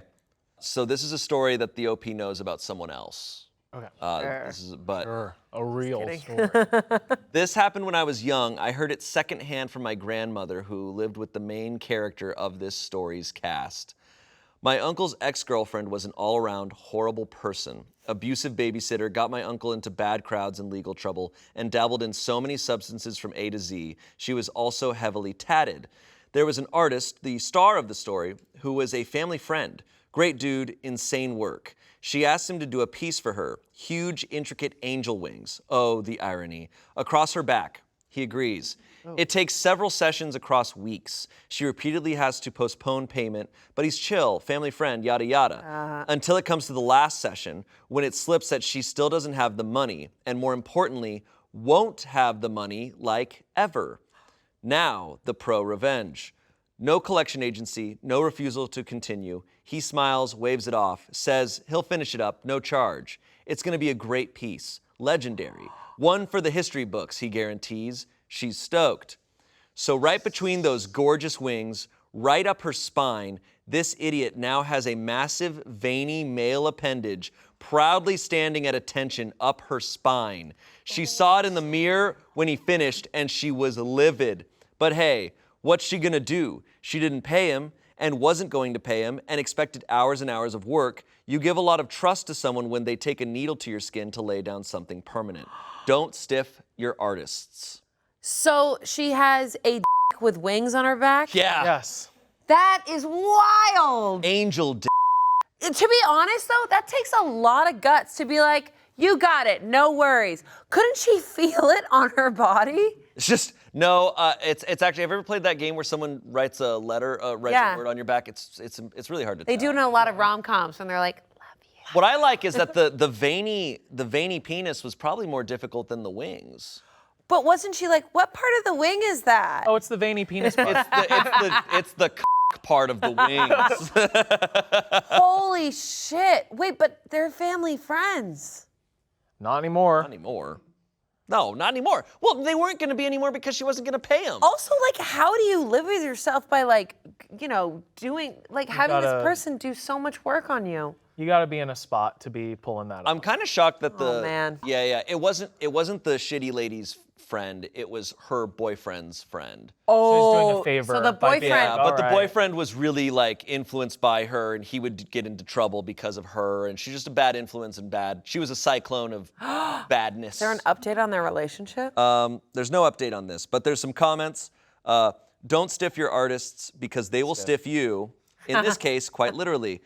Someone said he is letting the world know what kind of person she is, and someone responded, "Angel."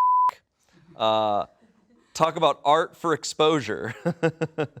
Yeah. Damn. Oh yeah. That's wild. That sucks. Because now, if she wants to get it removed, now she's going to have to pay the money.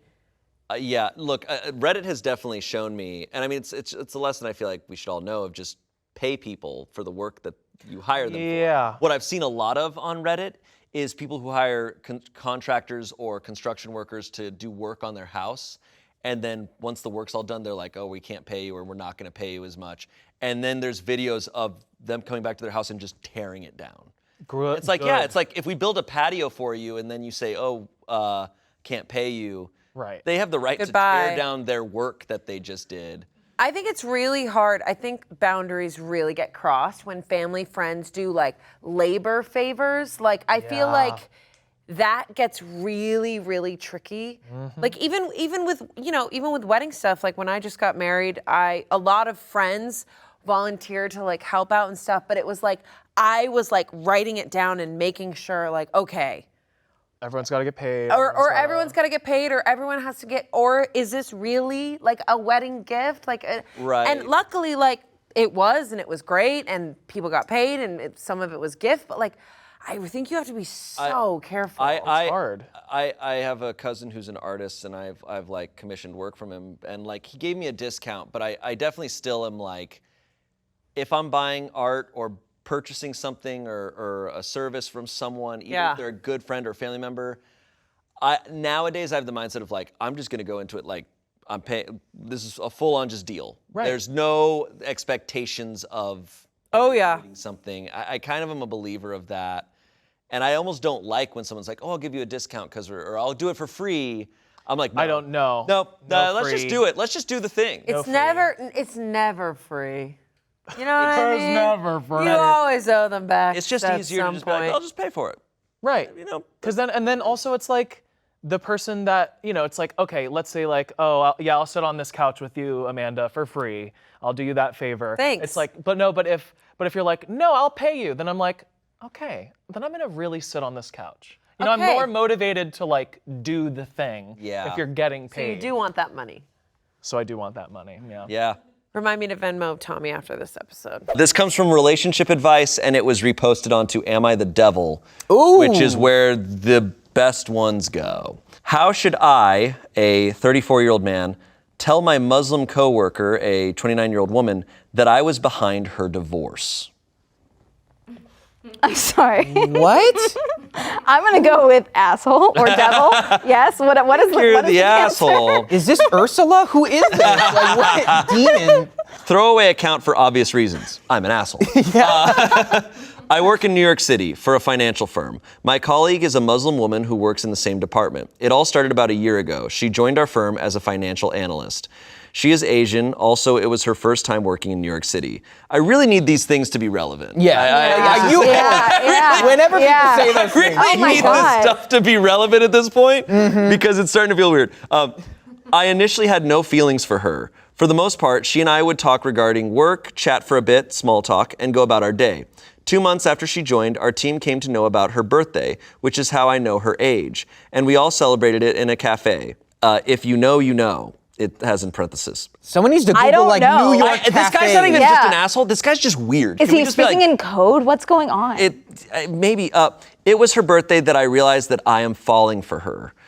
Oh, God. She is genuinely the most calmest and innocent person I've ever come across. Her birthday speech made me realize that people have so many struggles and yet overcome those to be able to make a name for themselves. Anyway, the next day, she brought us all some Asian food she cooked as a gratitude. It was food for like 10 to 15 people, and I couldn't fathom she cooked for those many people. That's how he's typing, right? I'm still hung up on how he called her innocent, and that was one of the things that attracted her. Oh, I couldn't. Calm and innocent. I'm like, dude, are you like, whoa?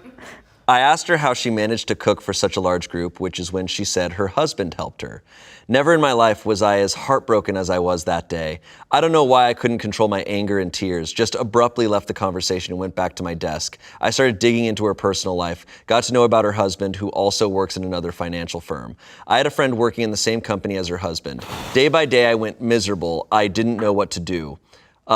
So I made up a story about her having an affair with me so the husband would leave her. I asked my friend to say this. My friend had no idea I was lying. He thought I was speaking the truth. My friend told her husband about our affair. Obviously, he flipped. Next day, she came to work calmly again. She walked up to my desk. I was shitting bricks, by the way. She said someone is bad-mouthing us, asked me to be careful, and apologized for my name being dragged with her name. I literally felt like a shit person. She didn't even for a second think that I was behind all this. I controlled my feelings for her. I kept seeing every single day, but I felt like shit for doing that to her. After about 8 months, she invited us all for dinner at a restaurant. She was moving to Big 4.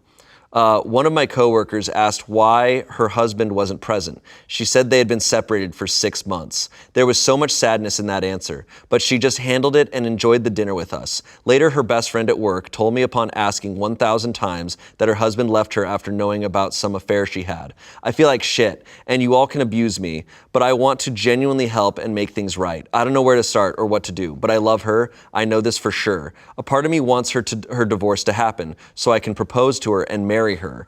But also, I have never felt this miserable about myself. I don't know what I was hoping to achieve by all this, but I feel miserable. Should I tell her the truth? There was no reason. You can walk into traffic. That's what you can do. Yeah, that's the only option. You write a letter admitting yes, it. Yes, I did this. I'm so sorry. Here, give this to your boyfriend. I will date it and time it and take a photo with the newspaper and give it to your husband. Oh my God. There was no reason for him to say she was Muslim or Asian. It had no bearing on the story. It had no bearing on the story. I was waiting to be like, what's the purpose of adding that stuff? He's like, I love her so much. That's why I know so much about her. She's Asian. I love her. She's so calm and innocent and Asian. Like, dude. God. I like how he ruins her marriage and then is like, I controlled my feelings for her. Yeah, I continue to say that. This guy is a nightmare. Oh God. Oh my God. I feel like Nothing about this is redeeming, but I feel like at the end of this post, it was like the end of Shutter Island when he realizes that like he's crazy and like he's got a fake gun the whole time.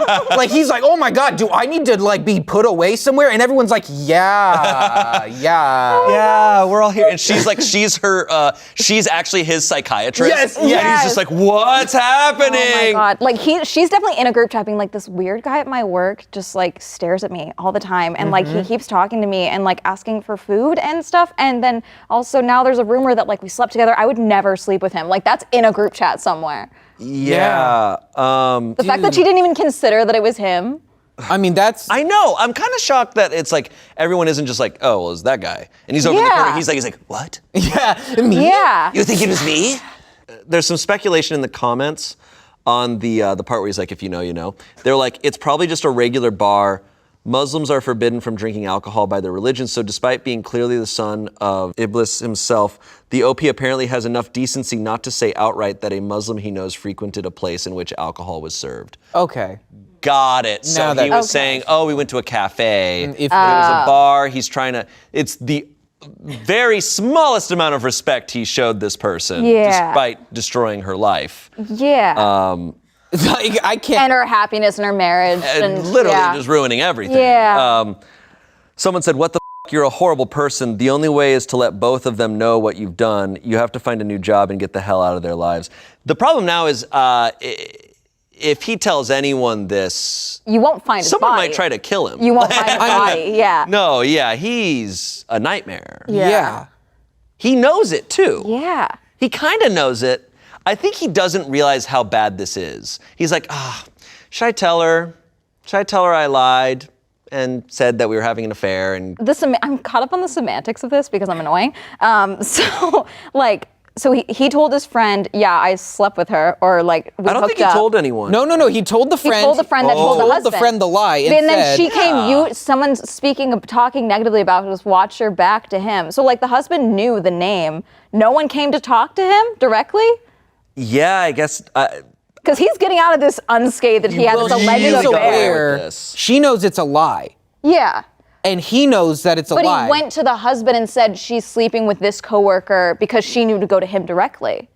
That's why she is such an... No, I know. But like, if this is the alleged affair that she knows is not true, but like the husband obviously believes to some degree, or at least that she's having an affair. Like he's getting out of this unscathed He so far. He really is avoiding this. Yeah. This is like which is why he is the devil. Yes. And now I see your point. Yes. He is absolutely no. It's as if he was born this way. Yeah. And I don't believe humans are born evil. So this person is not human. They are the devil. Yeah, someone said there's a special level of hell for people like you. Someone else said, she'd never give you a chance anyway because then it would mean the rumors were true. Do the right thing and tell her husband, your friend, and her. You can do it anonymously, but the karma that will follow you from not doing the right thing isn't worth it, if this story is true at all. That's the only hopeful thing, is that this story is just a complete lie and this guy's just... But it's a throwaway account.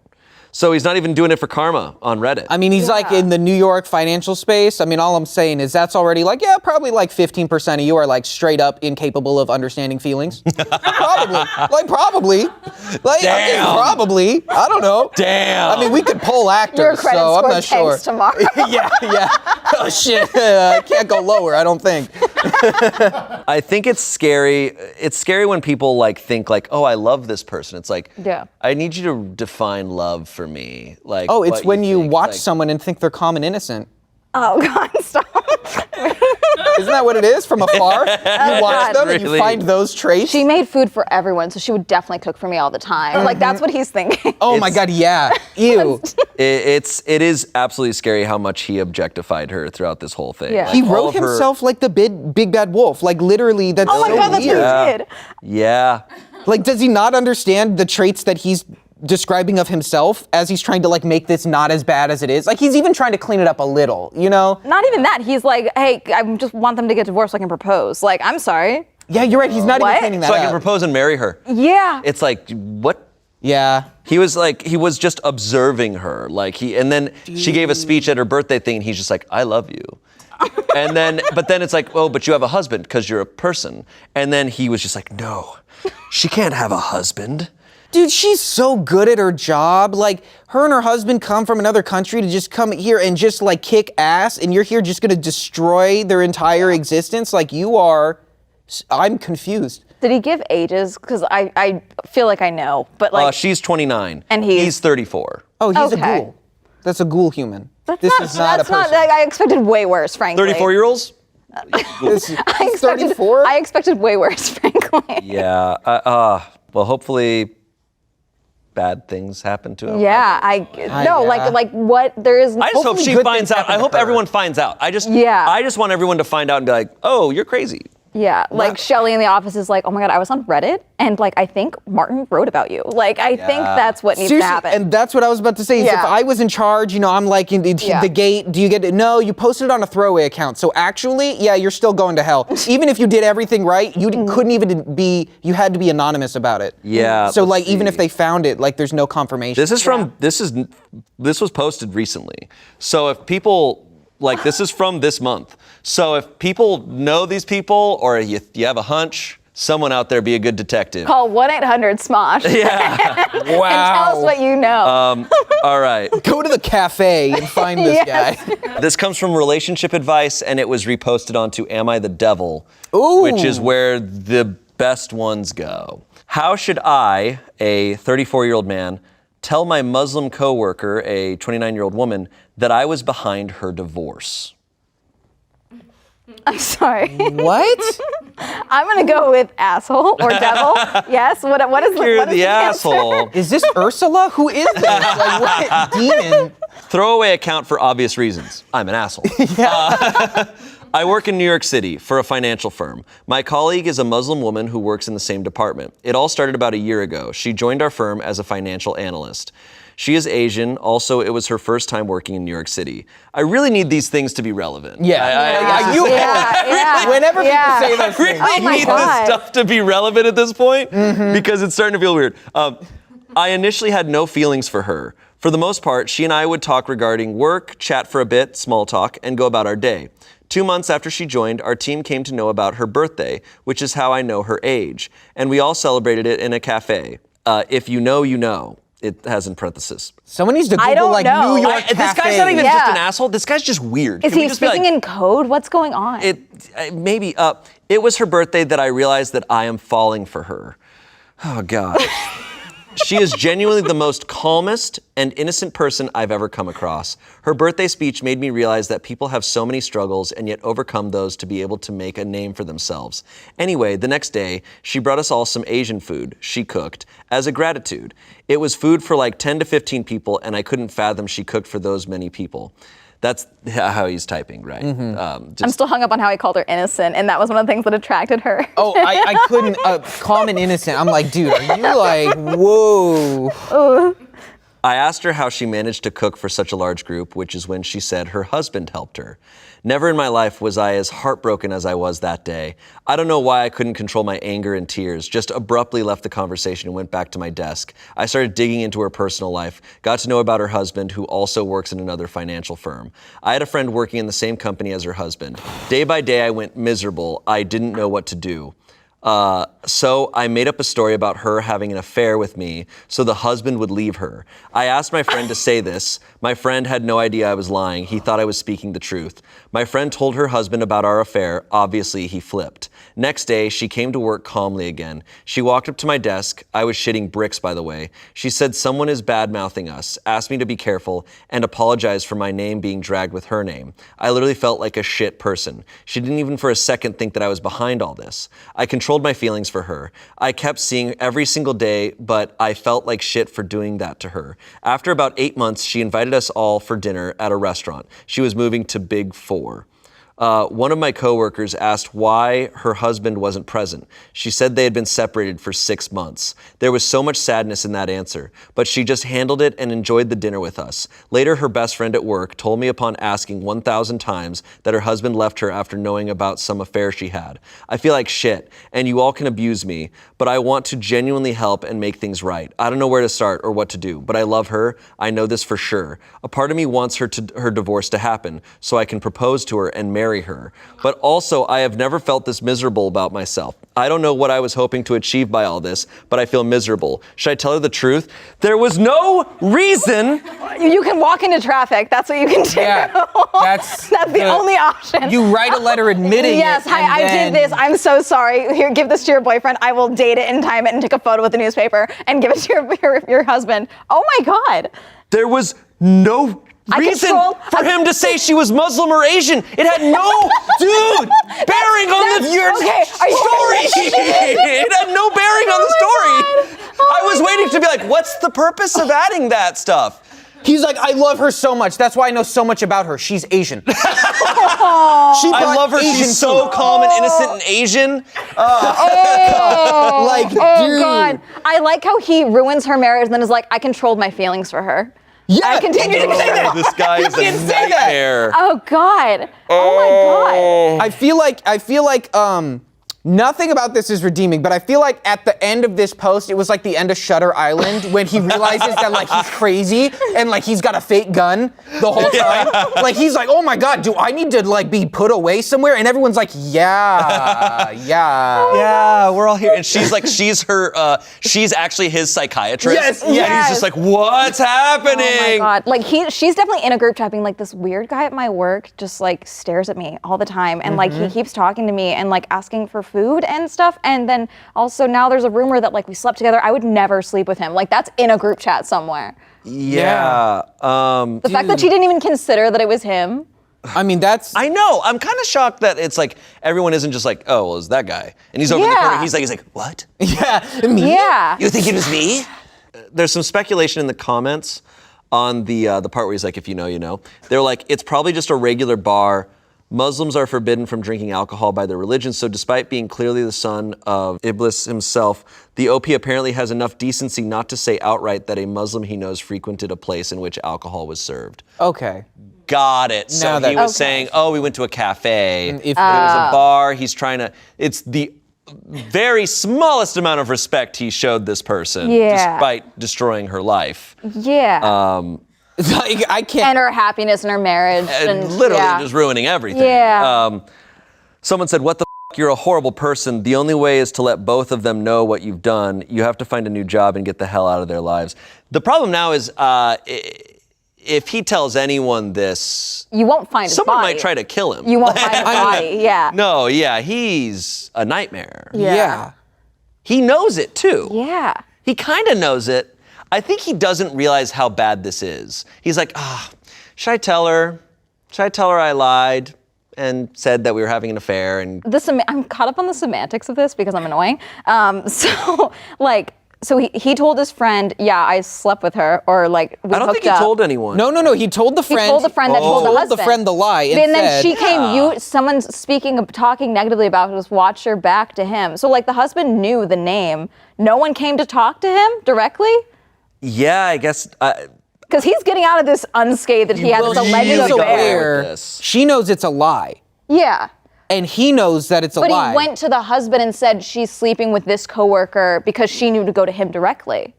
That's why she is such an... No, I know. But like, if this is the alleged affair that she knows is not true, but like the husband obviously believes to some degree, or at least that she's having an affair. Like he's getting out of this unscathed far. He really is avoiding this. Yeah. This is like which is why he is the devil. Yes. And now I see your point. Yes. He is absolutely no. It's as if he was born this way. Yes. And I don't believe humans are born evil. So this person is not human. They are the devil. Yeah. Someone said there's a special level of hell for people like you. Someone else said, she'd never give you a chance anyway because then it would mean the rumors were true. Do the right thing and tell her husband, your friend, and her. You can do it anonymously, but the karma that will follow you from not doing the right thing isn't worth it, if this story is true at all. That's the only hopeful thing, is that this story is just a complete lie and this guy's just... But it's a throwaway account. So he's not even doing it for karma on Reddit. I mean, he's like in the New York financial space. I mean, all I'm saying is that's already like, probably like 15% of you are like straight up incapable of understanding feelings. Probably. Damn. Probably. I don't know. Damn. I mean, we could poll actors, Your credit so I'm score not sure. tanks tomorrow. Yeah. Oh shit. I can't go lower, I don't think. I think it's scary. It's scary when people like think like, oh, I love this person. It's like, I need you to define love for me. Like, it's when you watch someone and think they're calm and innocent. Oh God, stop. Isn't that what it is from afar? You watch them and you find those traits. She made food for everyone, so she would definitely cook for me all the time. Like that's what he's thinking. Oh my God, yeah. Ew. It is absolutely scary how much he objectified her throughout this whole thing. Yeah. Like, He all wrote of her- himself like the big bad wolf. Like literally, that's Oh my so God, that's weird. what he did. Yeah. Like, does he not understand the traits that he's describing of himself as he's trying to like make this not as bad as it is? Like he's even trying to clean it up a little, you know? Not even that. He's like, hey, I just want them to get divorced so I can propose. Like, I'm sorry. Yeah, you're right. He's not even cleaning that So up. I can propose and marry her. Yeah. It's like, what? Yeah. He was just observing her. And then she gave a speech at her birthday thing and he's just like, I love you. But then it's like, oh, but you have a husband because you're a person. And then he was just like, no, she can't have a husband. Dude, she's so good at her job. Like, her and her husband come from another country to just come here and just like kick ass, and you're here just gonna destroy their entire existence. Like, I'm confused. Did he give ages? Because I feel like I know, but like. She's 29. And he's 34. Oh, he's Okay. a ghoul. That's a ghoul human. That's this not, is not a that's person. not. I expected way worse, frankly. 34-year-olds? I expected 34. I expected way worse, frankly. Yeah. Well, hopefully bad things happen to him. Yeah, like what there is. I just hope she finds out. I hope everyone finds out. I just want everyone to find out and be like, oh, you're crazy. Yeah, like Shelly in the office is like, oh my God, I was on Reddit and like I think Martin wrote about you. Like I think that's what needs Seriously, to happen. and that's what I was about to say. Is if I was in charge, I'm like the gate. Do you get it? No, you posted it on a throwaway account. So actually, yeah, you're still going to hell. Even if you did everything right, you couldn't even be. You had to be anonymous about it. Yeah. So like even if they found it, like there's no confirmation. This was posted recently. So if people. Like, this is from this month. So if people know these people or you have a hunch, someone out there be a good detective. Call 1-800-SMOSH. Yeah. And tell us what you know. All right. Go to the cafe and find this guy. Am I the asshole for telling my boyfriend's mother she raised a fucking sociopath who needs to be in a facility? So I, a 26-year-old woman, have a boyfriend who's 24, and recently he got into a dispute with the neighbor's kids.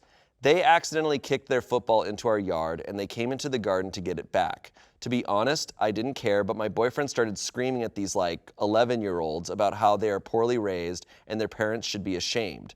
I was fucking mortified. I sent the kids some chocolates and sweets and apologized profusely for his behavior.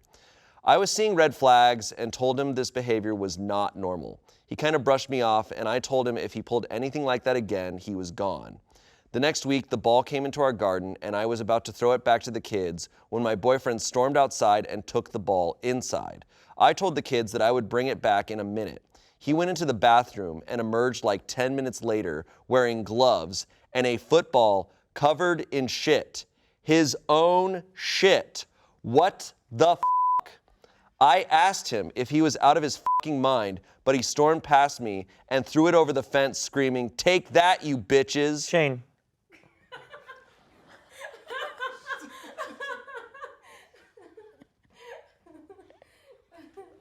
Okay, just give us a second. Now we're ready. Yeah.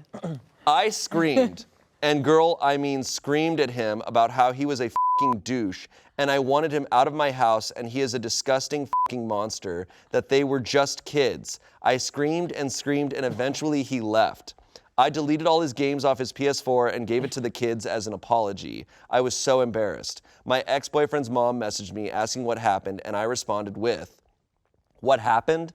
What happened?" Yeah, right. You are a pathetic excuse of a woman who raised a fucking sociopath. Wait, whoa, wait. He covered a football in his own shit and threw it at some kids, and he needs to be in a facility because something is wrong with him. And God knows how I hadn't seen any red flags about the fucking monster you raised during the 7 months we dated. I know I am in the right for what I did to my boyfriend, but am I in the wrong for snapping at the mother for something she had no direct involvement in? So that's poopball. Look, man, I know there's a lot of fake stories on Reddit. This one, I believe, because it's just like the details of it and the way it is layered and how she's like, I'm not the asshole for this stuff. Am I the asshole for how I reacted to the mom? I'm like, I think this is real, man. And it's nuts. This goes Dude. I just he. Do you think it was on top of the ball or all around? I think it was the ball? all around it. So he had to put his hands. That's why the gloves. That's what the gloves were for. The gloves, you know what? Somehow, the gloves somehow make it worse for me because I'm like, that makes it more clinical. That makes it more like premeditated, calculated. I'm like, he literally was there like, was intent. There I was so intent. mad. I was so mad. I shit on a ball and no. I got gloves from somewhere, probably weren't in the bathroom, and covered a ball in shit. I'm begging you. I really want to read her monologue as a monologue to her mom. You know what I mean? What happened? Okay. Give it to us. Thank you. I'm auditioning for the University of Michigan's musical theater program. Okay. Okay. So you have to be his ex-boyfriend. Ask me what happened. His ex-boyfriend's mom. So what happened? What happened? No, it's too much already. Okay. I don't understand. What happened? What happened? What happened? You are a pathetic excuse of a woman who raised a f***ing sociopath who covered a football in his own shit and threw it at some kids who needs to be in a facility because something is wrong with him. And God knows how I haven't seen any red flags about the f***ing monster you raised during the 7 months we dated. And then it cuts back to the theater room of the Oscars, and it's on you, and you're like, yeah. Thank you. This doesn't make sense at all. Like, No, what it's a really weird, bad. what a weird. Angela Giratana, poop ball. And the Oscar goes to Octavia Spencer. Thank you. I botched that because it doesn't make any sense. Well, weird. I think it's more. It's like almost like, are you serious? Why she's in this to his You know mom? exactly what I think. I think she's in a bit of shock right now. The woman is saying, "What happened? Oh, he told you." And you're still taking his side? What happened to me? No. What did he tell you that you're saying what happened? Because you clearly already know something happened. So I needed to do some scene study before that. Yeah, it's okay. We'll workshop it. Some comments. You're the asshole for sending the message because I'm sure she would have maybe understood how angry you were if you came across nicer. But wow, I can't even imagine being in your position. Has he done anything like this before? Edit. I did not mean that OP is the asshole for the entire situation. It's a very soft, you're the asshole. Sorry for any confusion. OP responded, no, I always thought he was calm. It came completely out of the blue. Someone else said, everyone sucks here. Your ex is a madman. And yeah, I'm all for dumping his ass and kicking him out of your house. But his PS4 was not yours to give away. And to be honest, while it's possible that mother did a terrible job raising him, you yelled at her and berated her for stuff her grown-ass adult son did. That's super uncalled for. OP responded, I paid for the PS4. Oh, so that's cool. Yeah. Come on down to the K. Oh, no. Reminder, he's 24. Like, oh, no. Fully grown. Someone said, you're the asshole. Sometimes kids grow up to be wonderful because of the parents who raised them, and sometimes they're serial killers. I wouldn't have assumed it was her fault, and now she has reason to say something similar to your mother. She also, didn't the mom just ask what happened? Yeah, that's the only context we have is she's just like, hey, Because what happened? that says he is not telling me everything that I need to know, and I'm coming to you. I'm like, I know he might be. I'd be curious what how the mom texted that or phrased that, because if she just goes, hey, like, you guys broke up, what happened? Or, yes. Yeah, or like, as opposed to, what did you do to my son? Is that what it says? No, it's just said, what happened? She messaged her saying what happened. That's why I'm like, okay, yes. It should have been a phone call. But I think she had so much going on in her head. Yeah, 100%. You just witnessed a traumatic thing. Yeah, you're right. That's insane. Yeah. It just needed a little more communication. Totally. Again. It's like, like when you're fighting with your partner and then you have that one moment where you get to be like f***ing crazy and irrational and you just like unleash. It happened to his mom. Like, like she didn't do it to him. Well, she's probably scared of him for good reason. He covered a ball in shit with gloves. Yeah, I gotta be honest. If I watch someone cover a ball in shit and throw it at some kids, I'm probably not gonna try to. I'm probably gonna be like, I'm out of here. So she was like, let me scold your mom instead of him. Yeah, I get that. I don't get that. I mean, I get it, but I don't like I don't. Yeah. It's not the right move. No. No. Bro, the perspective of those kids is those kids had a Stranger Things like story. This is a kids on bike situation where they're like, dude, we all experienced something together that will bond us for life. Yeah. You're never forgetting this If an evil clown comes out of the sewer, they're gonna be like, we got this. We have handled way worse. They're like, I mean, Holy dude. shit, when you get this ball. It's a bit of a gift to those kids. Those kids, they're gonna meet up when they're 40 years old and be like, poop ball, dude. Yeah, dude, poop Like, ball. what's up, how are you? Yeah, we've been through this shit. All right, next story. I fell in love with my rival. This is my favorite kind of story. It's called anime, okay? It's called Shakespeare. It's called Half of Archive of Our Own. Shakespeare is anime, let's be real. So this comes from True Off My Chest, so it's a confession someone is making. That's the whole point of this subreddit. Yeah, well, shit. I am a man. I am a man, and he is also a man. I thought I left this gay phase at 15, but no. I knew him for about 3 years since I started drag racing, and since the first day, we have had our rivalry. But despite that, he was always there. Whenever I needed him, there he was. He saved me so many times and still counting. Corny, I know. I just woke up one day and felt the need to see him, touch him in all sorts of ways. He just went back to his military service. This is just everything. Hello! This has everything. This summer! I need the movie rights. Yep, I'm here. I bought my ticket. I'm at AMC. Yesterday, I thought he was just being nicer. A hug is not something unusual, but when it's all the time, it's something else, right? Today, I just realized that I love him. I love him, and I feel heartbroken. It feels like my heart was ripped from my chest. Maybe he was just being nice because he would miss me, and my mind got the wrong signals. I needed to get this out because I just don't trust anyone to spit it out, and he could see this. Ryan, I love you with all my heart. I fucking love you. So I haven't read or watched Red, White, and Royal Blue. Is this? This is better. This is better. Wow. Wow. Is there an update? Comments. A drag racer and a Marine. This I'm assuming. He didn't tell me. You're right. This is better than Red, White, and Royal Blue.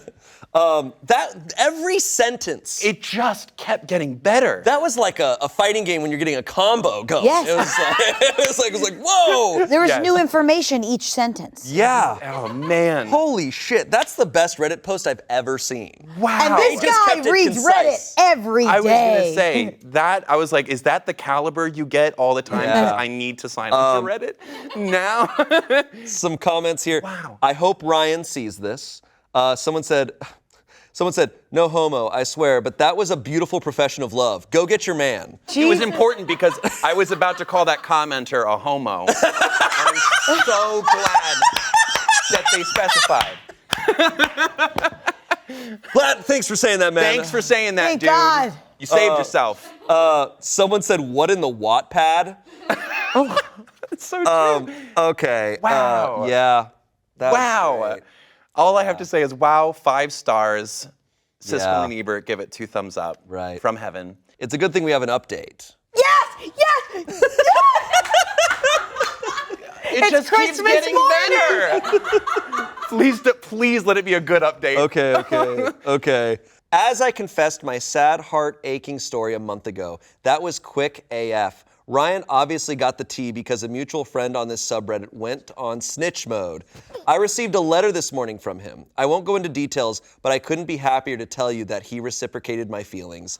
I feel like for once in my life, things are going right. I was in relationships before, but never felt this way. I've been chuckling like an asshole all day long, and I just thought to give the last post a happy ending. That's it. Thanks for reading. Wow. That is everything. Saving Private Ryan. Saving Ryan's private. Oh my gosh, that's so He's good. been chuckling like an asshole. In cloud nine from this. This is gonna be enough to keep me through the rest of the year. This whole episode proves Reddit to be a beautiful, magical place. Oh my gosh. I really do need the movie. I do need, or just the Lifetime special, just something. Yeah. Truly, like, and I'm assuming when he said drag racing, I'm assuming not RuPaul's Drag Not Race. I'm RuPaul, assuming yeah. we're talking about Like literal, like race. drag race. Oh, that's so good. That's so, and to proclaim the love on Reddit, just to like, I need to frickin' take up, I need to try this technique because this. And somebody sent it to him, and then he just did a quick little update because he's obviously in love. He doesn't even want to be on the internet that long. He's like, just a heads up, I'm in love, chuckling, bye. I know. I want to know this other person who went into snitch mode. He's so happy with this person who went into snitch mode. That's a friend. They went into snitch That's mode. a friend. I'm gonna connect. That's so good. Look, it's one of those where I'm like, even if it's fake, and I don't think it is, even if it's fake, well done, sir. I didn't even think about that. You're right. It could have been, but I don't care. If it's fake, then Shonda Rhimes went on Reddit and gave us free shit. No, that's yeah. So good. That's amazing. So many details to that. Holy shit. Am I the asshole for singing a song at my gay friend's wedding and outshining him? This is a lot of outshining, right? Oof. These stories here. That's a good Why is it title. important that his friend's gay? I guess we're gonna find out. But like, why does he have You don't to call qualify all your with- gay friends gay friends? Look, like gay weddings, wildly different from regular weddings. That's starting to be a new trend I'm seeing in these stories is when someone adds adjectives that are completely unnecessary to the story. But maybe we don't know. Maybe it's important It here. might I be don't know. important. Hi everyone. This account is a throwaway. You know it's going to be good. Oh boy. This is a 25-year-old woman. My friend Mark, a 25-year-old man, married his boyfriend James, a 26-year-old man, last week. The wedding was beautiful and one to remember for sure. However, something happened during the reception and now Mark is upset with me. So I came on here to ask if I was in the wrong. Mark didn't have any bridesmaids or groomsmen, but he did have a select group of people close to him to help out with the wedding planning, which I was part of. During this stage, Mark approached me and asked me if I could sing at the reception. I have been singing since I was little, so I was honored to be asked to sing at my close friend's wedding. I told Mark that I gladly would. Well, the wedding day arrives and the reception gets going soon after. After the speeches, I was called up to the front to sing, which in my opinion went pretty well. However, during the dance floor portion of the night, Mark came up to me and it was clear that he was upset about something. I asked what was wrong and he claimed that my singing took attention away from him and James on their big day. I was shocked. I told Mark that he was the one that asked me to sing at the reception, so I don't know why he was getting so worked up, and that I thought that he and James would have loved it. He stormed off and refused to speak to me for the rest of the night. For the past week, I have been messaging James to no response. I don't know if he's reacting this way to just stress, or if something happened between him and James that he's taking out on me, or if it really is just that my performance outshone him because Mark thought it was too good or whatever. Am I the asshole? There's so we much need missing some. here. There's some context we're missing here. I sang some song and it went really well, and now everyone's bad. I feel like there's got to be a detail that matters that's not being mentioned, right? Oh, absolutely. Still missing the importance of it being a gay wedding. Yeah, no, it was that. Yeah, we would Never have outshine picked that up. in a gay wedding. So the verdict was asshole. Which, with that context, that doesn't. With what they told, right? Yeah. If someone told me this in person, I think I would just be like, weird. Huh. I wouldn't be like, oh man, what the frick? They suck. I would not really trust them, but I'd be like, oh, damn, that sucks. It's not adding up. But the verdict here is asshole. So I think. So there's more context. I think in the comments we are probably gonna get some insight. Someone said, info. Did you agree on songs and length of time to sing, and did you stick to what was agreed? Ooh. The reason I ask is to try and figure out any way that you could possibly have upset him. On the face of it, the situation is bizarre. OP responded, nope, no requirements like that. Requirements? No requirements. They didn't specify anything. Okay, but that's leading me to believe that she's saying like a 45-minute song or something. She's like, hold on, one more song! One more song! She like did her whole set. Yeah. She brought her band. Yeah, with all her songs. An entire Radiohead album. Someone else said, there's a difference between singing a song and a full-on performance. If this were simply a song, she wouldn't be doubting herself. OP responded, it was just a song. You know what? That brings up a good point. Why would you even ask, am I the asshole, with what was written there, right? Yeah.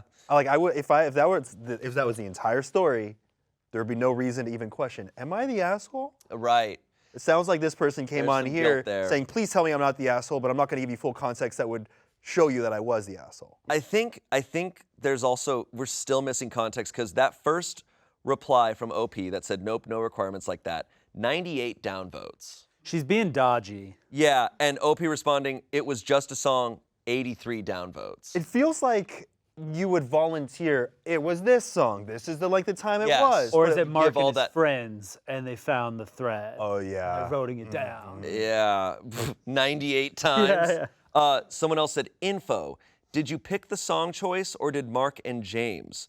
OP responded, I picked the song. 255 downvotes. It keeps seeming like this person just needs to volunteer what the song was. Yeah, just tell us Tell us what the song was. So, someone goes, info. How long did you sing and what did you sing? They're just demanding it outright. Yes, you were asked. I can't help thinking that there's more here to this story. OP responded, I sang Good Lookin' by Dixon Dallas, which has 244 downvotes. I don't know that song. I don't know this song either. It's like a country song. Well, we have the chorus of the song. He's bouncing off my booty cheeks. I love the way he rides. I can hardly breathe when he's pumping deep inside. I kiss him on his neck and then he kisses on my bussy. Call him daddy while I holler. Man, that boy's so damn good looking. Looking. Yeah, play it. We want to hear it. We didn't want to get demonetized by playing the song, but just look at those reactions. Get ready for a lot of talk about Bussy. Okay, hold on. I was not expecting like a country song with I've never heard a country twang say bussy. Bussy. Say kisses on my bussy. Kisses on my bussy. Okay, well so now it's making a little bit more sense. Yeah, and now there's a lot of context of why they said my gay friend's wedding. Like they knew exactly They knew what the problem was. Did she think this would be like sweet and inclusive, or? I think this reminds me of, we had a story where a woman wanted to wear a dress to her gay friend's wedding that was covered in rats and stuff. There's a meme online called like gay rat wedding. And she Okay. wanted to wear a whole dress that was like, we support gay rats. And it's once again where it's like, hey, you're thinking you're doing something and you're not. There should be like a there should be like a subreddit called like when being an ally goes too far or whatever, because Yeah. like this is like it's trying too hard to the point that you become like bigoted. Right. What I love is she's going, he's mad that I outshined him. And it's like, no, that's not what's happening here, lady. You sang a song about kissing bussy. Wasn't it? Like that's what happened. Didn't she also say that I was just too good? Yeah, like oh, I was just too good. Like I was expecting like Mariah Carey or something. Man, like there's such a like, unless specified, unless Mark and James were like, hey, sing something nuts, sing something crazy and funny and stupid, then there maybe be some leeway. But they were just like, hey, could you sing a song? Right, or if they gave it she's home- saying that? That's vile. It would be That's acceptable nuts. if they gave homework and they were like, hey, just choose any song, just make sure it has the word bussy in it, then we're good. Right. Yeah. Just give us that. That's all we ask Has for. to be a bussy song. Yeah. This is just nuts. I mean, yeah, the verdict is very clear on this one. Yeah. And what makes her even more of an asshole is writing this post and being in this much. She's not in denial, is what's funny. She Right. was leaving out the information so Yeah, on she purpose. knows what she did. Yeah. Like she thought it'd be like she had to have thought like, oh, this is gonna be funny. Like everybody's gonna think it's so funny. You sang a song with bussy in it. Yeah. I think you need to go like, okay, I know the exact moment that upset my friend, probably. Probably the pumping inside me. Yeah, it could have been True. that. It could have been that. Part of me is like, is English not her first language? Does he not understand what these words mean? No, she knows damn well what she No way, she seems to I'm know. trying to find some way that this person didn't know better, but it seems like it was almost malicious. Have you guys ever witnessed anything as cringy as that at a wedding? At like a wedding I've been to? There was like at my sister's wedding, there was like a guy that nobody knew that was like really drunk and gave like a really heartfelt speech about my sister and her husband, and none of us knew who this guy was. Your sister didn't know who he was?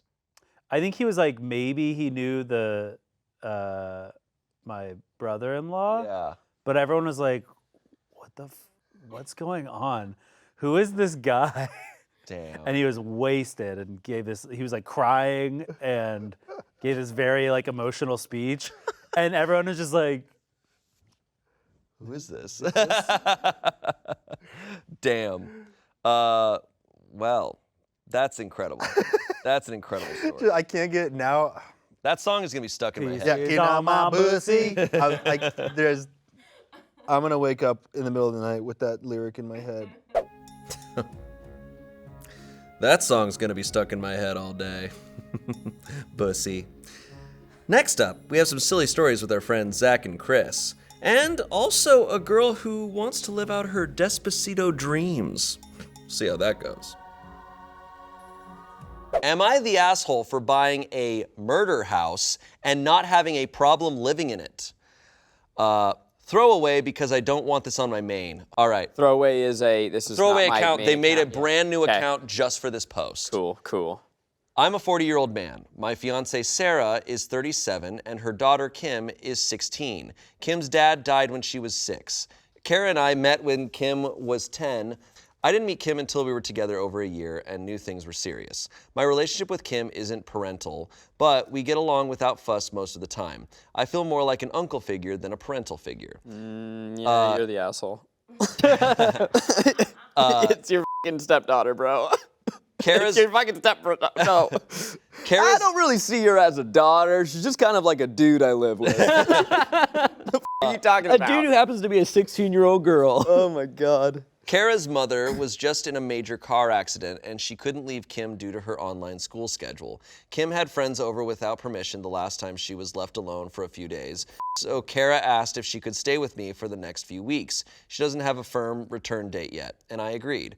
I bought a house a few years ago and finished the renovations and remodel last fall. I got it cheap because a murder occurred here over a decade ago, and no one touched it until I fixed it up. It's not like there was blood or anything anywhere, and the way I see it, someone probably died in most houses and buildings that exist. Preach! It sucks, but death is everywhere. Kim has been staying with me since Saturday, and she even seemed excited when I gave her the grand tour. I showed her the basement hangout and said she could have a friend or two over if she wanted so they could have some fun. After all, I know she's worried about her grandma. I even showed Kim the room I put together for her, which made her cry because she must have thought she'd just be in a guest room. Yeah, because she wants a dad. I wanted her to feel at home because this would be her home when she and her mother move in. Things were going great until I found Kim crying in the kitchen this morning. She went for a walk when she woke up, and upon chatting with a neighbor down the street, learned about the murder that happened. What? Hey, you moved into that house, eh? I thought for sure. That's literally what you talked to. I thought that's like a fucking Scooby-Doo, but I thought for sure it was going to be the dad setting up. I thought the dad was going to be like me trying to bond with my 16-year-old Well, because he didn't tell. No, because I'm glad. He didn't tell it. Literally, she walked down the street and there's just like, so, looking to enter that house, eh? All right. See, you're in the McGillicuddy house. Literally, this is nasty business. The neighbor was very descriptive and told her far more details than I knew. Jesus. And Kim asked why I didn't tell her. I was honest and told her that I knew a major crime happened, but it was over a decade ago by now. It's not that I don't care, but the price of this house was too good to pass up. There's no way I could have afforded a house this nice and this big under normal circumstances. Kim demanded that I sell the house because she doesn't want to live here when she and Sarah... I'm not listening to a 16-year-old girl telling me to sell my damn house. Kim demanded I sell the house because she doesn't want to live here when she and Kara move in with me. I told her that's not happening. Kara is too preoccupied with her mom to deal with this right now, but Kim is at my throat. Kim thinks I'm cruel for not caring enough about her to sell my house. When I told her that I care about her and even made sure she has her own room, she snapped and said that I just don't get it. Am I an asshole for not having an issue living here? I want to know about the murder. Yeah, so Kim, the daughter, talks to probably this, in my head, creepy-ass neighbor who goes into full detail, more details than he knew, and now she's just thinking about that in this house. Of course she probably is like, dude, I cannot live here. But he's also, look, as an adult, he's like, dude, I bought a house. Like, I'm not gonna sell a house. Like, I can't afford a different house. Now, I'm saying this without context. I think there's some context in the comments here. Even before the context, can I say, I think he's asking the wrong question. It's not, am I the asshole for being okay living in this house? It's, am I the asshole for not treating my future stepdaughter like a daughter? Like, he's treating her just like some fucking roommate. How long have they been You need together? to care about what this person thinks, and you need to work to make her comfortable. Did they It's say- not like, yeah, great that I have no problems living in this house. Your family has a problem living in this house, and you need to be a father figure and step in. Well, I think he said, Kara is too preoccupied with her mom to deal with this right now, but Kim is at my throat. So the mom hasn't necessarily said that she doesn't want them to live there yet. Right. So I think if he and Kara both agree, like, hey, no, we're gonna live here as the parents, then that's. I think there's a pathway to do that. And she's 16, so 2 years, yeah, that's scary. Look, if I was in her shoes, me at 16, I'd have been terrified. I'd have been like, I'm gonna get killed by a ghost. But if this happens in my life, I'm not like, hey, Reddit, am I the asshole? It's like, no, I'm working with figuring out how to make her comfortable and working through that. Not like, hey, my 16-year-old stepdaughter's this real dick, right? Let's see if the comments clear some stuff up. Here's a comment from OP. I was planning on sitting them down and discussing the house's history soon anyways, due to their lease ending after the summer. But I hadn't thought that my neighbors would gossip about what happened before I could talk to them first, especially Kim because she's still a kid. Someone else said, no one's the asshole. As a rule, I don't like to call teenagers the asshole here, especially ones going through major life changes like Kim is, which is why I said no one's the asshole versus not the asshole. Teens behave irrationally to adults all the time, and they have big emotions. It's not surprising to me that a teen is more creeped out by living in a murder house, as you called it, than an adult who understands the cost of homes and the fact that death happens everywhere. Teen horror movies literally use murder houses as plot devices, especially given she was told this by a stranger and given too many details instead of having a trusted adult explain the house's history to her and why it's not dangerous to live there now. Though, if there's any assholes in the story, it's the neighbor. I agree. The neighbor is an asshole. The neighbor's weird. He sees some 16-year-old he's never seen before in his life, and he's just like, you want to hear a scary story? It's such a horror movie. You want me to ruin your life? Response from OP to that comment. This response really helped me see a new angle that I hadn't considered. I think that considering the details, it was domestic abuse, a man killed his wife, and the fact that her mother and I are about to get married, okay, the gears are turning. I need to have a serious heart-to-heart with her tonight. Hopefully dinner from her favorite place will help. Thank you for your perspective. That is true. This is the beginning. He's flaunting his money. Yeah. Nothing He's like taking her to, nothing like a little PF Chang's to tide things over. No one's the asshole but your neighbor. What were they thinking? I don't think Kim has a right to demand you sell your home, but I'm going to give her leeway for being uncomfortable and anxious due to her grandmother's And situation. 16. And 60. And your And a neighbor being child. inappropriately detailed about the murder. I mean, look, I just think this is a fucking creepy-ass neighbor. Yeah. I would be more scared of the neighbor than the murder house. No, and I think especially the nature of the crime, like I think it's going to be super important that he talk to her. And also, yeah, I mean, I don't even think we have time today to go into the, like, him being like, oh, like, I see myself as more of an uncle, like, blah, blah, blah. Like, that's definitely an added layer. It's a whole different can of worms where it's like, you know, I mean, maybe that's a discussion he had with his partner, like, hey, I don't want you to be a father figure. Like she doesn't need that. Like maybe there's another man that is or another person that's a father figure. Like, Can I tell you?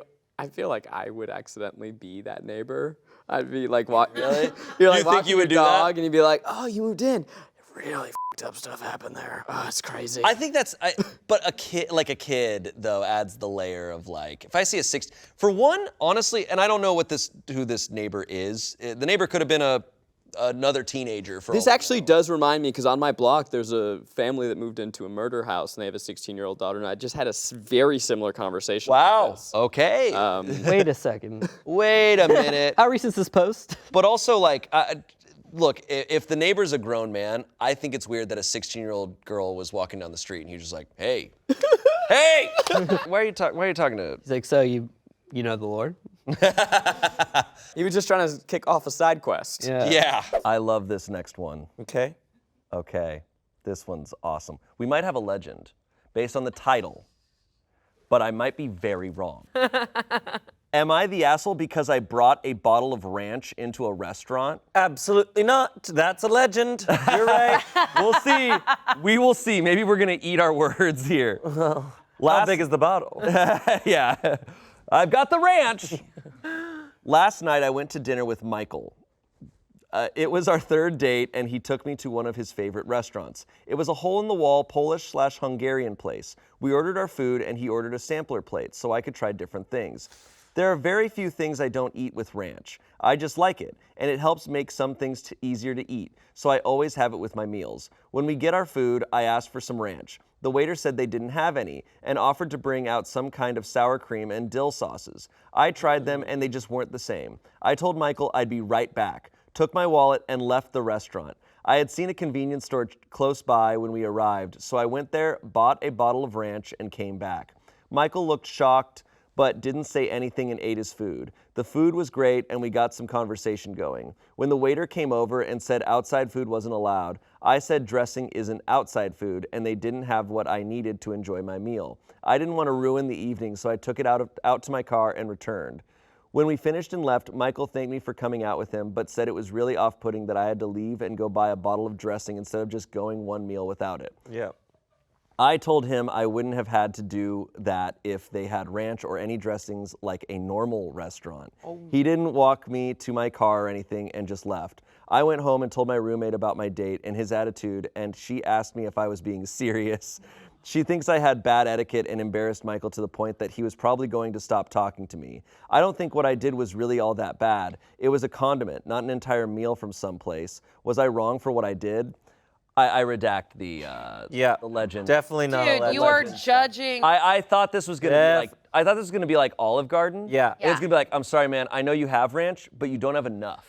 Yeah. I that's need funny. so much ranch. You are judging a cultural, like, you are judging. Yeah, already it's not like a chain restaurant or anything. It sounds like a mom and pop Polish something. Hungarian yeah, place. That's not a. With dill and sour cream, which is exactly like. Sounds delicious. It sounds amazing. It sounds really good. The dill sauce. I'm like. Then you should have. I mean, I don't know if she clearly probably just didn't know what type of food this was gonna be. Like she thought.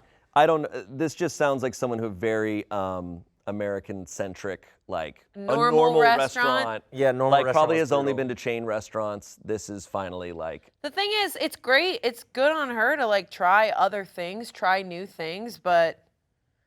Well, also, it's not even a matter of like, are you the asshole? It's more like, that's just a really dumb thing to do on clearly like an early date. Who is Michael, by the way? Who is Michael? I love that he's just consistently Michael. Yeah. This person didn't start off strong by just being like, last night I went to dinner with Michael. It's like, oh, what? The one that got away. Yeah. I guess if you're like telling us the story, like, last night I went to dinner with Seth. Seth, what you need to know about Seth? We didn't get any of that. No, it was just zero context. Don't know their age. Don't know what's going on here. Horrible thing to do on a date. Also, I think it's a little bit weird that Michael didn't say anything to her coming back with ranch. Yeah, we don't know. Like maybe We don't know. I think this person would leave that shit out, but we don't know. But also, I don't know. If someone did that, if I'm the type that if I was on a date and I was like, hey, I love this restaurant. I love this place is really awesome. It's this hole in the wall. And you're there. And then she's like, do you have ranch? And they're like, no. And she's like, I'll be right back. And leaves and comes back with a bottle of ranch that she just bought. I'd be like, oh, and in my head I'd just be like, I'm about to never talk to you again. Yep, I'll sit here for this meal. I'll also point out the fact that that was crazy what you did in a very jokey, funny way. I'll be like, you really like ranch. I'm like, I hope you like me as much. Because it's one thing to be like, I really have a hard time with maybe the texture of a said food or something. But to be like, I can't eat something without ranch is so intense. I guess I'm like, Because maybe- ranch doesn't I feel like even I have need to, that like- much flavor. No, it doesn't. I feel like I need to solve it. I feel like I would have to be like, really? You really went out and got ranch? I'm so embarrassed. I would have been so embarrassed. Yeah. Oh, 100%. Yeah. I'd say it's also for me, what it often is not necessarily the action, but how you back up that action. And saying like normal restaurants and like fighting back to the waiter and like when the waiter's like, no outside food and there's like, it's a condiment. I'm like, that's almost more the red flag to me than going and getting the ranch. Yeah. Like, and it's one of those things that you need to be really upfront if it's like, you cannot eat a food without ranch. You need to be like, oh, you want to go out to eat? Do they have ranch? I have this thing where I need to have ranch with every meal. It's got, and it's also, say that. Not that this takes away from it, but it's got to be in their head because again, ranch doesn't have that much flavor. So what is it actually doing? Like it's a milky fat, right? And so it's expanding your taste buds, letting you taste more so you can palate more. So like the sour cream is gonna do it. It's just got that tang. Exactly. But then that dill sauce, it's just like, dill sauce in my head sounds like it's gonna be like a ranch with instead of like the oregano with those seasoned herbs, it's gonna be dill instead of those It's not gonna be that much different. Did she even try it? She didn't even try it. doubt she That's the thing. No f***ing way she tried it. But would this would be a deal breaker for all of us, right? No. It wouldn't? See, it's a deal breaker for me because I love food. I don't know. I don't know. The ranch on anything I can definitely handle. The ranch on anything I can handle. Being rude consistently, like if it was a consistent rudeness to a service industry worker, that is a deal breaker for me. So it depends, because this feels like And we're at a mom and pop restaurant, so like in my head, I'm like, if you need that ranch with this meal, we can box our meals up and go to a place that we can put ranch on it that's not disrespectful to the people that just cooked it's our the meal. disrespect, and also the server must have been upset for them to say anything. Because as a server, Yeah. I've seen some crazy Yeah. shit where people bring in crazy shit, and usually I'm like, I'm gonna just let this one go. But if it upsets me enough, Yeah. I'll say something. So the server must have been. I wouldn't like, have said anything if they brought in a bottle of Same. ranch. I would've been like- you went to the store and got ranch, you need help, first of all. I'm gonna Second of let all, that be. eat your meal. They Enjoy your established sausage. they established enough information when they said like they didn't have any dressings like a normal restaurant. I'm like, all right, yeah, that's all You're I out. needed to hear. That's all I You're needed to hear. Wait, is it a deal breaker? Yeah, it's a deal breaker. And I'll tell you, it's a deal breaker not because I'd be like, you have to have ranch. You're weird. It'd be that I would say, and I would probably say this. I'd be like, hey, I love food. I love trying new foods. There's not a genre of food that I've tried that I haven't been interested by or like, and I like to explore new things. And if you can't do that, then we can't. Oh, work. that is true. There's so many experiences that we're limited by now. Yeah. Go find someone else who also will just likes basic. You're right. I think it is a deal breaker. You're right on like the first couple dates. But if you are together for a while and they have this thing, But we're about not gonna ranch, get to that. You're right. Deal breaker then. It's a deal breaker for me too because my stomach and my mouth is my way to my heart. Like Yes. there is no way that we're not gonna try all these different foods. Like you're not gonna be able to travel with me. No way. Polish Hungarian's not even that like No. different from like what we typically eat at chain restaurants. Like, dude, you're ordering. I bet you they have schnitzel or like bratwurst. Come on. Like, and if I ever want to go to like fucking, I don't know, like Thailand, like we're not getting ranch. Oh no. We're not getting ranch. You are not getting You're ranch. so limited. So limited. Like you're not. And what are we gonna eat the whole time? You're gonna bring ranch in your suitcase? You actually. That's another good point. You can't travel. Exactly. Yeah. Some comments here. Back in the day, I went out on some bad dates, but expecting an Eastern European style restaurant to have ranch dressing and nipping out to buy some would go down in the bad date Hall of Fame. Someone else said, yeah, you're the asshole. Did you even try to enjoy the food without the ranch? This is so gross to me. Why don't you just eat ranch since it seems that it's all you enjoy? Okay. Don't be petty. Yeah. At a 5-star restaurant, I'll just have the chicken tendies. OP probably. And look, man, I love some chicken tendies. I was just about to say, at a good restaurant. I love chicken tendies. But also, come on. Yum. And at the very least, look, at the very least, just communicate this. Communicate this right off the bat. Don't get to a date and then leave your date. Also, don't leave your date alone. Wait, to go she somewhere. didn't tell him that she was going to get the ring? She maybe did, but I don't even like that anyways. Like, that's weird. It's weird. That's bad etiquette. Well, it's just like stubbornness. To not even try what they have is not really immersing yourself into the restaurant. Yeah. So that's a little bit disrespectful. And It's like bringing you there. Very different if you're like, hey, I'm limited by my allergies. I'm limited by this. Yeah, I'm limited sure. by whatever. Sure. This is a very clear choice. But anyways, Yeah. moving on. Wow. Yeah. Fired up. I'm fired up too. Okay. Could have been a legend though. Like Could have been a bringing a legend. bottle of ranch Could've. into a restaurant. Like Buffalo Wild Wings At is face like, value, we I love ran it. out, sorry. No, Buffalo Wild Wings, you bring, you're like, I have to bring my own hot sauce because your shit doesn't get hot enough. Oh, That would that's cool. That would be. I don't mind that. I'd be like, I want to party with that person. Yeah, because the mango habanero is spicy. I can only handle so much. This is titled Shower Prank. It comes from Paranormal Encounters. I am a strong believer that if you acknowledge something, it gets stronger. This happened to me months ago, and I just want to put it out in the world in hopes that it takes away the temptation to bring this up to my fiance all the time. One evening after work, I went to take a shower. I will admit that I had not slept the night before, so I was incredibly tired. I had my music as loud as it would go on my phone, so I could hear it over the rushing water. About midway through, my music volume lowered to silent. I turned around to open the curtain to find out why, when my fiance pulled back the curtain a little bit, stuck his head in the shower, and grinned at me. I looked at him with confusion, and he popped his head back out before turning the light off and closing the bathroom door. To say I was furious is an understatement. I really don't like certain kinds of pranks, call me lame if you want, and one involving wet and slippery darkness just hit me hard with how tired I was. I immediately stepped out of the shower, flipped the light back on, the switch is right between the shower and the door, and stormed out of the bathroom without even getting a towel. I found my fiance sitting at his computer with his headset on and absolutely laid into him. He had this confused and panicked expression as I asked why he would think that was funny, telling him to never do that again. He asked me to explain what he did wrong, which made me angrier. But when he said he had been playing since before I even went to shower, I believed him.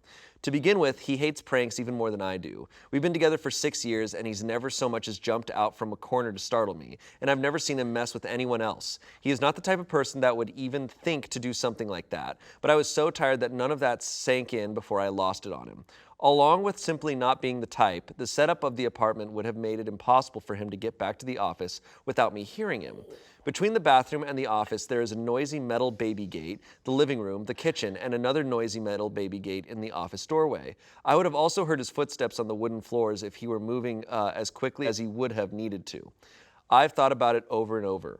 It's the creepiest thing that has ever happened to me, and I want to write it off as being sleep deprived, but I had to turn my music back up, I had to flip the light switch back on, I had to open the bathroom door to get out. We leave it open when we shower because it's just the two of us, and the bathroom has poor ventilation for steam. I made him check the apartment for anyone else, even though I know what he looks like, and that face was him. I asked him to stay in the bathroom with me until I washed the conditioner out of my hair. I think about this every time I shower now. We've had some random things happen before that. Stuff moving to places we know we didn't put it. Sounds we couldn't rationalize forever. The motion sensor triggering on the cameras over nothing, but nothing near this level before then. I don't know what I'm looking for here other than a moment to wring out my brain. But if anyone has had a similar experience to this misery, I would welcome some company. Not keep us up at night. I'm destroyed after that. I just picture a man in the mirror. Here's Johnny. Stop. Like that's honestly, I think showering, that's scary. I mean, have you ever seen the movie Psycho? Yeah. Like, what? That's crazy. You got a haunted house, miss. Also, baby gates. They have a lot of baby gates. They're not allowed baby gates, but do you have a baby? The level, yeah, they never mentioned a baby, which is almost makes them scarier than whatever demon is in their house. Yeah, I also like how there's multiple levels of baby gates, like Area 51 for their baby. There's a swipe card. Yeah, we have high security because our baby is. Maybe it was the baby. Yeah. Was it the baby just going like, right? Looks just the exact dad's face. That's terrifying. Scary. Super scary. What are your initial impressions on what that would be? Do you think it's a ghost? What's hard is that if she was sleep deprived, fine. But if she has to turn on her phone and turn the light back on. Yeah, and the door. It's like so many things where it's like, okay, probably there's something paranormal going on. I'm of the belief of like, look, if we can only assume that they're telling the truth. There's the added element of, I'm being honest here, as a skeptic, when I read these types of stories on Reddit, my initial impression is always like, well, I don't know who this person is, and they could just write a story and get karma, and that's. But taking it as it is, and we hear, this is not some insane story, I've never heard anything like it. Yeah. Hearing it as it is, my initial impression is, oh, you were tired, but your phone turning the volume down and the lights going off at the same time, so that's not an electrical issue. And the door shutting. There's a lot of elements happening at once. And his face. And his seeing literal his face. face. Wild. Wait, is he lying though? She's saying it's impossible for him to get back upstairs. I don't think that's the case. The scariest scenario here, in my opinion, is if he did it and he's that weird. Yeah, like your husband's because a if he just really silently, because she had to get out of there and it was dark and stuff. He had time to like slowly make his way up and then do it. But the baby gate. But the loud baby gate. If this husband who never pranks her decided to suddenly pull an insane prank like this and lie to her and mess her up. Make her believe this was real, then that's also very implausible. So, I mean, what are we talking about? Updates? Poltergeist, ghost? No, but we have some comments here. Have you ever looked into the history of the place, like who lived there before? Oh, yeah. OP responded, it was originally a factory for making pots and pans. Her unit only had one previous group of tenants that destroyed the place, but nobody died. Someone else said, hello, friend. Sounds like you have a mimic on your hands. Yeah. I highly recommend a spiritual cleanse of the house. If you would like traditional methods to cleanse your home and establish protection to prevent reoccurrence, please let me know.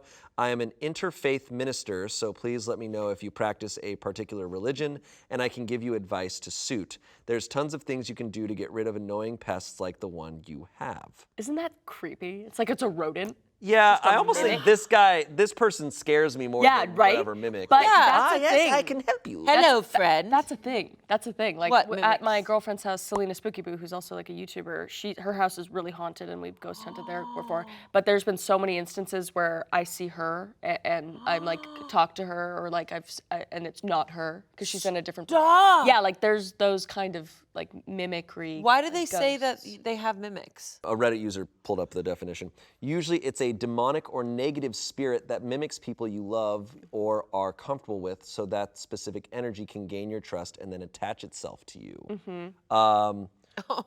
We did like a whole seance to get rid of it and everything. It was intense. And did you? And yeah, I think so. It hasn't shown up since we did it, and that was like a couple months ago. Did anything happen during the seance? No, nothing like of note. It was just really creepy. The mimic's like, no. That's what we do on Tuesdays. Anyway. I love that. Light as a feather, stiff as a board. Yeah, we like walked around our whole property with salt. We like saged everything. We lit a fire. We like threw stuff in the fire. It was wild. I love that shit. Yeah. We should do stuff I like would that. love to. There's the added level of ghosts and then demons. Yeah, that's a whole other thing. As a whole nother level. Super scary. Super scary. This is the type of thinking that I have. Like, right, if this happened to me, right? So where I'm like, okay, I can't deny that I witnessed this thing. But I'm also, like I said, I try to believe everything. I used to have this theory that I would think about when I was a teenager and I was really into this stuff of, what if time, it's the true detective thing, time is a flat circle.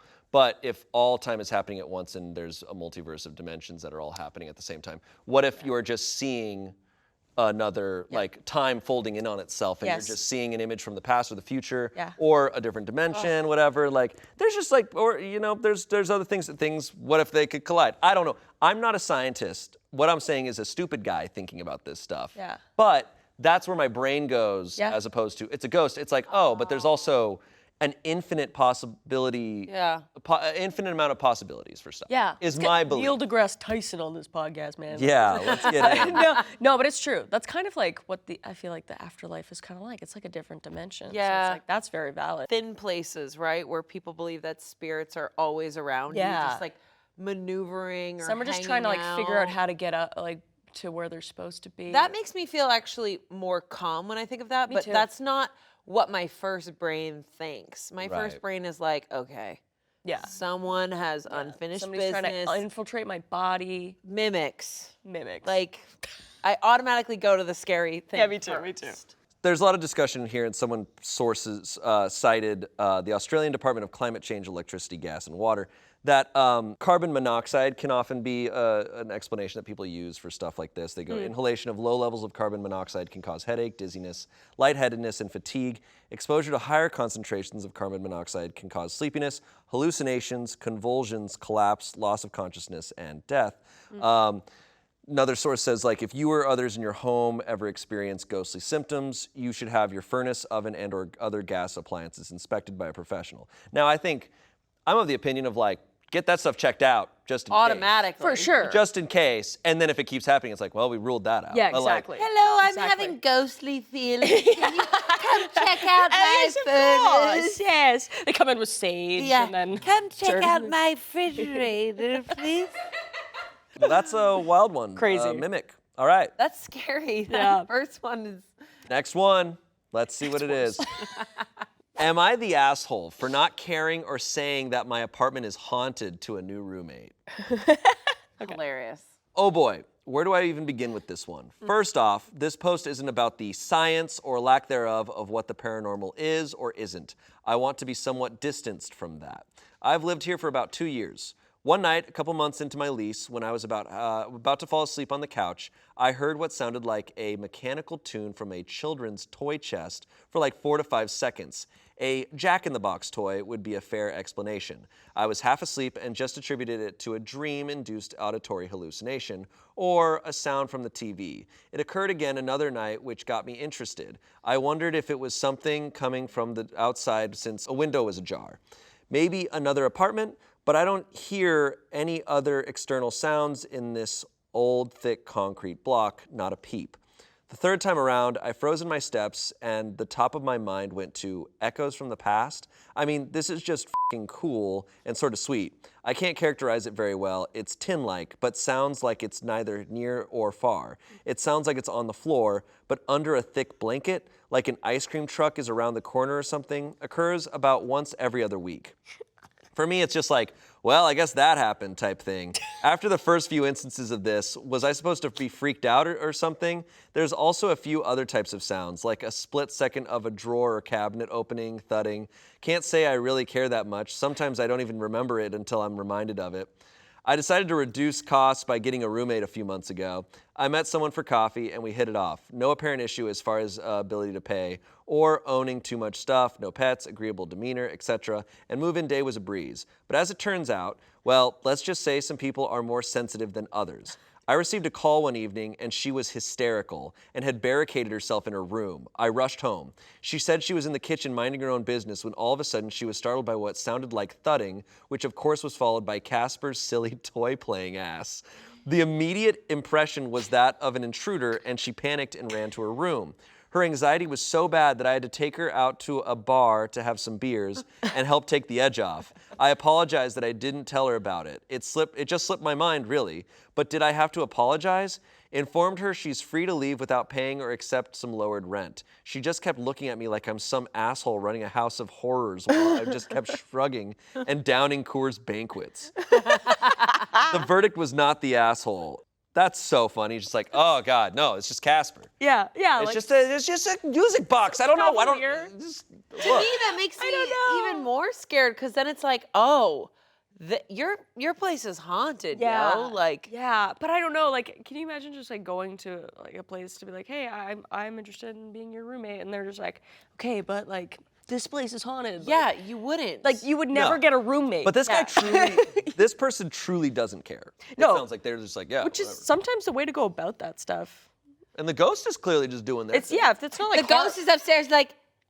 He's just practicing. Okay, first of all, this person's like an author. The way they're explaining stuff. Door ajar. I It clocked sounded that. like the sound was on the ground under a heavy blanket. Yeah, under a heavy blanket. It's not near. It's not far. It's an ice cream truck. It's not here. It's not there. It's Sounds not like an anywhere. Ice cream truck around the corner. Sips Coors banquet. Yes, that's Yes, good. yes. Literally, yeah. I like the effort they put into this Reddit An story. is what improv I'm teacher saying. was like, you got to be more specific. He's like, Yeah, got it. got it. Coors banquets. Near far. It sounded like it was in the past. It was a memory from the past. Echoes from the past. Echoes from the past. This was well written. I was really appreciating This the is writing. Broy But Stephen King. I was gonna say Stephen King. Echoes from the past. But I think his place is probably haunted. Like, Def. there's sometimes what's it called? Like just ghosts that kind of are on the same schedule every day that kind of do the same thing. I forget what it's called. That's where I really believe in, like I said, of like it's some Yeah. event and time, and it's just replaying like a broken record. Yep, I was gonna be residual. Residual Yes, haunting. it's like a residual haunting. So it's literally where a ghost is kind of, they don't even really know that they're in the afterlife, and they kind of like go through this. This is also in Selena's house. She has this man that kind of like walks through the same areas, like in her house, and it's really weird. Sometimes you'll see him, sometimes you won't, but it's always in like the same area or like the same. seen him? It's so weird. Like I sound crazy. Can I go with you? Yeah. It's in Ontario, like in the middle of the woods. It's the creepiest place ever, but it's Wow. It's fun. Yeah, it's really interesting. And we've been to other houses where I was just at a place with Sam and Colby, who are ghost hunting YouTubers, and Colby, Selena, and I saw Sam walking with the person that was taking them through the house to do the tour, and we all saw a girl in a blue sweater walk past with them, and they're like, "Oh, who else is in the house? Like, we thought it was just you two." And they're like, "Yeah, it is just us." And we're like, because all of us saw, and we're like, I've only had it where I've only seen it, but it was crazy. When you all but that's supposed see to be a it? residual one too. Yeah, it's crazy. So residual, so they don't know that they're dead. They are just walking. They're kind of going through their day, It's and interesting. Oh, at least that's what I've interpreted it as. Oh. Do you think it's that maybe like they're still catching up to the idea that they're dead, and maybe time just works so different that for them maybe that for that ghost it's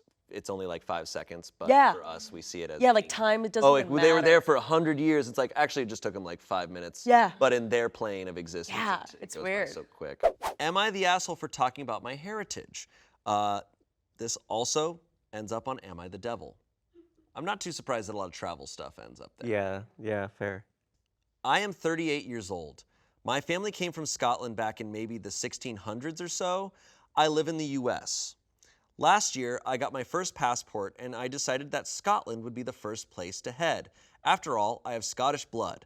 I did a bit of research on my family tree before I left, and I learned that apparently I am entitled to a coat of arms, and I had that drawn up. A couple of days ago, I was drinking in some pub, and some Scottish louts started to ask where I came from. I said, "Where is my family from?" "Scotland." They then said, "Do you know what iron brew is?" And I said, "No." And they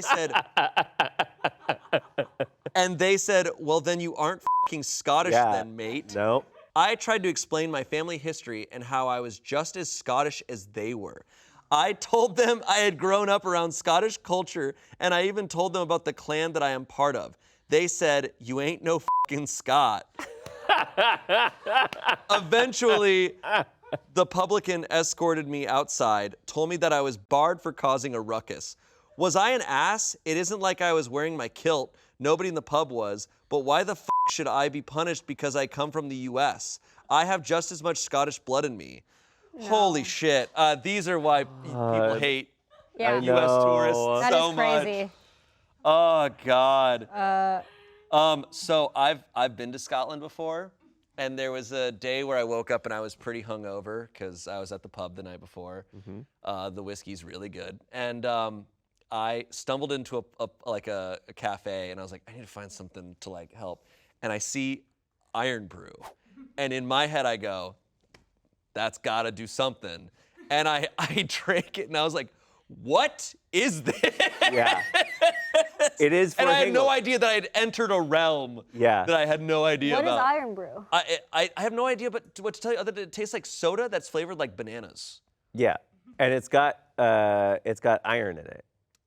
Yeah. It's got like ferric acid or Is this something. like a coffee?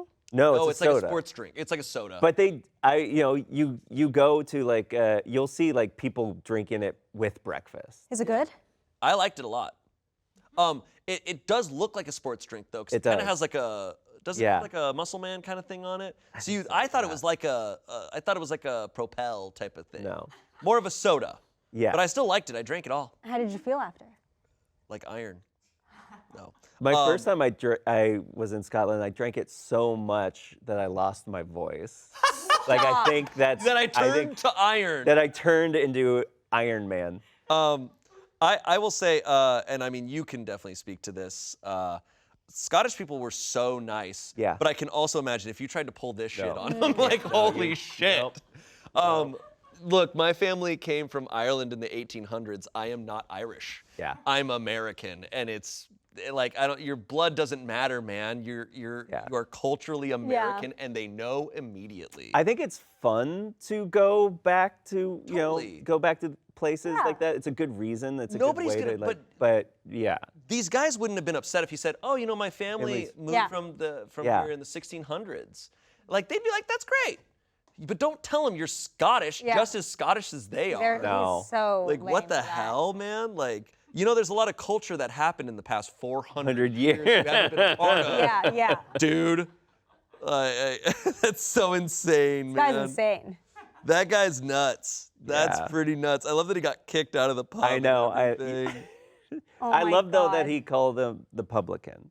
He's that bought into him. And he called him louts too. Yeah, like he's that bought louts. into him being Scottish. That's crazy. That he is calling the bartender a publican and the other God. guys louts. I don't know what lout is. Oh, definition, info. Lout is a Scottish term for troublemaker, a crude and oafish person. Yeah. I love that he's just like, he's like, these louts. Louts, yeah. I'm just as Scottish as you. Has only watched Shrek recently. Dude, that's so embarrassing. God. Oh my God. Holy shit. That is the biggest ick, I think. Yeah. Also, OP spelled iron brew, but correct spelling is IRN-BRU. I remember that too. I remember being like, what is this? Yeah. Did they spelled They it out? spelled it out IR iron brew. Oh, They're not Scott. No. I love how quickly, I loved how they knew the exact question they needed to ask. Yeah. Have you had iron brew? Yep. No. Then I'm sorry, man. Yeah, you're not. Yeah. But also, I've had iron brew and I'm still not Yeah. Scott, so I don't know what to tell you. Yeah. I like how it's not like whiskey. They're like, no, it's not whiskey, it's not beer. No, it's not. It's iron brew. Yep. Gorgeous country though. Beautiful. Some comments here. You're the asshole. It's been around 400 years since your family lived in Scotland. You should have said, I'm from America, but I have Scottish ancestry. There's a difference between growing up in a country and having ancestry from that country. You're the asshole for 1, insulting the locals when you're a guest in their country, and 2, making a post that paints Scottish people as inhospitable louts. Your word. If you can't behave yourself abroad, then stay home. Someone said, you're the asshole. You're the American.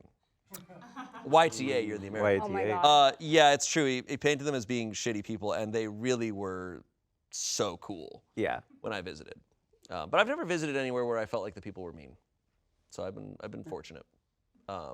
Different cultures of. I think a lot of Americans probably think certain people are assholes because of the way people express things. I've heard that about like Germany. Like Germany's not. Yeah. They're the opposite of Americans, where they're not. They're not going to put on a face for you. Yeah. You know, they actually see it as weird to smile to a stranger. They'd be like, "You don't know me." Right. Yeah. Right. Why? Yeah. This is very American. This guy is very American. Well, was this his first trip? Did he say? 'Cause I it think sounds so. Like, this sounds like I got my first passport. Yeah, because my first trip, I probably was somewhat similar. Yeah? Like it was like in college, and I went and I like tried to fully become European, and I came back to college, and that whole semester everybody called me Euro Garrett because I was trying to be European that whole time. What is going on, you guys? I was wearing like turtleneck sweaters all the time. Oh, and just, Garrett, like, that's so cute. yeah. Sweet. But it's like your bathroom doesn't have a bidet. it's like your first time. You don't know. Right. You're just like, oh, this is so cool. Yeah, I'm it's embracing cool. this. I love it. I get that. Yeah. I'm just glad I. But you weren't an yeah. asshole to the locals. Right. Right. No, I didn't. You Try to came back and you were an justify it. asshole to everyone. Yeah, back to here. everybody at Exactly. home. Yeah. A little different. Yeah.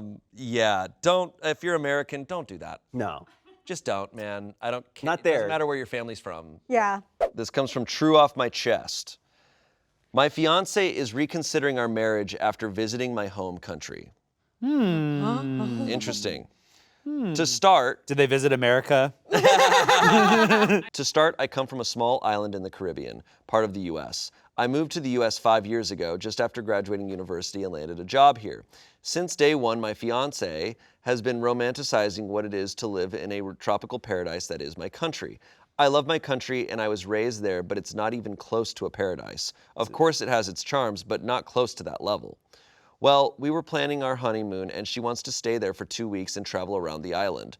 I am not fond of that idea because I have seen it all and she wants to visit unsafe areas around the island. Her main point of attraction is a place that is in a huge musical video, but it's not a safe place for tourists. So I said, fine, let's just do a quick visit before our wedding so we can see what's going on. She immediately accepted, and 1 month later we traveled to my home country. She wasn't impressed, but I kept my mouth shut.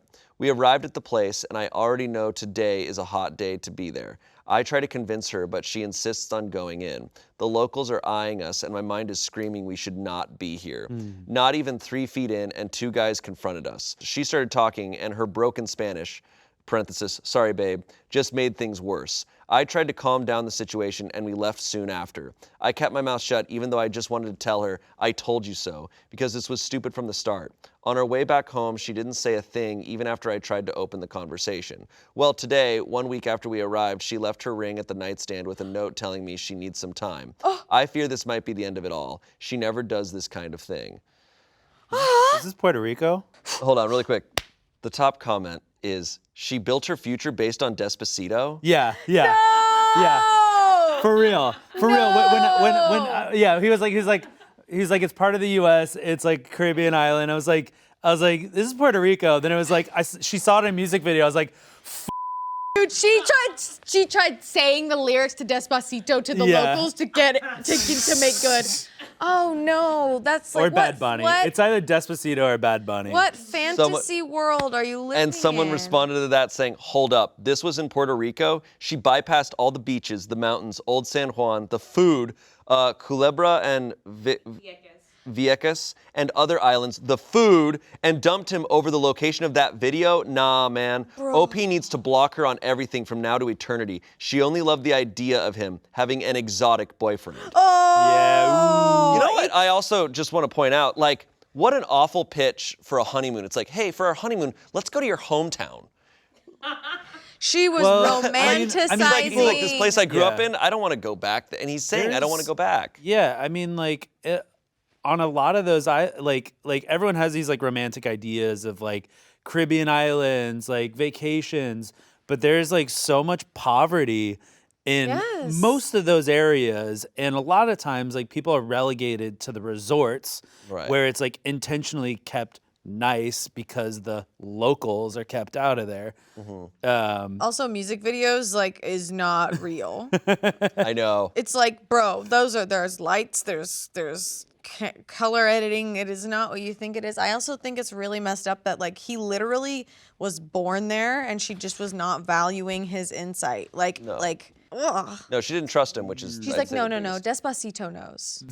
Daddy Yankee would not do me wrong. You know, though, it brings up a good point, which is like, you know, is social media travel culture kind of creating false expectations for certain countries? Because as you've pointed out, and I've heard this from other people too, and also just reading about it, of like, yeah, a lot of those islands, we think of like the tourist parts of it, which are pretty much like, you know, it's this glamorized small sections. Yeah. And we think that's the whole place. And it's not true. And I feel like social media always gives a false idea of anything. Yeah, Bali's a big one. Really? Like well, I mean, I guess I shouldn't generalize, but yeah, we all have like this false sense, and it's not like, look, everywhere is dangerous. We're not saying like if you go to an island, it's like scary and there's crime.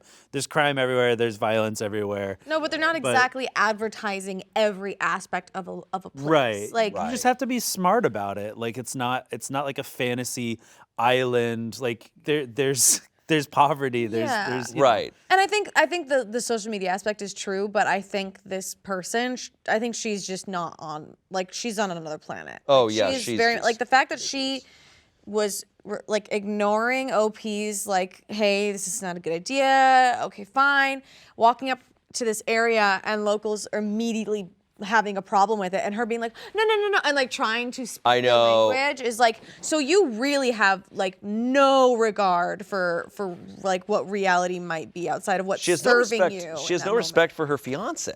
Yeah, Like no. this is where he's from, and she's like, no, I'll handle this. Yeah. It's giving Valentina. It's giving, I want my fantasy. This is not serving my fantasy. Like, I don't know. Yeah, the comment with the exotic boyfriend is wild, but probably not inaccurate. Yeah, someone else said, sounds like she was fetishizing you and your home country. Yeah. Either way, it's not your fault. You did what you were supposed to do. Someone else responded to that saying, absolutely she was fetishizing him. And also clearly has no clue that life in the Caribbean is nothing like an all-inclusive resort. Someone else said, let her go. It looks like she was in love with the romanticized idea of having the potential to live on a tropical island or so. Then her idea busted. If she was really loving you, this experience would not affect the personal relationship with you. There's a tweet here. Proof that Instagram influencers have ruined everything. My hopes and dreams were shattered when I found out the water at the gates of heaven is actually just a piece of glass under an iPhone. Yeah. So. Oh. I've heard some like sketch stuff about, but I mean, like whatever, man. Like, Well, I think the thing is this: don't trust what you see on Instagram. Yeah. Yeah, People no. people fake all sorts of shit. Not only are people touching up their faces and their bodies, they're touching up the environment. Yeah. They're making shit not what it is. And the reality is, like, what we're talking about is whenever we think of something as a paradise, it's like, no, it's a country. A country includes everything. Yeah. Every country in the world includes something of everything. There's no such thing as a paradise. That's otherwise everyone would be living there. yeah, it'd be like, let's go there. No, it does exist. It's called Tallahassee, Florida. Okay. There's an update, very quick. Oh. Okay. She called off the engagement. I don't know what to do. Probably just drink while I play some Halo with the boys before crying myself to sleep. Let's See go. ya. Yeah, no, that's a happy ending for that guy. Happy ending for that guy. Slayer. This next story comes from Relationship Advice. Ooh. We got you. We got you. We Let's make a freaking whole know. show about Here it. we go. Toupee expose. Ooh. I, a 23-year-old woman, have come to find out that my boyfriend, who's 26, wears a toupee and hasn't told me. Oh, no. Oh, no. It obviously is a really good toupee. Yeah. Like, obviously it's a great one. Need help figuring out how to react. Changed ages slightly to stay anonymous. I recently have come to the conclusion that my boyfriend is wearing a toupee and hasn't told me about it. I started finding hair that was clearly fake around the house and felt his hair for the first time. He usually shies away from letting me touch it, and it was clearly a wig. As a black woman, I'm very familiar with what fake hair feels like, and he is definitely wearing a toupee. In addition, he only takes baths around me, with the exception of a single shower where he came out with dry hair. I've also only been to his house once, and the bathroom looked like it had been cleaned up specifically because before I got there. I've talked about my fake hair with him before, and he's never even looked like he's considered telling me about his. It feels like a breach of trust after knowing each other for so many months that he can't just tell me. How should I approach this? Edit, for those wondering, the problem isn't that he wears a toupee, it's that he won't talk about it or acknowledge it, despite how open I've been about my fake hair with him. Oh no. I think I feel bad, but why it's a little funny to me is that I'm like, as a guy, like, it's okay to be bald. Like, I mean, it's okay for anyone to be bald, but like, societally, it's not even like a thing. I feel like he's a late 20s man. There's tons of bald dudes out there. But I'm picturing just a very. I'm laughing because I'm picturing a wig that is very clearly fake. So obviously fake. Like just a wig that does not match the guy, like an emo It's wig. backwards. Like, it's not just like, babe, what's wrong? Sorry. And the day before it was like a full afro. It's different every day. It's a completely new haircut. He's just like, yeah, my hair is crazy. Sorry, it's humid today, so that's why my hair is down to my waist. I have a friend actually who, just walk with me. So one day I get a text message from one of my friends. It's a link of a viral YouTube video, right? And one of my friends who was balding actually got a man, like a wig, like a lace front. The video had like 5 million views in such a short amount of time. And like, it looked really, really good. It looked good, and we all knew it was fake, but it got to the point where he left it on too long. And he tried to dye it. No! He tried to dye it. You gotta take the wig off. Yes, he tried to dye it. And one of my friends said, hey man, I think it's time to let it go. But it's like, it looked really good, and I supported it from a distance. I never seen it in person, but like from what it looked like, the video probably has like 20 million views now. Yeah. Yeah. Damn. And different friends reached out to say, hey man, you see so-and-so in this new video? I'm like, yeah, I seen it. My cousin has, I'm not trying to call out my cousin, but the other side of my family has early baldness, and it is something where I think, and there's many reasons that people bald early, like one is obviously just genetics or hormones or something, but also like you can have alopecia or like other, so I think like it is a legitimate thing, like a real insecurity that people have, and like obviously it's not one that I've had to deal with, but I do think that it is funny for me, because the juxtaposition in my mind is your partner is someone that you should hopefully be as open as possible with, and then also your partner is a black woman who is very openly telling you that like she has experience with it, she also has them, and she's aware of it, so it's just funny to be like, no, not at all, and like you're talking to the expert here. They're missing an opportunity to go wig shopping together. Whoa. See, that's the problem, but I wish she would reach out to him. Because she could actually teach him some techniques. She should just say, I know it's fake. No, because he's probably got good glue. That would hurt. I think I feel bad for him. I mean, I do feel bad for him because the only thing worse than like having an insecurity is desperately trying to like hide it, and that's such a struggle day in and day out for people, and I'm sure it would be so freeing for him to know that she's like, hey, I don't care. Yeah. Like it doesn't seem like it affects how she views him, and so for him to be able to like not worry about that would probably be so great for him. But I feel bad for him that he's trying so hard to not even let your partner be able to like touch your face or hair. He's gonna eventually have to tell her. Yeah, eventually. But like my thing is, what else he got to hide? You know, he's He's hiding way more than when that. he's hiding under the toupee. That's what it is. The toupee's up front. Some comments here. I think it is hilarious that someone who wears wigs considers his toupee a breach of trust. OP, it's not that he wears them, it's that he isn't vulnerable to talk about it, which had 25 downvotes. I get that it's like it's up to him and it's his journey to like, but I understand the position also that she's in where she can obviously tell, but she can't call him out on it, and that's.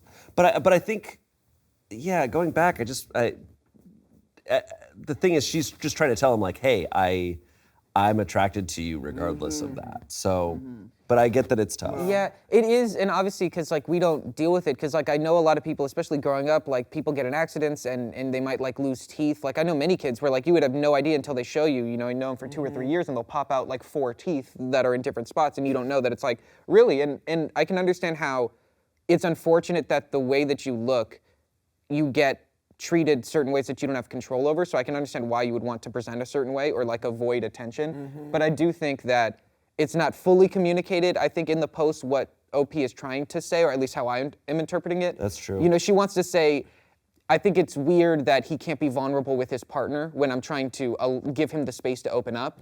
And I think that it's getting a little clouded in her trying to tell him what he needs to do. That's true. She's just like, hey, I want to establish trust in this relationship. Yeah. I get that, because it is tough when you know your partner's not telling you something. Yeah. But they seem that they're early on in their relationship, I think. So my take is just that this guy will feel better once he is honest with his partner. Yeah. He will feel better, because he'll be like, oh, I don't have to hide this. It reminds, I like to my own personal take is like I used to wear lifts in my shoes and it didn't do much. It added like an inch of height. But You did? Yeah. Bro, when he said that to me, I had no idea. What? Yeah, Well, we they were weren't working like together. massive. They weren't like crazy. It was like an inch. I had no idea. But that was forever ago. I stopped wearing them pretty early on when I got here, and I felt so much better. Yeah. I felt better just be like, yeah, I'm short. Yeah. And okay. And then I don't know, that you can't really love yourself until you really accept it.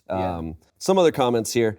I wouldn't call it a breach of trust. It sounds more like he may not trust you enough yet to admit something so personal. If he had a weird toe but always used socks, you wouldn't find it so strange, I guess. Some men are very insecure about balding and feel less of a man for it. Some attempt treatments, implants, and the like. I'm thinking the toupee may have been a last resort after all else failed. Whatever you say, be kind and reassuring, as it will likely be exposing a very big insecurity of his. On the bright side, it will uncover, how he reacts when faced with his insecurities. That's a good comment. That's beautiful. I like that. I think that comment was great, and it's something for me, like I don't experience baldness, and it is something that I think, a lot of people are insecure, like they said, and it makes them feel less of a man. And that sucks. That really sucks. It does suck. It also is crazy to me, some people choose to be bald because they think they look better with I see. What's funny is they talk about they're less of a man. I only attribute baldness to really manly action people. heroes. Yeah. It's literally like Vin Diesel, Jason Statham, The Rock.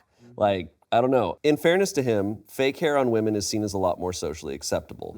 I'd be a bit bummed that he didn't feel like he could tell me. Would maybe consider it like a yellow flag, but it wouldn't be a gigantic deal to me. Someone said, bald guy and not sure what to tell you. But I long for a day where dudes wearing wigs is acceptable. I want to Fabio my shit up without getting laughed out of every room of people I know. That is true. I didn't think about that. It is strange how it is seen in a certain way. Yeah. That's almost everything now. I feel like a lot of the norms are being washed away. That's what's which good. I appreciate, Because it does suck to try to put people in a status quo based on how they want to present and based on your history with them. Because if you're friends with someone, you give them leeway in order to express themselves. But if all of a sudden your boss wants to show up with a Fabio wig, all of a sudden that's going to make them treat you different or vice versa. It kind of sucks. Yeah, that's so true. In a professional space, that's probably why he doesn't want to do it. Yeah. Yeah, I guess it comes back to the thing that I feel like we get from a lot of Reddit stories, which is just someone's body is their business. And what they want to do. And maybe it's not even about that he's insecure about being bald. Maybe he just truly likes doing that. And it's, that's true. We didn't even say that. He might just actually like how it looks. It sounds like things could be really good if there's honest communication here. More time to spend together. Hey, babe, do you like my wig? What do you think about this one? How about this one? That'd be cool. I mean, my girlfriend colors my hair because she can't do it to her own. Oh. Yeah. Looks good. Thanks. Next story. Today I f***ed up by reading about gay penguins to my Baptist school preschool class. Hell yeah. That's awesome. I just got a job as a preschool teacher at a Baptist church school. It's not what I studied to be in college, but it certainly keeps life interesting. Due to being a teacher with a low budget for nearly everything, I get all the books I read to my kids from the local library. Usually I borrow anywhere from 20 to 25 books at a time, so I won't have to go more than twice a month. I didn't pre-scan today's book because most children's books are pretty straightforward. Colors, cute animals, oddly specific life lessons, whatever. Today in class we were learning all about penguins. I had picked up And Tango Makes Three from the library because, there's a penguin. And bam, I've got my circle time book covered for the day. I began reading the book out loud, not really tracking the plot development, as most of my cognitive energy was focused on my vocals and theatrics. It's how you keep the kids entertained. When suddenly the two boy penguins of the story began to act like a couple. Once the story progressed to the two boy penguins raising an egg together, I realized I had captivated my students' attention. But Mrs. User/Honey Badger Ho is her username on Reddit. All right. Okay. How can they make a baby without a mommy? I was bombarded with questions about God, Jesus, boys loving boys, and can girls love girls too? Fun fact, the book is based on a true story about two gay penguins who raised a girl penguin who grew up to also be gay. I suddenly realized that they had probably never been exposed to this idea before, and that I had majorly shit the bed. In context, woo gays, gay it up. I don't give a shit.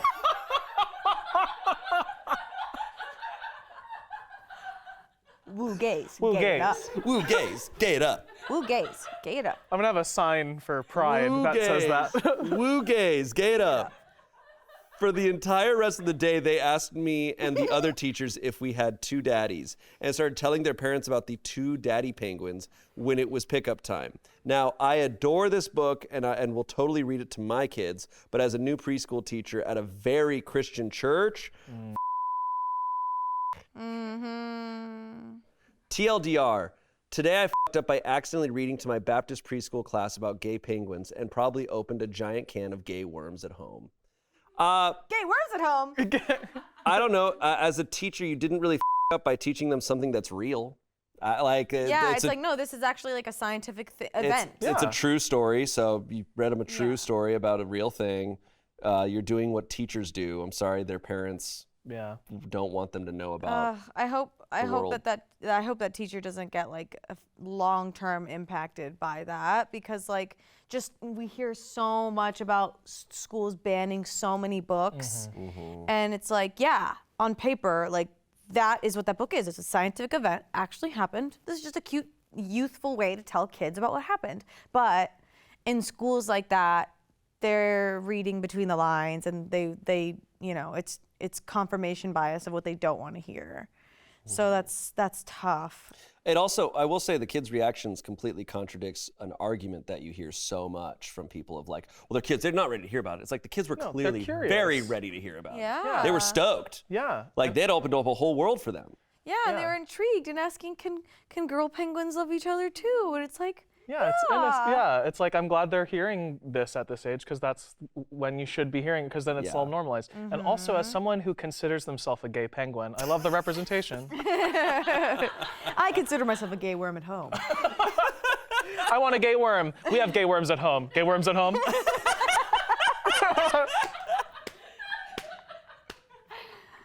Oh my God. Some info quickly. The book she read, And Tango Makes Three, was one of the most banned children's books from schools last year. Oh my God. That's so insane. I'm sorry you're banning nature, a real thing. Of course, it's in the U.S. Yeah, well. Yeah, I mean, sorry if you didn't know, it's the U.S. Yeah. Yeah, I mean, technically, like, this teacher is they could be in trouble, because it's like, if it was in any way just a book that wasn't appropriate, the teacher didn't screen the book ahead of time, which I'm like, no, like this book isn't a problem. It's not inappropriate. Book. It's literally nothing. There's nothing appropriate. It's not like the book went into graphic detail about like mating and stuff. Like, no, it was It sucks. I mean, I love books, and I think it should be available to kids, and it's. Yeah, and maybe that school needs to be more intentional with funding books for the students. Well, that's also the thing. It's like, Like, whose fault is it really? Mm-hmm. Although that does make me want an adult version of the Gay Penguin book. Yeah, like a romance novel. Yeah, absolutely. Like Gay Penguins. Yeah, that'd be pretty awesome. He put his beak on my chest. And grazed me. I just pictured, like, you know when birds like do the little thing in the feathers. Yeah. Sorry. Anyway. Morgan Freeman's there. He's like, now I don't know what's happening, but I'm trying to figure. This is a lot for me to handle. Some comments. Entertaining and heartwarming today. I f***ed up. Although I laughed more at the thought of little kids referring to OP as Honey Badger Ho. Yeah. What is Honey Badger Ho? Someone said, all joking aside, that is a really great kids book. Hopefully the reasonable parents will use it as an opportunity to talk about different family dynamics with their kids, and the others don't create too much fuss. OP responded, that's what I'm hoping to. It's such a sweet story, and I really tried to emphasize that love is everywhere. Aww. I'm glad that she didn't deny. Yeah, she adapted to the situation really well, it sounds like. Yeah, because I think other teachers at a Baptist school would be like, no, this is wrong. Like, they would immediately do that. I am glad she leaned in. Did those kids a huge favor. Yeah. Yeah. Oh, gotta love those gay penguins. Next up, we have canceled weddings and some of the biggest assholes of the year. So this is a 25-year-old woman writing this. My boyfriend, who's 33, suddenly told me he wants to establish traditional gender roles once we get married. Okay. That's it. We don't need to hear anymore. Moving on to our next story. Yeah, the last one? I have been with my boyfriend for 3 years now, and it has been wonderful. We have been talking about marriage lately, and as it felt right for the both of us. Over the course of our relationship, we often talked about what our goals are and what we wanted our future together to look like. I was always vocal about how I wanted a more equal, non-traditional relationship. We both work, we both don't want children. I expect to have a joint account with him and pay our expenses proportionally based on our income. I do make more than him, but I don't mind since I believe us to be a team. And for the last 3 years, he's agreed with me, or so I thought. These past 2 to 3 weeks, we have been setting a timeline on our wedding plans and all, basically talking about all the concrete steps and little details. And so I asked him again how he wanted our marriage to be like, but in more detail. He suddenly told me that he wants us to have traditional gender roles, and I was so confused. These past 3 years have not been that way. I am so confused how he just expects us to change after marriage. I have been dating him and wanting to pursue something serious with him because I love our current dynamic and he seemed happy too. I have made it clear since day one that I want to maintain what we have now until forever. He has never told me that that was not the case for him. Now I feel tricked/lied to. He told me that although I make more of the income, he wants to be the man of the house, the leader, and so what he says goes.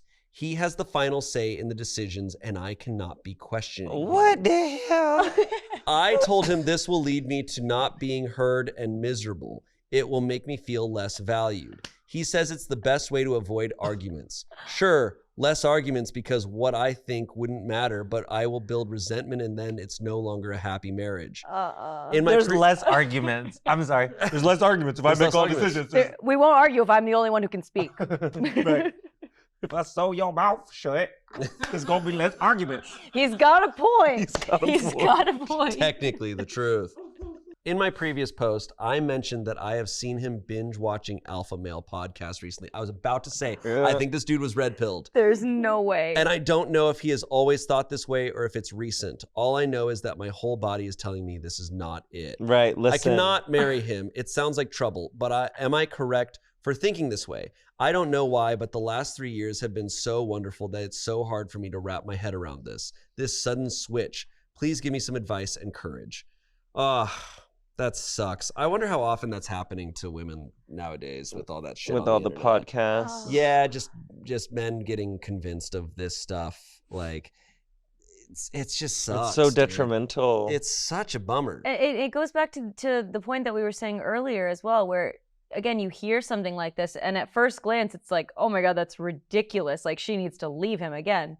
But it's still like, no, that's not always who this person was. Right. And it's really hard to shake off all of the hurt that's happening right now because of all the memories you had before that. Right. Like it's a very drastic change and I feel so bad for her because she's definitely navigating a lot of like, is this a change that I need to just walk away from? Or is this like just a phase? Like what's going on? This isn't the first story we've had like this on Reddit stories. That's sad. There's been other ones. There was an insane, I think you were, Chance, were you there for the one where they were friends and suddenly he was just like, yeah, you're my girlfriend. Oh yeah. And it was like a whole similar type of ideology of just like, yeah, you're here. I get to decide that. Like just fully brainwashed into thinking like women are lesser and I can make decisions for them. It's unfortunately happening and it's so awful. Crazy. Some comments here. I would have laughed the entire time I packed. Someone said, seriously, a 33-year-old man-child, so gullible and naive, thinking he's an alpha bro, lol, to the fall for the red pill, took to fall for the red pill, expect toxicity and childish tantrums from now on, just end it and watch him melt down. Another comment, it sounds like you never really knew him. He sounds like he's always been a misogynist. You just never got a clear and direct answer from him. You say you were always vocal about what you wanted, but was he? You never mentioned if he agreed with you. You said you asked him again, which shows you never had a solid answer yet. You both still talked about marriage. Did you both agree on things or was he passively acknowledging? This doesn't sound like a sudden switch. This sounds like he was passive and now he's actively acting in his own best interests. It's just that it's come down to crunch time. time.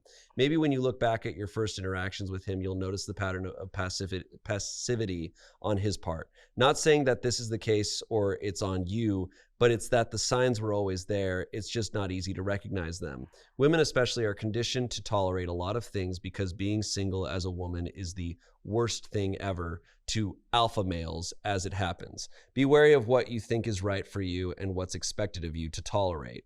OP responded, I think you are right, actually. There were many times where he would just nod, and if I directed a question at him, he'd answer vaguely to kind of match mine and deflect. I think that made me think he agreed, especially since he never said anything opposing it, and he clearly knew my position. I think I just expected people to be honest and gave him the benefit of the doubt. I'm naive, I guess. Thanks for your response.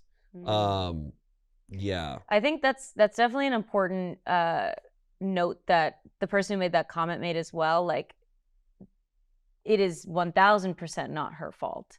Nor is it like, you know, any woman who finds herself in that situation, because yeah, like these ideas aren't just like crazy and out of nowhere. Like, they clearly were something that it was something that was in place once. Yeah. So it's like, in a way, it was like not crazy at some point. Like that was something that actually was out there. So you're right. It's like, in a way, women are just kind of conditioned where it's just like, well, as long as we're not actually going back to that, like this is something that's okay. And then you have something straight up in your face, and she's still kind of like, what do I do? Yeah. Instead of being like, I gotta get out of this. Yeah. Yeah. And also it's like that, I don't know. It doesn't seem like she was, she was letting a lot of things slide. He's clearly watching a bunch of podcasts and stuff that she wasn't aware of. Like, I mean, if she knows that he's doing any of that or watching any of that and consuming that stuff, it's like, okay, that's not lining up with what you agree with me on. And I don't know. I think if these things are this important to you, as I'm sure they are for everyone, it's like, it's not a matter of just saying it and getting a nod. It's like, you kind of should talk it out. Totally. And really like hear it from him. Because yeah, this is not the first time. We've also had ones where a guy will just be like, yeah, sure, yeah. Right. And then suddenly it gets down to it, and then That just happened in the other story today. yeah, no.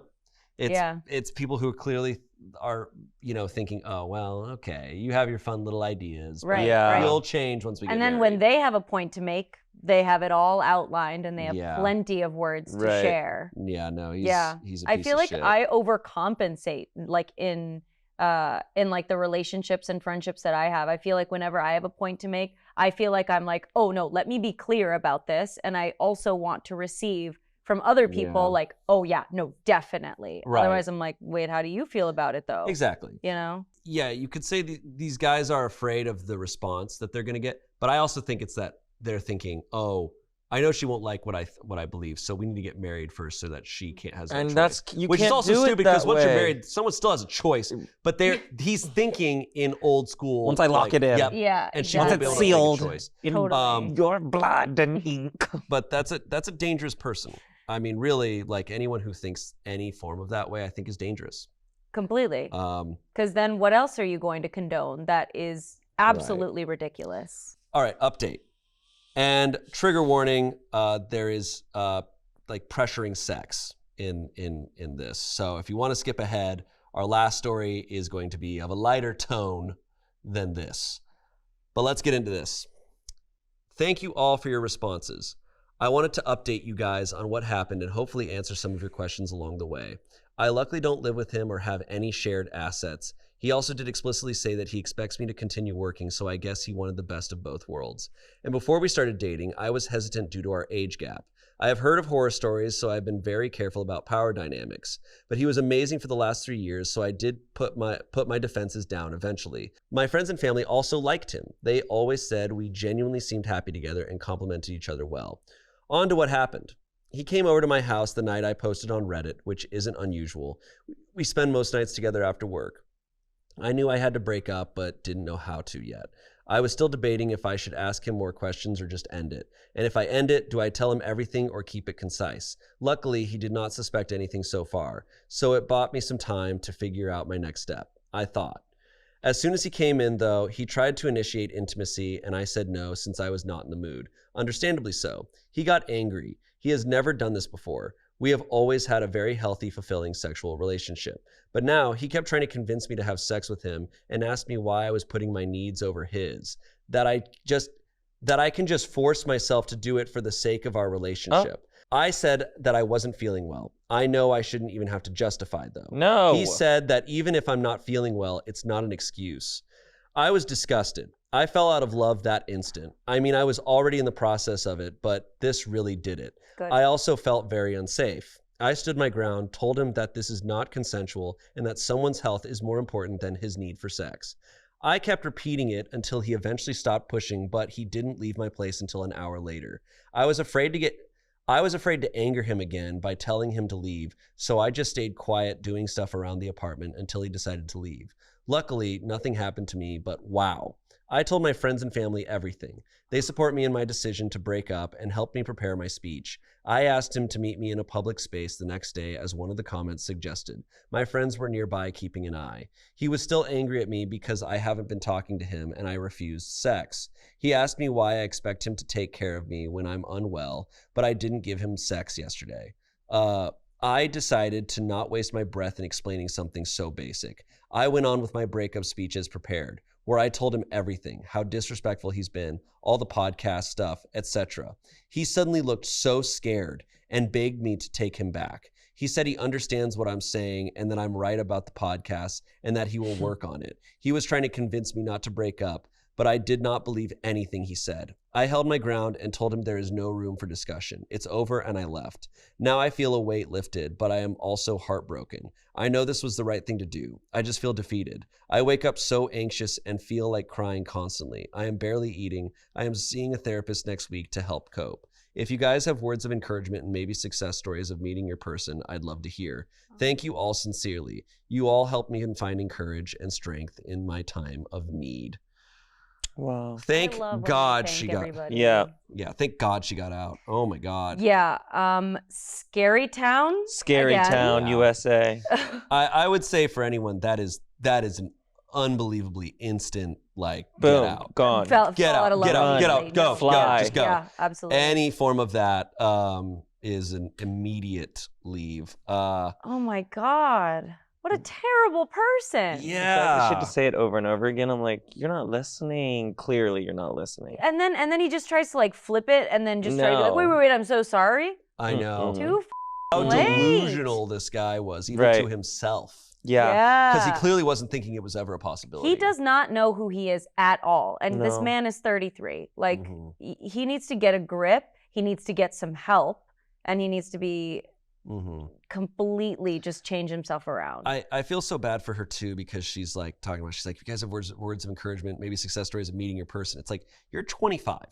You're fine. Like, you have so much time. You have the rest of your life, truly, but you're very young. But I know, I remember how I felt at 25, and you think it's over. It feels breakups feel like death when you're like in your early 20s, because Truly. you're like, oh my God. And again, Truly. like there's still that, like, even if it's not like your specific timeline of getting married, like you're still like in your head. I guess I'll say, like, personally for me, like, I don't want to get married like anytime soon, but I've always grown up with like these numbers in my head of Sure. like, right, like before 30, or like your biological clock, or like maybe in your mid 20s, or like my parents got married when they were like younger than I am Right. right now. Like, there's all of these ideas in your head that are floating around. So, I mean, breakups in general suck, but a one that lasted like 3 years, you can't help but, right, the fallacy. You can't help but It's think tough. like all Right. this time was wasted. And it's like,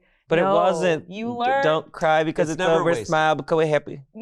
What the It's hell? never wasted. What the hell? Even most bad relationships, you learn so So much. Well, the reality is, and I think this is my take on, it's not necessarily an age gap. It's that someone in their early 20s, I worry that a lot of guys, especially dudes in their 30s, if they're dating someone who's in their early 20s, it's like, are they into you because of your insecurities? Are Yeah. they into you because they think they can pull one over on you? Yeah. Because once people have gone through now that she's gone through this, Yeah. you can't pull that on her anymore. Yeah. And I think there's a lot of predatory men out there who probably immediately recognize so that true. and go, oh shit, I can't fool her.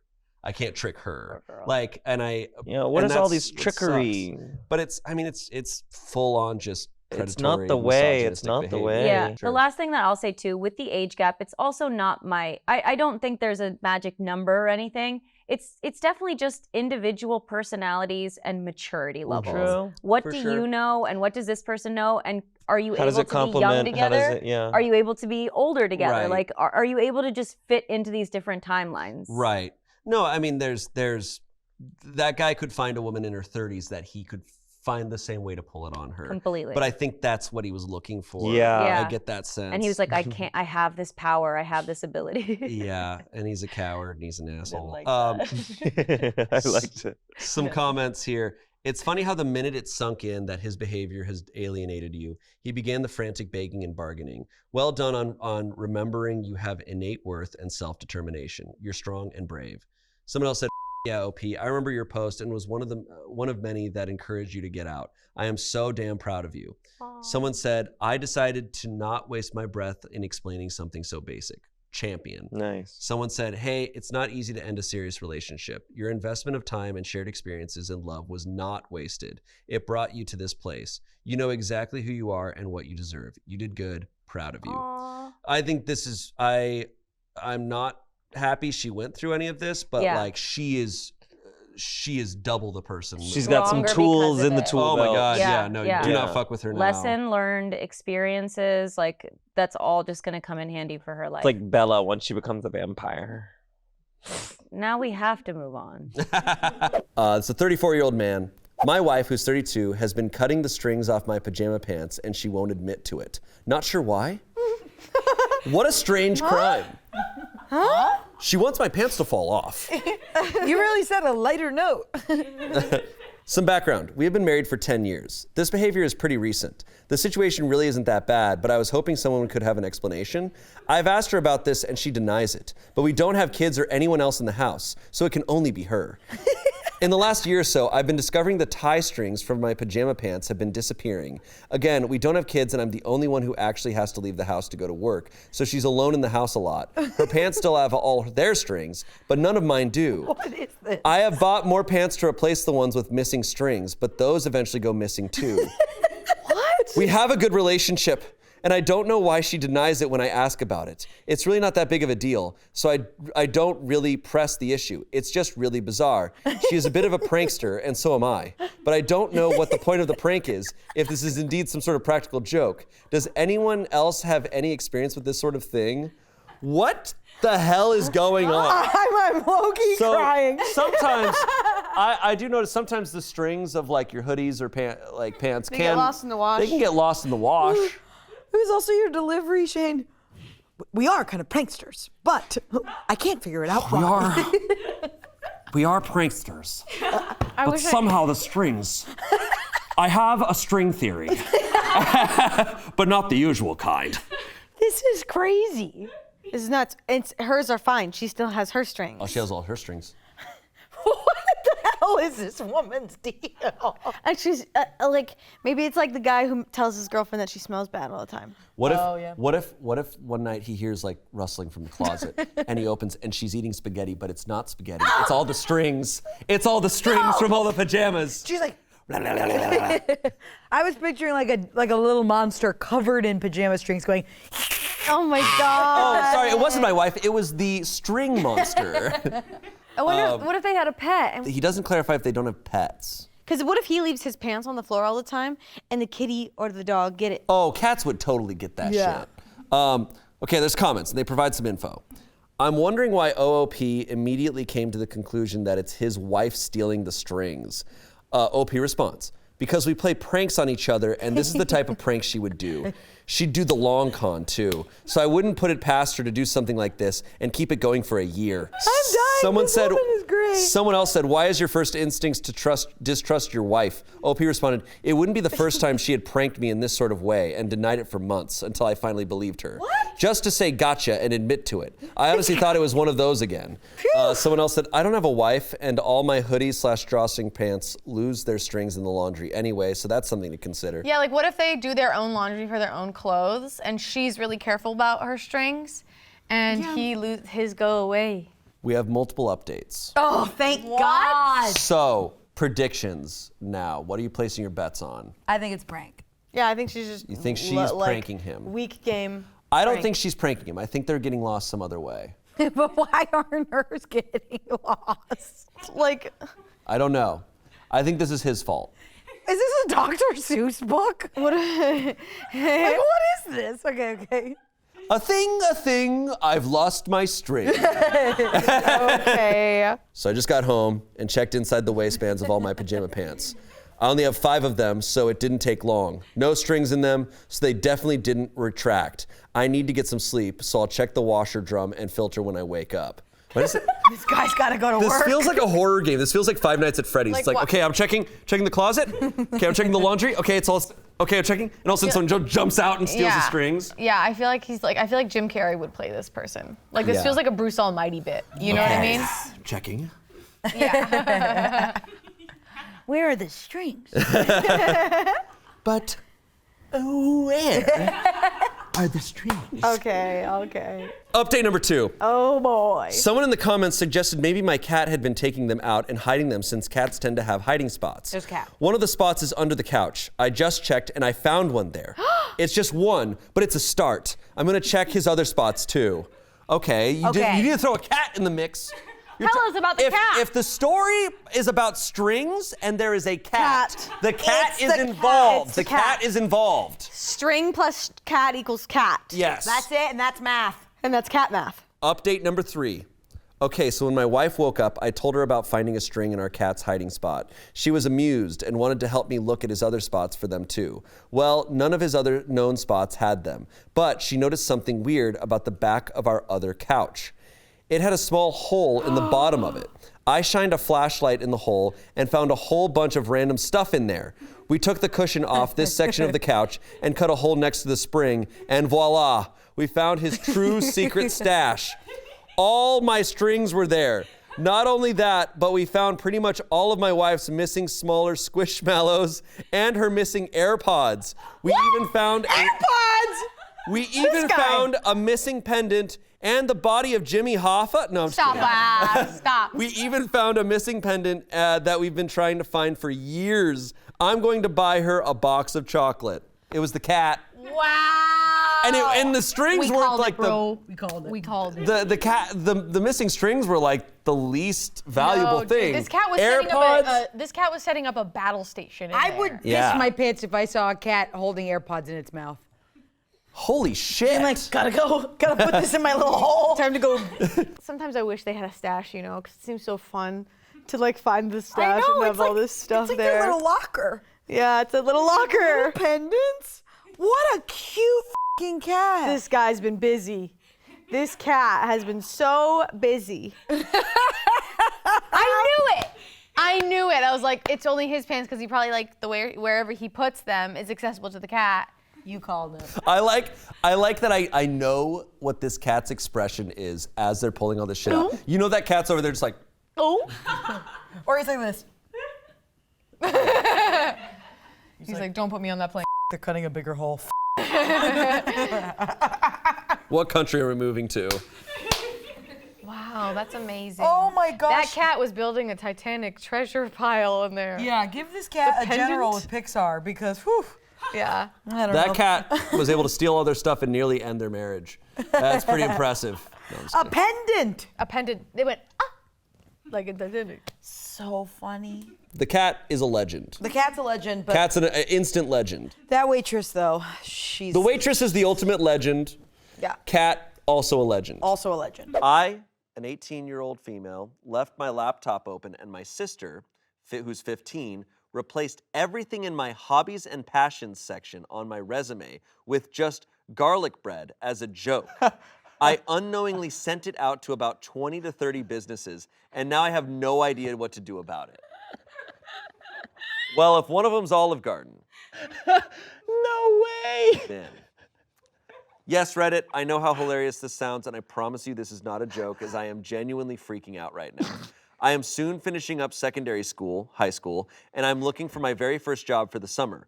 When I was filling out my resume, I didn't have a lot of experience to mention, so I was advised to do a hobbies and passions section. I stupidly left my laptop out on the kitchen table today while I went to the shop to get some tea, and my gobshite of a sister thought it would be the joke of the century to delete my hobbies and passions section and replace everything with a single bullet point saying garlic bread. Now, I had saved the Word document and closed it before leaving. She opened it, changed it without telling me, saved it, and closed it before I came back. She knows bloody well that I'm looking for jobs at the moment, and she knew I'd spent the afternoon working on my resume. Anyway, I came home with the tea and knew I was happy with my resume. I didn't bother to recheck it. I had no idea someone would change it to garlic bread while I was gone. I used it for multiple job applications from an online hiring site, which had places hiring in my town. I'd say I sent this garlic bread resume to about 20 to 30 institutions in total. It was only after I sent them that I decided to recheck my resume when I noticed the horrific alteration. I am absolutely mortified. I immediately confronted my sister about it, getting a strong sixth sense that she was the most likely culprit, and she thought it was hilarious. She literally laughed until she cried, while I was standing there nearly crying from stress and mortification. My sister has always been a joker, and she always gets away with bloody murder, but this was so serious. I am sick of her pulling off this shite to everyone around her, thinking it's funny or cool or something. It was only when I explained to her the full seriousness of the situation and that I had sent it to 20 to 30 places that she copped on and apologized. Not sure if she was being genuine, but the words "I'm sorry" definitely left her mouth. Then she had the audacity to blame me for it, asking me why I hadn't checked it before sending it off. I screamed at her that I had checked it multiple times before leaving to get tea and didn't expect anyone else to change it while I was gone. She then backpedaled and insisted that she meant it as a joke, with a "just a prank, brah" mentality, but I'm having none of it. I don't know what the hell to do now to rectify the situation. I have never job hunted before. I don't know how serious this stupid mistake is. I live in a large enough Irish town, but small enough for businesses to spread gossip. So I'm terrified that they'll all know not to hire the garlic bread girl. Should I email the places I applied to explaining the situation, or will I sound like a complete knob? Technically, it is true that garlic bread is a passion of mine.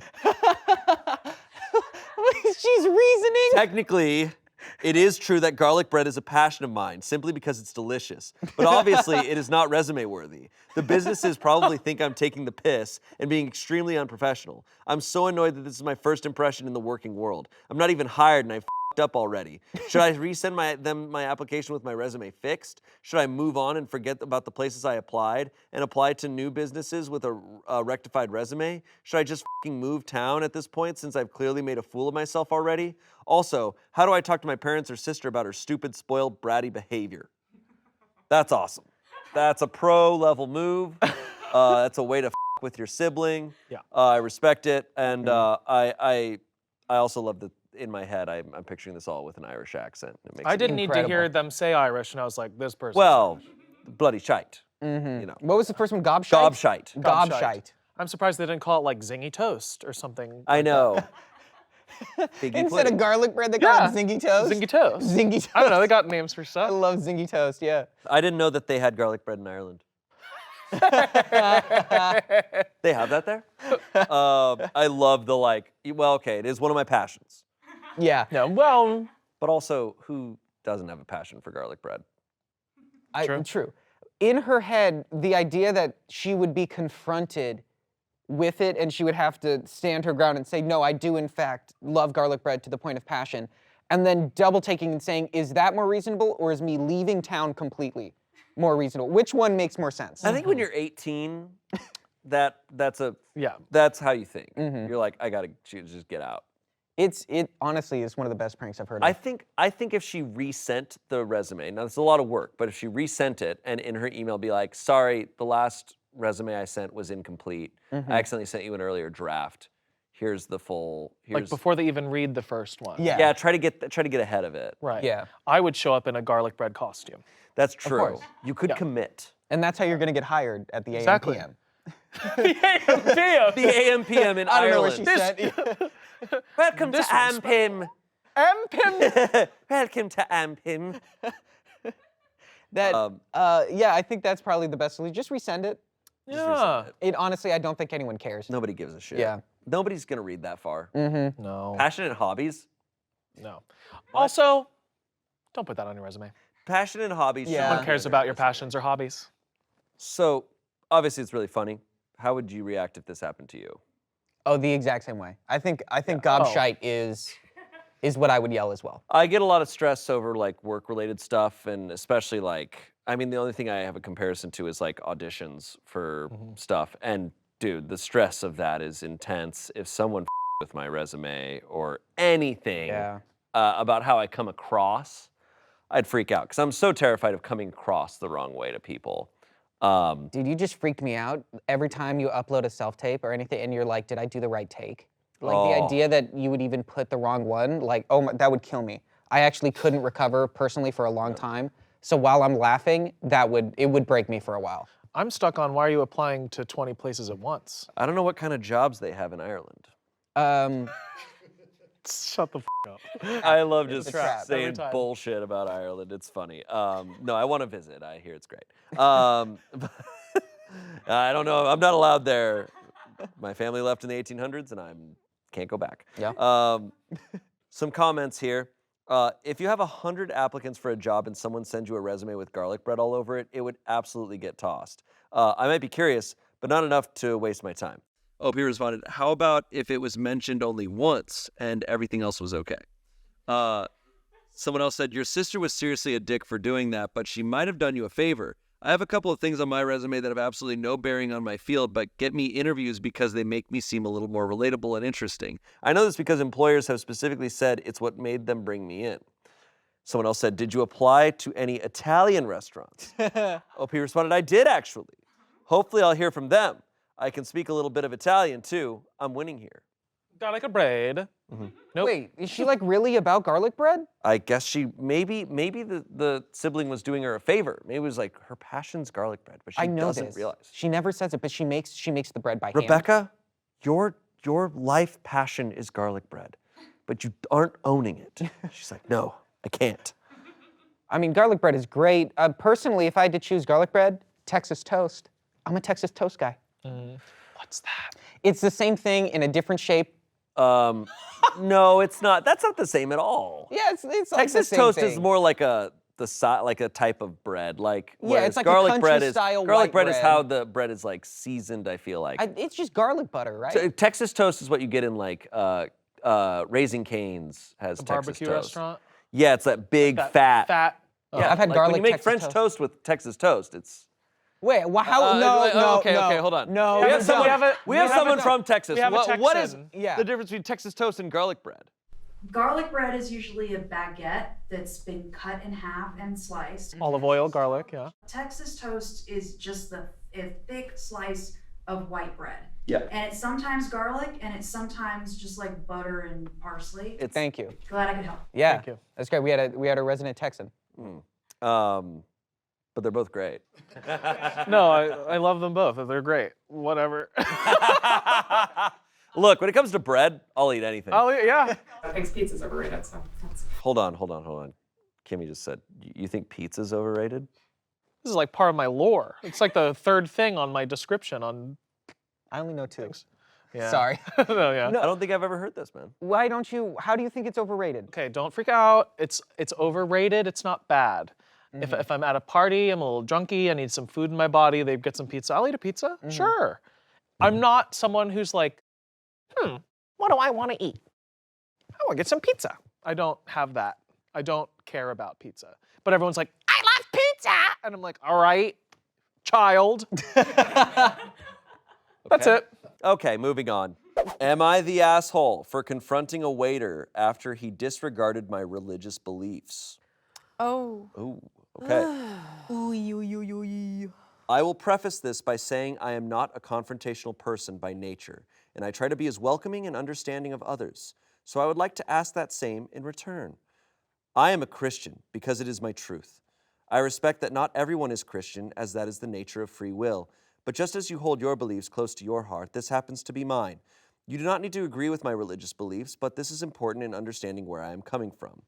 I just had what was otherwise a perfectly lovely Christmas Eve brunch with my husband and my daughter, but it has since been spoiled by an argument spurned by a waiter's remarks and behavior. When we When we arrived at the restaurant, I made it clear to the hostess that we were celebrating Christmas Eve. The hostess was very nice and even relayed her Christmas plans with us. The restaurant was understandably busy, but she was very conversational and well-mannered and helped make us feel at ease. This gave me what I now know was a false impression that everyone working there would be just as kind and welcoming. When we were finally shown to our seats, our waiter introduced himself, and I in turn reiterated that we were celebrating Christmas Eve, and that was the primary reason for the brunch. Instead of any reaction at all from the waiter, he says, "Okay," with a smile and begins to list the specials they are serving. This was the first red flag, and a complete 180 to the hostess, who at least acknowledged the specialness of today and that it is not like any other day. One of the specials he even listed had Christmas in the name, which was ironic. Our meals were lovely, and I was willing to overlook the lack of warmth the waiter had to the announcement of our celebration on what is, to me, a holy day. As we asked to pay the bill at the table, my husband was operating the credit card machine, and I decided to strike up a conversation with the waiter. I elaborated on our Christmas Eve plans and our family tradition of staying up until midnight and opening one gift as the clock strikes 12. He smiled and chuckled, but no elaboration on his part. Even if he didn't celebrate, he seemed totally incapable of even acknowledging how important this day was to millions of people. I gave a shocked look with my eyes to my daughter as a form of silent communication of, "Whoa, what is this guy's issue?" My husband gave back the credit card machine, and as the waiter handed us our receipt, he said, "Happy holidays."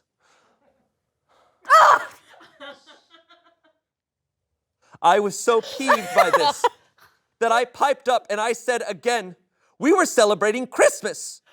In case he forgot, not just any holiday, and then left in a huff. My daughter thinks I am overreacting, but my husband agrees wholeheartedly that the waiter was rude. I can understand if you don't know someone's religion to say happy holidays, but if he knows we are Christian, why treat us this way? Am I really the A here? Oh my You God. killed that. That was excellent. I literally was like, He booked. I was there. I watched that scene. I saw it. I saw the lighting. Am I really the A here? Yes, honey. Yeah, You're dude. the A. I love how she's like, yes, it's Christmas Eve, and she's describing like a completely modern American Christmas tradition that has nothing to do with religion. Like, my family's Christian. I grew up like, I fucking love Christmas. It is important to people. Nobody else needs to give you extra and like. I'm Catholic too. And like, dude, one of the best Christmas songs is the Happy Holidays song. Like, Happy Holidays is, it's. I mean, just as. It's fine. There's other religions. There's other things going on Yeah. that day. And like, it's just also like this person posted and prefaced like, I understand that my religion doesn't like trump anyone else's kind of energy in the beginning. She's like I respect other people's beliefs. So where was this coming from? And her needing to mention like, this hostess gave me a false impression that I was gonna like, it gives. What does she want from them? Also, he's working on a holiday. Yeah, Yeah, and he dude. said, Let him be a and the fucking fact that Grinch. him saying okay is a red flag. Like that could have gone so much worse. And it like you are allowed to make a big thing of your beliefs or of celebrating anything. It's a family, a joyful time. But like this energy of expectation, it gives icky supremacy vibes to me of like, my religion is important right now, and why aren't you respecting he was being inclusive. It's not like he went like Happy Hanukkah, and like, which would have also been He fine. was saying happy holidays. He was trying to be respectful of the holiday. And also, again, the host was cheerful because she's clocking out early, man. He has to wait till your table's done. Almost Think like of if it like that. It's almost like if it's truly this holy day and you're a Christian, you should be trying to spread joy, not be a selfish asshole. Yeah. An A. I don't think none of this had to do with religion. This had to do with a selfish piece of shit who wanted other people to treat them special. Yeah. And wanted people to go above and beyond to make them feel great. It's like, dude, this guy's doing his job. He's He's just getting trying paid to to do do his what job. he's doing, and he's doing it. Yeah. Don't make him do extra. Yeah. Unless you're gonna tip him like crazy, but like, and you're clearly not. I know they these people tip like nothing. This is a Chili's. They were like, please. $1. Seriously. $1 for the Lord. Here you go. They went to Chili's because it starts with a CH, just like Christmas Eve. Yes, and Christ. I cannot believe this, Karen. There's no, I cannot believe this is real because I cannot believe a Karen of this level is on Reddit. A Karen on Reddit? Yeah. That's devastating. What's happening there? That's scary. Yeah. What did the daughter think? She was probably like, she said, oh, the daughter hates them. My God. That daughter is going to be so atheist. Yeah, I mean, I grew up Mormon, and like, there was Christmas traditions and stuff, but like, I don't know, I left for a reason, I guess, is all I can say. You know? It just, it really, it felt weird, as if this person was invading on their tradition and their beliefs, as if like Christmas has all these sacred special things. Like, you're going to a restaurant, dude. Like, it's not like you were at church and someone at the church was being disrespectful. Like, this is a public place. You also know this woman. Look, okay, let me preface really quick. This is a Reddit post. I don't know this person. But based on all this shit, you know this person has never fucking said Happy Hanukkah to someone. You know this person's not going to acknowledge other people's shit. You know that. Like, because I know these people because I fucking grew up in Arizona. I grew up in the fucking, like, it was all Christian. And it was this type of shit where I'm like, you're not even religious Christian. You're this American Christian. Yeah. That's a whole different thing. And again, she started the post off by saying, I respect other people's beliefs and I'm not expecting other, like, she can't start it that way and then do exactly what you're saying you don't do. Let me read the comments. I'm sorry. This one's personal to me because I grew up with around so many people like this. Ugh. This is prime Arizona behavior. Oh my God. Just saying. And I love Christmas, and I don't love Arizona. Oh, I love Arizona. Arizona has the Grand Canyon in it. Comments. Jesus loves you, but even he thinks you're an asshole. Exactly. Oh my God. Exactly. You're the asshole. Why do you need a waiter to acknowledge how important your religious holidays are? He seemed perfectly polite and nice. Yeah, it almost seems like you're insecure about your own beliefs. Yeah. One year. Shane is fired up. I'm fired up. He is fired up. I love how fired up he is right now. I love it. One year when I worked in retail, I had a man take his purchase out of the bag because the bag said Happy Holidays. He slammed it on the counter and was all, I celebrate Christmas. He proceeded to stand there with his hand on his hips, I think waiting for me to argue or apologize or something. I just said, okay, and tossed the bag in the trash and reached around him to get the items out of the next customer in line's hands. Yes. They just want a reason to be mad/acknowledged. They are exhausting and insufferable. I fully agree with that. Me too. Yeah, let me be clear, like, I am removing the religion from this. This is just an asshole. Right. Yep. Right. That's important too. Because I will say, these people, like, despite the religion, it's just how they acted and how they're treating this thing. Would she have liked I love it. Would she have liked it better if he'd said, well, my original plans were to spend the day with my family, but my job insists I be here for people like you, so here we are. That's what I said. And I say that. And I always say that. I always say that. As someone who's worked in retail, January should be a purge month where every service worker gets to take their revenge on customers. Oh. Yeah. Next horror movie? Holiday purge. I just, okay, sorry, I got heated. Yeah, it's Don't okay. apologize. It's okay. I got heated. I'm not saying that everything I said was accurate, but I was speaking from emotion. Yep. But like I said, I may not be particularly religious nowadays, but I do still believe in like that this time of year can be a time to really spread joy and be giving and to think of others. That's the whole point of it. And like she's doing the opposite.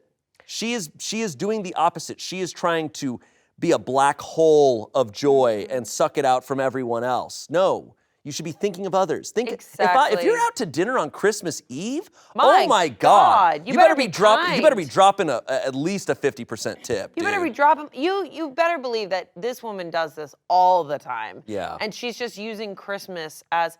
That's the thing. I can't stand when people use these things as excuses. It's like you're not even thinking of the bigger picture. Yeah. This guy is working, maybe on a holiday that he really cares about. Did you even? Yeah, and again, like the Christmas, it's a pagan holiday. No one is trumping on your beliefs by existing and being different than you. And like she's treating this like it's like something that should. It's just again, I just.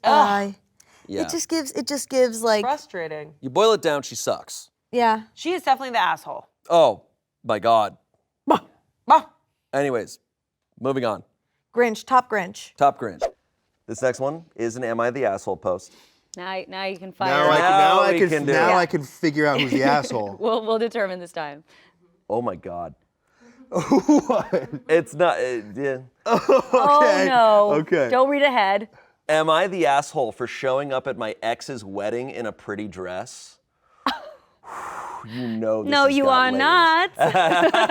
It's funny because you know that their interpretation was that I just showed up to the wedding in a pretty dress. That was it. That's it. The fact that you know there's more to it. It wasn't just there's that. absolutely more, but just from that, you're not an Yeah, asshole. yeah. You did good, girly. My ex and I had a peaceful divorce. We co-parent our 3 children together, and there haven't really been many issues. My ex is getting married to Stephanie. I like Stephanie.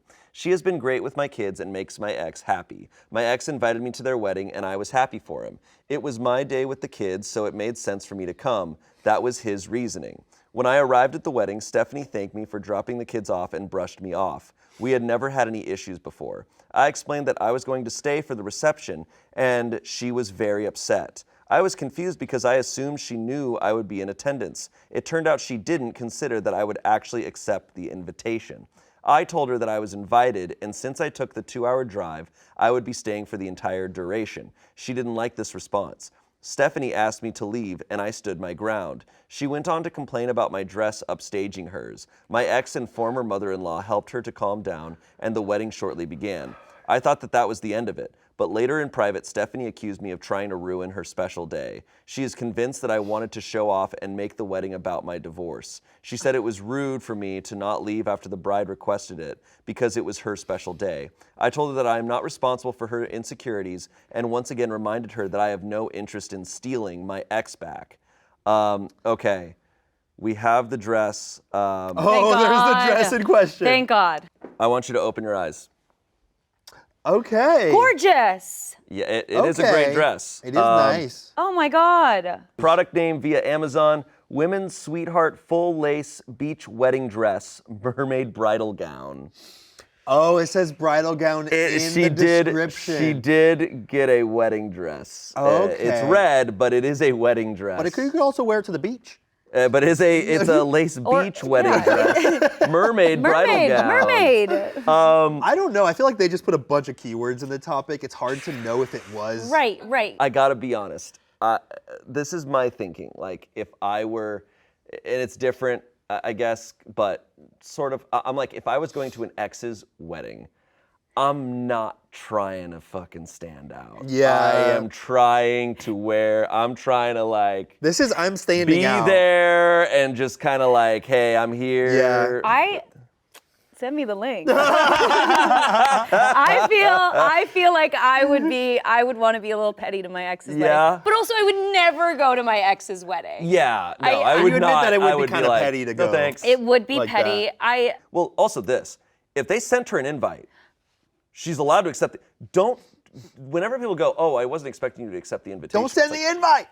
That's some bullshit. Yeah, Sorry, I didn't read your mind when it came in the mail. Assume they're gonna say yes, especially a wedding where it's like this weird pressure of like, well, if I say no, then is that more of what's more disrespectful, to be there or not? If she talked to her ex-husband about it too, maybe he's the asshole for not passing the information to his bride. That's true. She should definitely not have been like, wait, what, you're staying? Like, I feel like some precursor could have definitely saved a lot of time.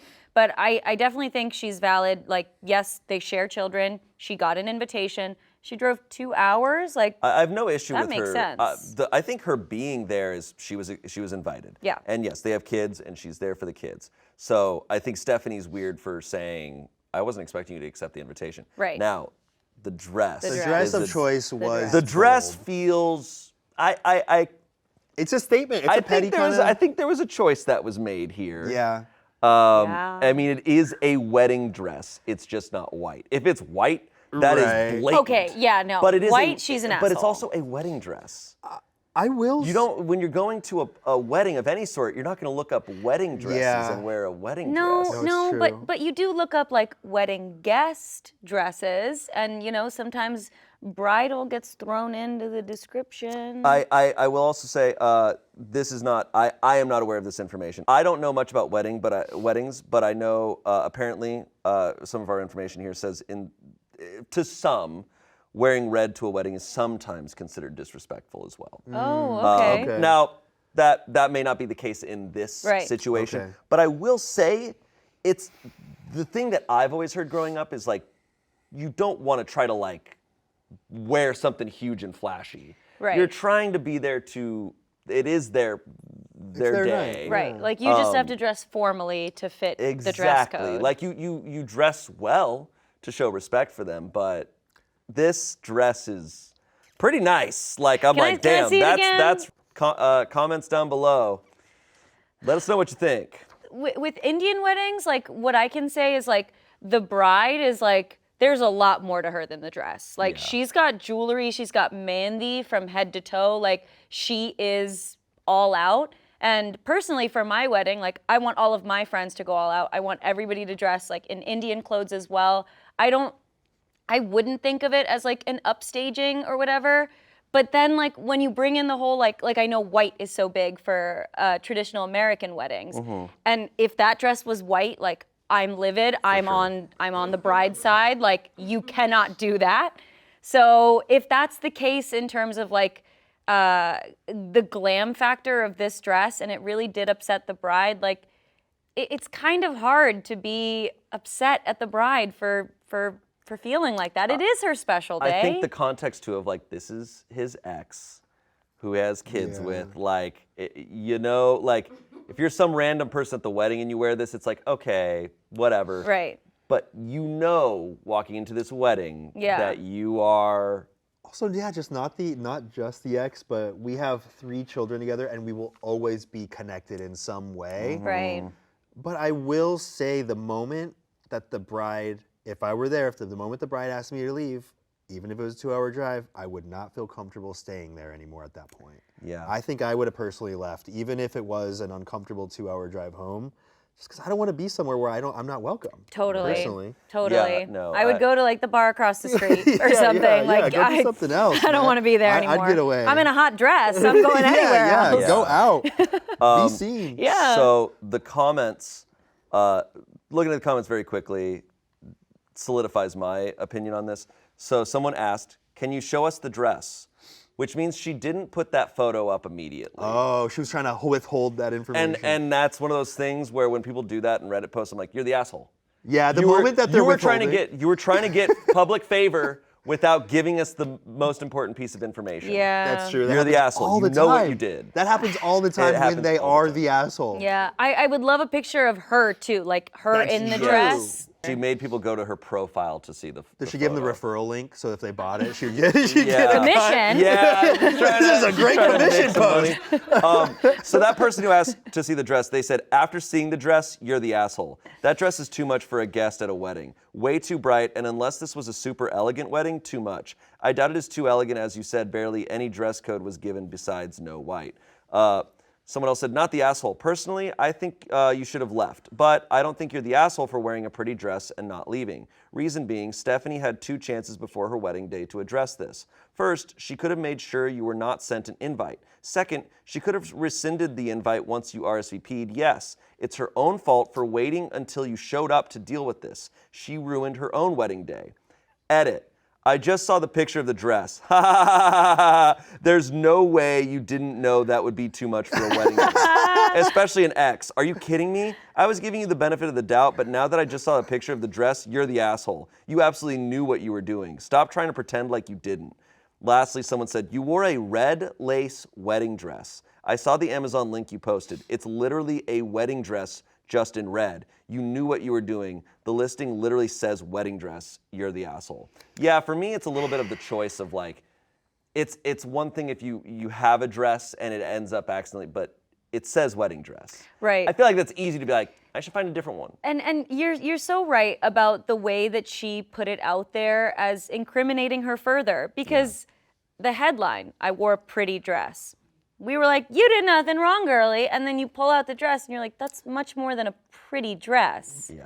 That's a full bridal gown and it is again, the context of showing up to that, knowing that your ex is the one getting married, like it was intentional. She left the dress out intentionally. Like she knows that what she did maybe wasn't the best thing.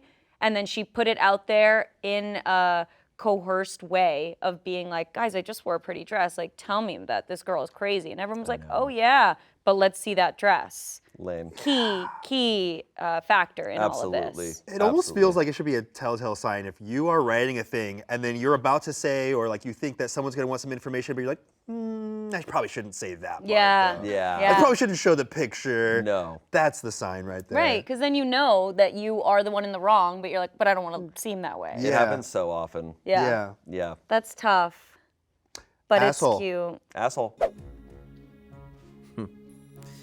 Well, that sure was a great time. Thank you for watching, and let us know if you want us to do this again sometime and what else you'd want to see. I hope you have a really good night, and I hope you continue to join us as we read more Reddit stories. Okay. Good night, asshole.